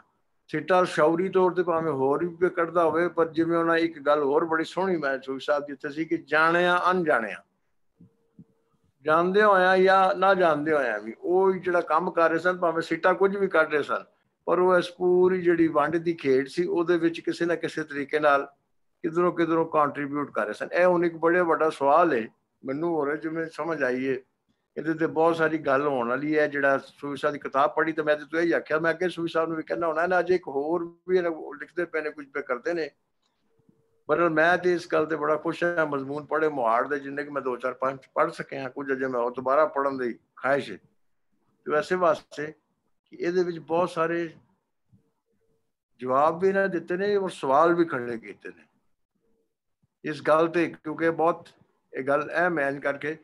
ਔਰ ਇਸ ਵਾਸਤੇ ਇਹਨਾਂ ਦੀ ਮੁਹਾੜ ਦੇ ਵਿੱਚ ਪੜ੍ਹਿਆ ਮਜ਼ਮੂਨ ਖਾਸ ਕਰਕੇ ਉੱਚੇ ਮੇਰੀ ਹੁਣ ਬੈਟਰੀ ਵੀ ਮੁੱਕ ਗਈ ਸੀ, ਫਿਰ ਮੈਂ ਆਪਣੀ ਧੀ ਨੂੰ ਆਖਿਆ ਪੁੱਤਰ ਦੇ ਮੈਂ ਸੂਫੀ ਸਾਹਿਬ ਦਾ ਮਜ਼ਮੂਨ ਨਹੀਂ ਛੱਡਦਾ, ਉਹਦੇ ਵਾਸਤੇ ਮੈਂ ਬੈਠਾ ਐਸਾ ਖਾਸ ਕਰਕੇ। ਤੇ ਬਾਕਮਾਲ ਮਜ਼ਮੂਨ ਹੈ ਸੂਫੀ ਸਾਹਿਬ। ਬਾਕੀ ਦੋਸਤ ਗੱਲ ਕਰਨਗੇ ਤੇ ਅੱਗੋਂ ਜੇ ਕੋਈ ਗੱਲ ਨਿਕਲੀ ਤੇ ਫਿਰ ਕਰਾਂਗੇ।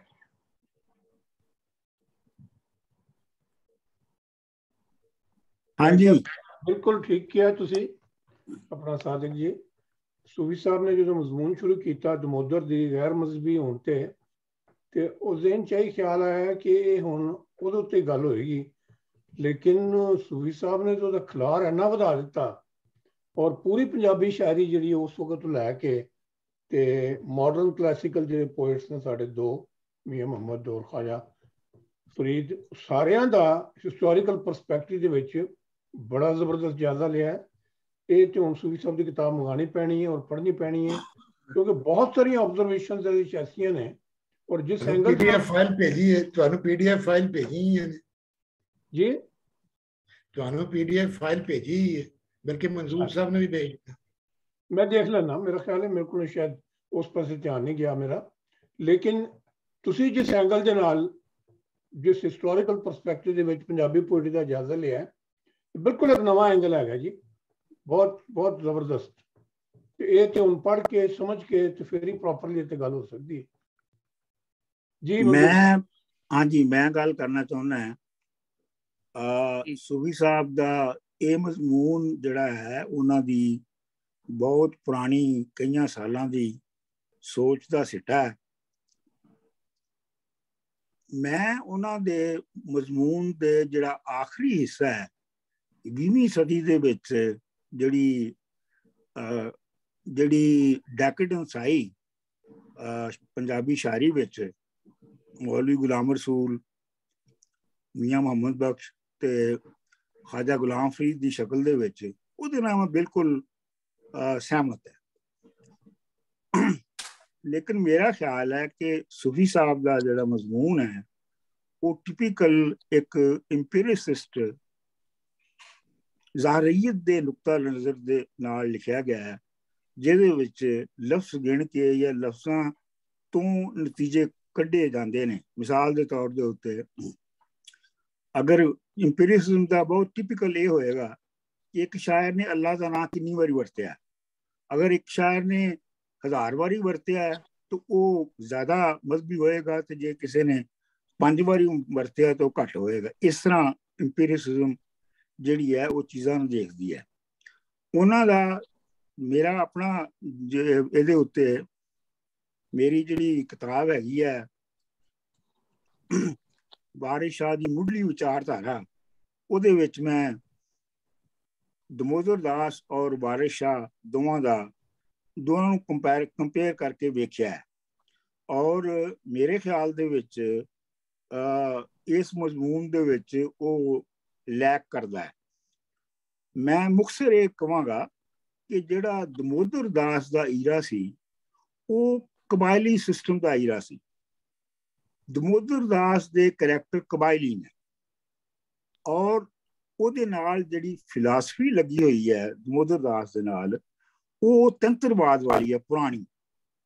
ਉਹ ਨਵੀਂ ਜਿਹੜੀ ਫਿਊਡਲ ਰਿਆਸਤ ਦੇ ਬਣਨ ਤੋਂ ਬਾਅਦ ਜਿਹੜੀ ਮਜ਼ਹਬੀ ਨਜ਼ਰੀਆ ਆਇਆ ਉਹਦੇ ਤੱਕ ਅਜੇ ਨਹੀਂ ਸੀ ਪਹੁੰਚੀ।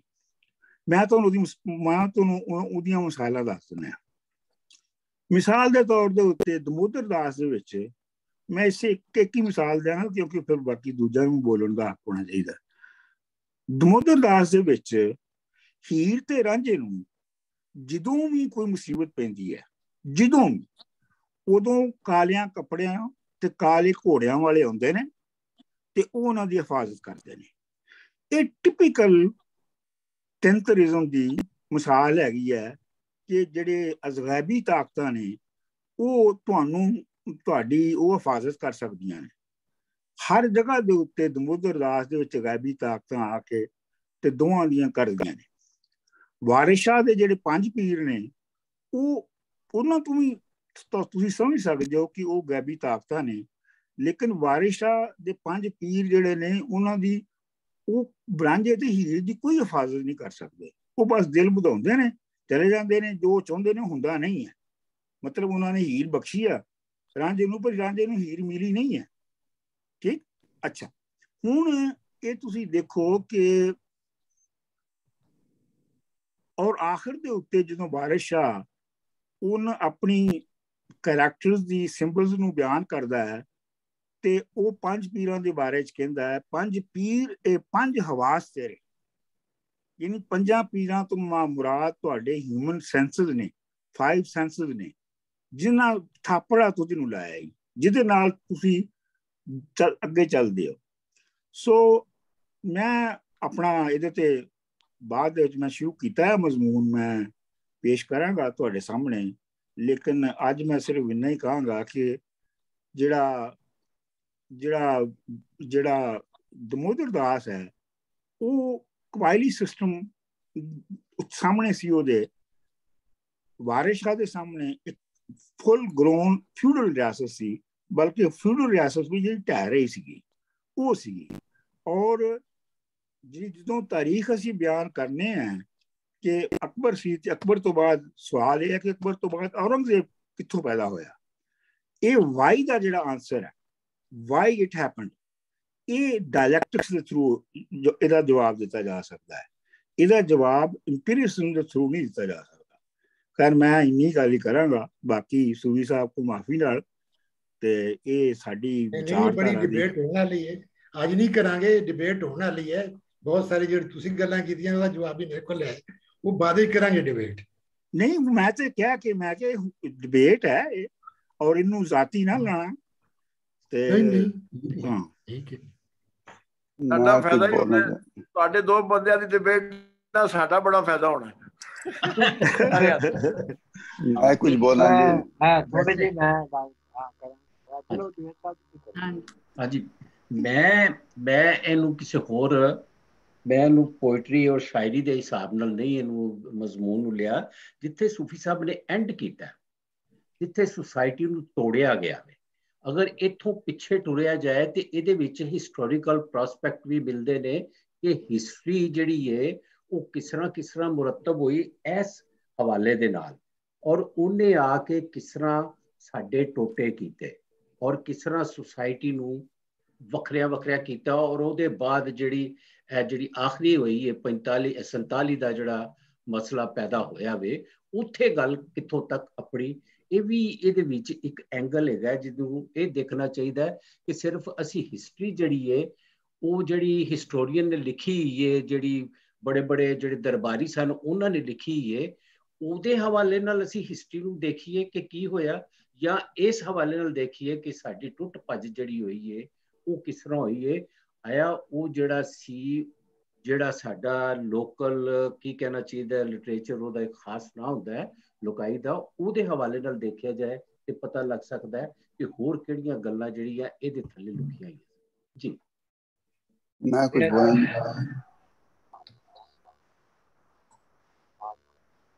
हाँ जी गोंदल जी, हाँ जी बोलो। हाँ जी, शुक्रिया जी।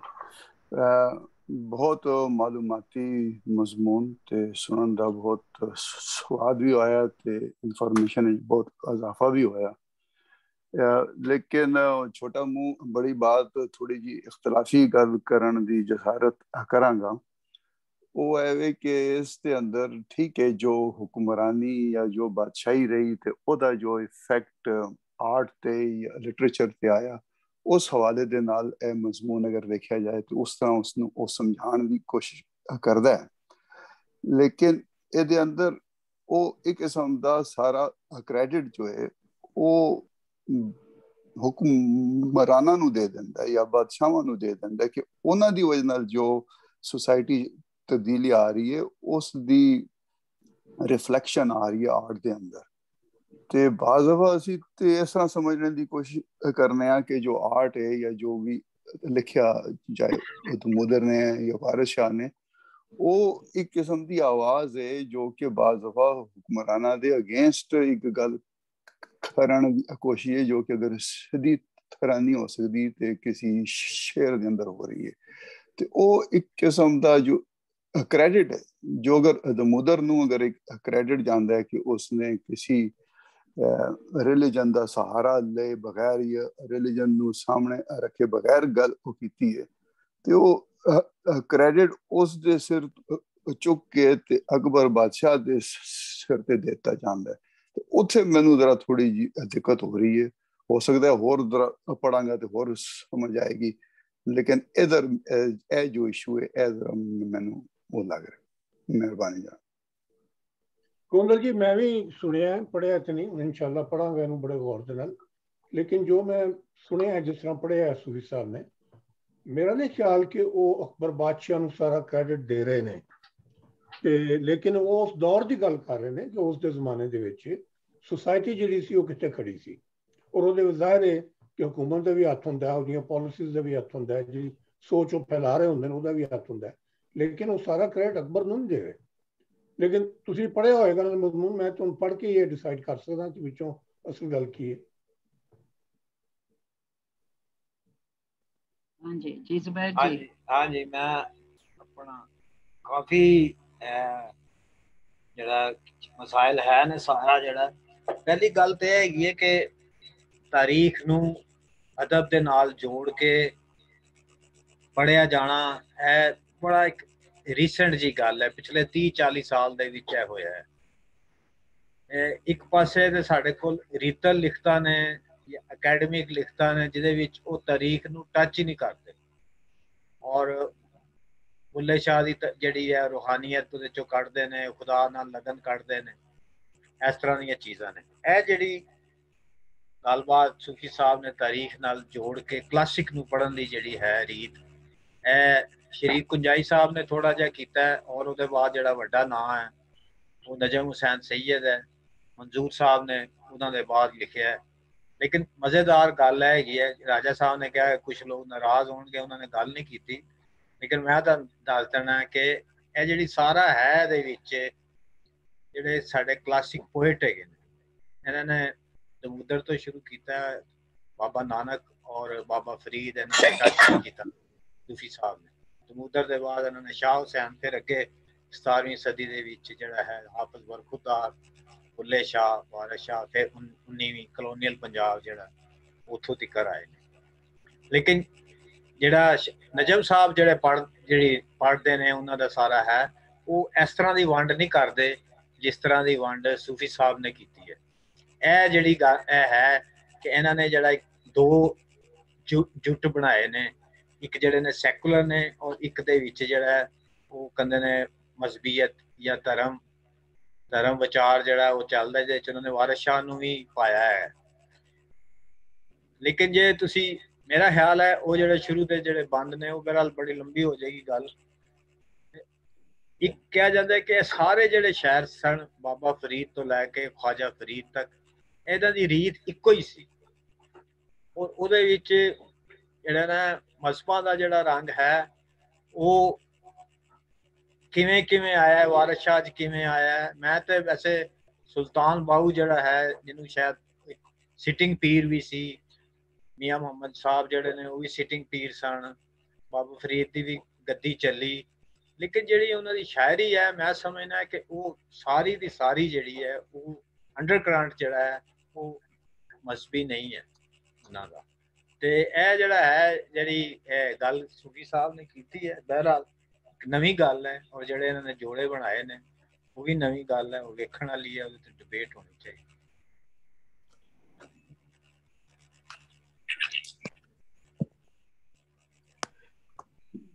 थोड़ा जा मैं फिर बोल सकना जी एवं? हाँ जी हाँ जी बोलो बोलो।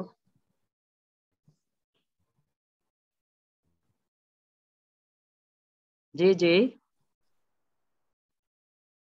खामोशी हो गई है। जिन्नी हाँ देर जी तक बोलते ने मैं क्या शायद आवाज छोटी जी वो अर्ज कर जुबैर साहब की गल में मैं आगे टुर गया जी, प्लीज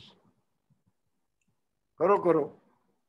अच्छा मैं सिर्फ इन्नी गल करनी समीना जी कि जो पता मेरा मैं तुहानू मशवरे दे रहा कि जो पता होए ना कि इहो जिहा भरवा मजमून सूफी साहब के स्ट्रक्चर के बंदे ने पढ़ना है, तो मेरा ख्याल है असीं अपनी सारी मीटिंग ही उहदे वास्ते डेडिकेट करिया करिए, क्योंकि हुण टाइम इन्ना हो गया कि जिवें खुल के गल होनी चाहिए इत्थे वो मैनूं पता होनी नहीं, तो वो फिर स्वाद रह जाना। नहीं नहीं अजे टाइम हैगा है, कल करो। ठीक है ठीक। मैं तो उस दिन का इंतजार पिया करना जिहड़ा जिस दिन रखना एक पूरा जिहड़ा वे ना एक पूरी रखना जो प्रोग्राम जिहदे विच डॉक्टर मंजूर ते डॉक्टर मुश्ताक सूफी की गलबात होनी, असीं सारे उस वेले फिर उस गल दे विच बड़ा मजा होना। ਉਹਦੀ वजह बड़ियां सारियां गल्लां खुलियां ने। ਉਹਦੀ वजह पता की है, सूफी साहब ਨੂੰ मैं एक गल ਦਾ क्रेडिट देना हुंदा कि इन्हां जदों ब्रैक्स लिखी ना, मैं बड़ी वारी मिसाल देना ਤੇ ਮੈਂ ਬੜੇ ਅਰਸੇ ਬਾਅਦ ਇਹਨਾਂ ਪਤਾ ਨਹੀਂ ਕਿੰਨੇ ਸਾਲਾਂ ਬਾਅਦ ਉਹ ਬ੍ਰੈਕਟ ਦੀ ਛਾਪੀ ਹੋ ਜਿਹੜਾ ਤਰਜਮਾ, ਤੇ ਮੈਂ ਕਿਹਾ ਸੂਫੀ ਸਾਹਿਬ ਇਹ ਹੁਣ ਲਿਖਿਆ ਜੇ 90s ਵਿੱਚ ਛਾਪਿਆ ਸੀ ਇਹਨਾਂ ਸੂਫੇ। ਇਹਨਾਂ ਕਿਹਾ ਜੀ ਉਹ ਯਾਰ ਲਿਖਿਆ ਤੇ ਮੈਂ 20 ਸਾਲਾਂ ਦਾ ਹੋਇਆ ਕਿ ਪਤਾ ਨਹੀਂ 15 ਸਾਲਾਂ ਦਾ ਕਰ ਦਿੱਤਾ ਹੋਇਆ ਤਰਜਮਾ, ਪਰ ਮੈਂ ਇਹਨੂੰ ਛਾਪਿਆ ਨਹੀਂ। ਮੈਂ ਕਿਹਾ ਮੈਂ ਆਪ ਨਹੀਂ ਪੈਸੇ ਲਾਣੇ, ਕੋਈ ਲਾਵੇ ਤੇ ਲਾਵੇ, ਮੈਂ ਨਹੀਂ ਪੈਸੇ ਕਿਤਾਬ ਨੂੰ ਛਾਪਣਾ। ਜਦੋਂ ਕਿਤਾਬ ਆਈ ਤੇ ਮੈਂ ਪੜ੍ਹੀ ਤੇ ਮੈਂ ਕਿਹਾ ਸੂਫੀ ਸਾਹਿਬ ਬੜਾ ਜ਼ੁਲਮ ਕੀਤਾ ਜੇ। ਜ਼ੁਲਮ ਇਸ ਲਈ ਕੀਤਾ ਜੇ ਕਿ ਪੂਰੀ 1-2 ਪੀੜ੍ਹੀਆਂ ਸ਼ਾਇਰਾਂ ਦੀਆਂ ਵਿੱਚੋਂ ਲੰਘ ਗਈਆਂ। ਉਹ ਮੈਂ ਕਿਹਾ ਉਹ ਸ਼ਾਇਰਾਂ ਦੀਆਂ ਪੀੜ੍ਹੀਆਂ ਨੂੰ ਬ੍ਰੇਕ ਤੱਕ ਪੜ੍ਹ ਲੈਂਦੇ ਉਦੋਂ ਸਨ 80 ਜਦੋਂ ਤੁਸੀਂ ਕਰ ਲਿਆ ਸੀ 76 ਜਾਂ 80 ਦੇ ਵਿੱਚ, ਤੇ ਉਹਨਾਂ ਨੂੰ ਸਮਝ ਆ ਜਾਂਦਾ ਕਿ ਇਹ ਵੀ ਸ਼ਾਇਰੀ ਹੁੰਦੀ ਹੈ। ਉਹ ਬਹੁਤ ਸਾਰੇ ਜਿਹੜੇ ਰੀਤ ਦੇ ਵਿਚਾਰੇ ਰੀਤ ਵਿੱਚ ਹੀ ਫਿਰ ਡੁੱਬੇ ਰਹੇ, ਰੀਤ ਰਹਿ ਗਏ। ਇਹ ਕ੍ਰੈਡਿਟ ਮੈਂ ਸੂਫੀ ਸਾਹਿਬ ਨੂੰ ਦੇਣਾ, ਜਿਹੜੀਆਂ ਗੱਲਾਂ ਇਹਨਾਂ ਨੇ ਕੀਤੀਆਂ ਨੇ ਬਹੁਤ ਸਾਰੀਆਂ ਗੱਲਾਂ ਮੰਗਦੀਆਂ ਨੇ। ਉਹਦੀ ਵਜ੍ਹਾ ਕਿ ਅਸੀਂ ਬਹੁਤ ਸਾਰੀਆਂ ਜਕੜਬੰਦੀਆਂ 'ਚ ਵੀ ਤੇ ਆਏ ਹਾਂ। ਉਹ ਅਗਲੇ ਮਜ਼ਮੂਨ ਮੇਰਾ ਖਿਆਲ ਅਗਲੀ ਕਿਤਾਬ ਜਿਹੜੀ ਆਏਗੀ ਉਹ ਇਸ ਤੇ ਵੀ ਆਣੀ ਚਾਹੀਦੀ ਹੈ। मैं इन्होंने पूछा ना कि हाँ मैं कोई लिखना पाया, मैं क्या साड़ी ये जकड़बंदियां भी तो कड्डो। कोई सूफिया की जकड़बंदी च फस गया, कोई कित्थे फस गया, उन्हां विचों निकलना, कोई नवीं गल करनी कि वो ठीक ने, वो बेस ने, वो बंदे ठीक सन वड्डे सारे, पर उन्हां दे अंदर ही रह जाना। मैं क्या इस जकड़बंदियां दे उन्हां दे पकाने च भी तो वाह कड्ढनी है किसी ने कि नहीं कड्ढनी। ਜਿਹੜੇ ਅਸੀਂ ਆਪਣੇ ਬੁੱਤ ਬਣਾ ਲੈਂਦੇ ਆ ਉਹਨਾਂ ਬੁੱਤਾਂ ਨੂੰ ਵੀ ਤੇ ਕਦੀ ਢਾਣਾ ਕਿ ਨਹੀਂ ਢਾਣਾ, ਦੁਨੀਆ ਨੇ ਅੱਗੇ ਕਿਵੇਂ ਚੱਲਣਾ। ਸੋ ਮੈਂ ਇਸ ਵਾਸਤੇ ਸਮਝਦਾ ਕਿ ਹਰ ਮਜ਼ਮੂਨ ਦੀ ਜਿਹੜੀ ਨਾ ਸੂਫੀ ਸਾਹਿਬ ਇਹਦੇ ਚ ਬੜੇ ਸਾਰੇ ਜਵਾਬ ਦਿੱਤੇ ਨੇ, ਪਰ ਬੜੇ ਸਾਰੇ ਸਵਾਲ ਛੱਡੇ ਨੇ। ਇਹ ਬੜੀ ਸੋਹਣੀ ਗੱਲਬਾਤ ਵੀ ਸ਼ੁਰੂ ਹੋਈ ਔਰ ਮੈਂ ਬੜਾ ਖੁਸ਼ ਹੋਇਆ ਜਿਸ ਵੇਲੇ ਪ੍ਰੋਫੈਸਰ ਸਾਹਿਬ ਇਹਨਾਂ ਨੇ ਮੌਜੂਦ ਸਾਹਿਬ ਉਹਨਾਂ ਕੋਲ ਆਖਿਆ ਕਿ ਅੱਜ ਅਸੀਂ ਗੱਲ ਕਰਾਂਗੇ। ਇਹ ਗੱਲ ਬਿਲਕੁਲ ਹੋਣੀ ਚਾਹੀਦੀ ਹੈ। ਔਰ ਜਿੰਨੇ ਵੀ ਦੋਸਤ ਨੇ, ਮੈਂ ਵੀ ਇਹ ਕਿਤਾਬ ਨੂੰ ਇੱਕ ਵਾਰੀ ਨਹੀਂ, ਸੂਫੀ ਸਾਹਿਬ ਦੇ ਇਹ ਇਤਫਾਕ ਨਾਲ ਮਜ਼ਮੂਨ ਮੈਂ 2 ਵਾਰੀ ਪੜ੍ਹਿਆ ਸੀ। ਹੋਰ ਵੀ ਮੈਂ ਚਾਹੁੰਦਾ ਕਿ ਇਹਨੂੰ 2 ਵਾਰੀ ਪੜ੍ਹਿਆ ਜਾਵੇ, ਕਿਉਂਕਿ ਬਹੁਤ ਸਾਰਾ ਮਜ਼ਮੂਨ ਇਹੋ ਜਿਹਾ ਜਿਹੜਾ ਹੈ ਉਹ ਲਾਈਨਸ ਦੇ ਬਿਟਵੀਨ ਦਾ ਲਾਈਨਸ ਵੀ ਬੜਾ ਕੁਝ ਹੁੰਦਾ ਜਿਹੜੀ ਗੱਲ ਦੀ ਸਮਝ ਆਉਂਦੀ ਹੈ। ਤੇ ਉਹ ਬਹਰਹਾਲ ਇਸ ਗੱਲ ਦੇ ਨਾਲ ਹੀ, ਕਿਉਂਕਿ ਮੈਂ ਹੀ ਨਾ ਮੁਸਲਸਲ ਬੋਲਦਾ ਰਹਾ, ਗੱਲ ਇਹ ਹੈ ਕਿ ਜਿਹੜੀ ਪ੍ਰੋਫੈਸਰ ਜ਼ੁਬੈਰ ਸਾਹਿਬ ਦੀ ਗੱਲ ਤੋਂ ਹੈ ਕਿ ਮਜ਼ਹਬੀ ਹਵਾਲਾ ਦੇਣਾ, ਕਿਉਂਕਿ ਜਿਸ ਰੀਤ ਵਿੱਚ ਅਸੀਂ ਰਹਿੰਦੇ ਹਾਂ ਅਸੀਂ ਉਹਦੇ ਹਵਾਲੇ ਲੱਭ ਕੇ ਲਿਆਉਂਦੇ ਹਾਂ। ਉਹ ਮਜ਼ਹਬੀ ਜਿਸ ਤਰ੍ਹਾਂ ਵੱਧਦੀ ਗਈ ਜਕੜਬੰਦੀ ਉਹਦੇ ਵਿੱਚ ਆਉਂਦੇ ਗਏ ਤੇ ਉਹਨਾਂ ਦੇ ਹਵਾਲੇ ਵੀ ਉਹ ਬਣਦੇ ਗਏ।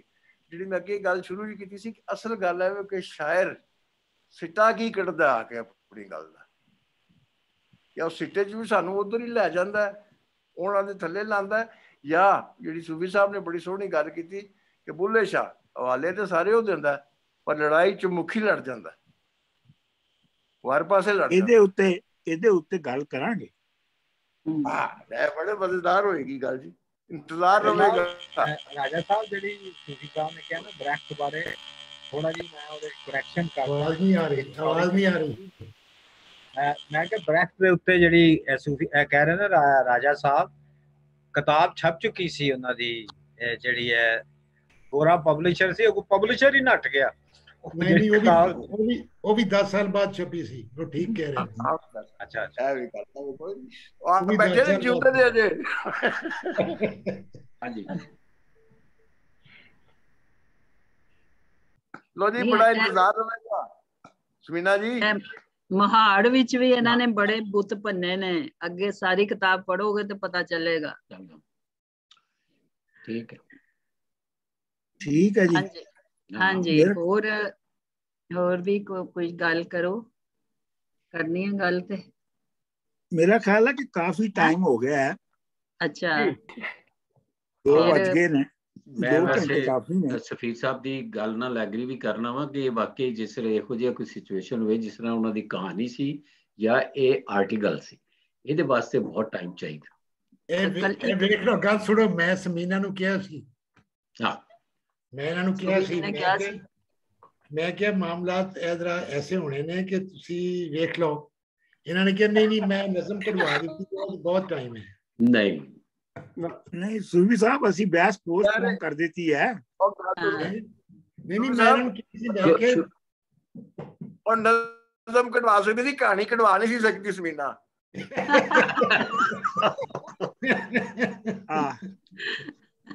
ਫਿਰ ਅਸੀਂ ਲੇਕਿਨ ਅਸੀਂ ਮੌਕਾ ਦਾਂਗੇ ਸੂਫੀ ਸਾਹਿਬ ਦੀ ਬਹਿਸ ਅਸੀਂ ਪੋਸਟਪੋਨ ਕੀਤੀ ਹੈ। ਅਸੀਂ ਸੂਫੀ ਜੀ ਨੂੰ ਮੌਕਾ ਦਵਾਂਗੇ, ਫਿਰ ਉਹਨਾਂ ਨੂੰ ਬੁਲਾਵਾਂਗੇ ਔਰ ਫਿਰ ਸਾਰਾ ਕੁਝ ਗੱਲਾਂ ਬਾਤਾਂ ਹੋਣਗੀਆਂ। ਤੇ ਕੋਈ ਅਜੇ ਤੇ ਸੰਗਤ ਸ਼ੁਰੂ ਹੋਈ ਹੈ, ਅਜੇ ਭਖ ਰਹੀ ਹੈ, ਅਜੇ ਭਖ ਰਹੀ ਹੈ, ਭੁਗਤੀ ਰਹੀ ਤੇ ਮੱਚ ਪੋਸੀ। ਬਿਲਕੁਲ ਜੀ। ਬਹਰਹਾਲ ਬਹੁਤ ਅੱਛੀ ਗੱਲਬਾਤ ਹੋਈ ਹੈ, ਜਿੰਨੀ ਵੀ ਗੱਲਬਾਤ ਹੋਈ ਹੈ ਬਹੁਤ ਅੱਛੀ, ਜ਼ਬਰਦਸਤ। ਤਸ਼ਨਗੀ ਤੇ ਰਹਿ ਗਈ ਹੈ, ਤੇ ਉਹ ਤੇ ਤੁਹਾਨੂੰ ਪਤਾ ਹੈ ਤਰੇ ਤੇ ਰਹਿ ਜਾਂਦੀ ਹੈ, ਜਿਹੜੀ ਕੰਮ ਦੀ ਗੱਲ ਹੁੰਦੀ ਹੈ, ਸਵਾਦ ਦੀ ਗੱਲ, ਉਹ ਤਰੇ ਰਹਿੰਦੀ ਹੈ, ਤੇ ਤਰੇ ਰਹਿਣੀ ਵੀ ਚਾਹੀਦੀ ਹੈ, ਤੇ ਤਾਂ ਕਿ ਫਿਰ ਦੁਬਾਰਾ ਸਾਨੂੰ ਫਿਰ ਮਿਲਣ ਦੀ ਆਸ ਹੁੰਦੀ ਹੈ। ਤੇ ਅਸੀਂ ਬਾਰ-ਬਾਰ ਬੁਲਾਵਾਂਗੇ, ਸੂਫੀ ਜੀ ਨੂੰ ਆਉਣਗੇ ਤੇ ਉਹ ਵੀ ਹੋਏਗਾ ਮਨਜ਼ੂਰ ਜੀ ਦਾ, ਤੇ ਉਹ ਡਿਬੇਟ ਵੀ ਸੁਣਾਂਗੇ। ਉਹ ਤੇ ਬਹੁਤ ਜ਼ਰੂਰੀ ਹੈ। ਹਾਂਜੀ ਬਹੁਤ ਜ਼ਰੂਰੀ ਹੈ, ਬਿਲਕੁਲ ਸਾਡਾ ਫਾਇਦਾ। ਸੂਫੀ ਜੀ ਦੀ ਮੈਨੂੰ ਇੱਕ ਗੱਲ ਹੁਣੇ ਚੇਤੇ ਆਈ ਹੈ ਕਿ ਇੱਕ ਨਾਵਲ ਵੀ ਲਿਖਿਆ ਹੋਇਆ ਹੈ ਜਾਂ ਲਿਖ ਰਹੇ ਨੇ, ਤੇ ਉਹ ਵੀ ਤੁਸੀਂ ਜ਼ਰੂਰ ਨਾਵਲ ਵੀ ਲਿਆਓ। ਹਾਂ ਸੂਫੀ ਸਾਹਿਬ 15 ਸਾਲ ਤੋਂ ਆਂਡੇ ਰੱਖ ਕੇ ਨਾਵਲ ਦੇ ਬੈਠੇ ਨੇ। ਨਹੀਂ ਨਾ ਪਤਾ ਨਹੀਂ ਆਇਆ ਐਵੇਂ ਹੀ ਹੈ ਯਾਰ। ਨਹੀਂ ਲਿਖ ਕੇ ਤੁਸੀਂ ਕੱਢਣਾ ਤੇ ਹੈ ਇੱਕ ਦਿਨ ਲੰਮੇ, ਲੇਕਿਨ ਇਹ ਹੈ ਕਿ ਇਹ ਕੋਈ 30 ਸਾਲ ਦੇ ਆਂਡੇ ਰੱਖੇ ਨੇ ਇਹਨਾਂ ਨੇ ਥੱਲੇ ਨਾਵਲ ਵਾਲੇ।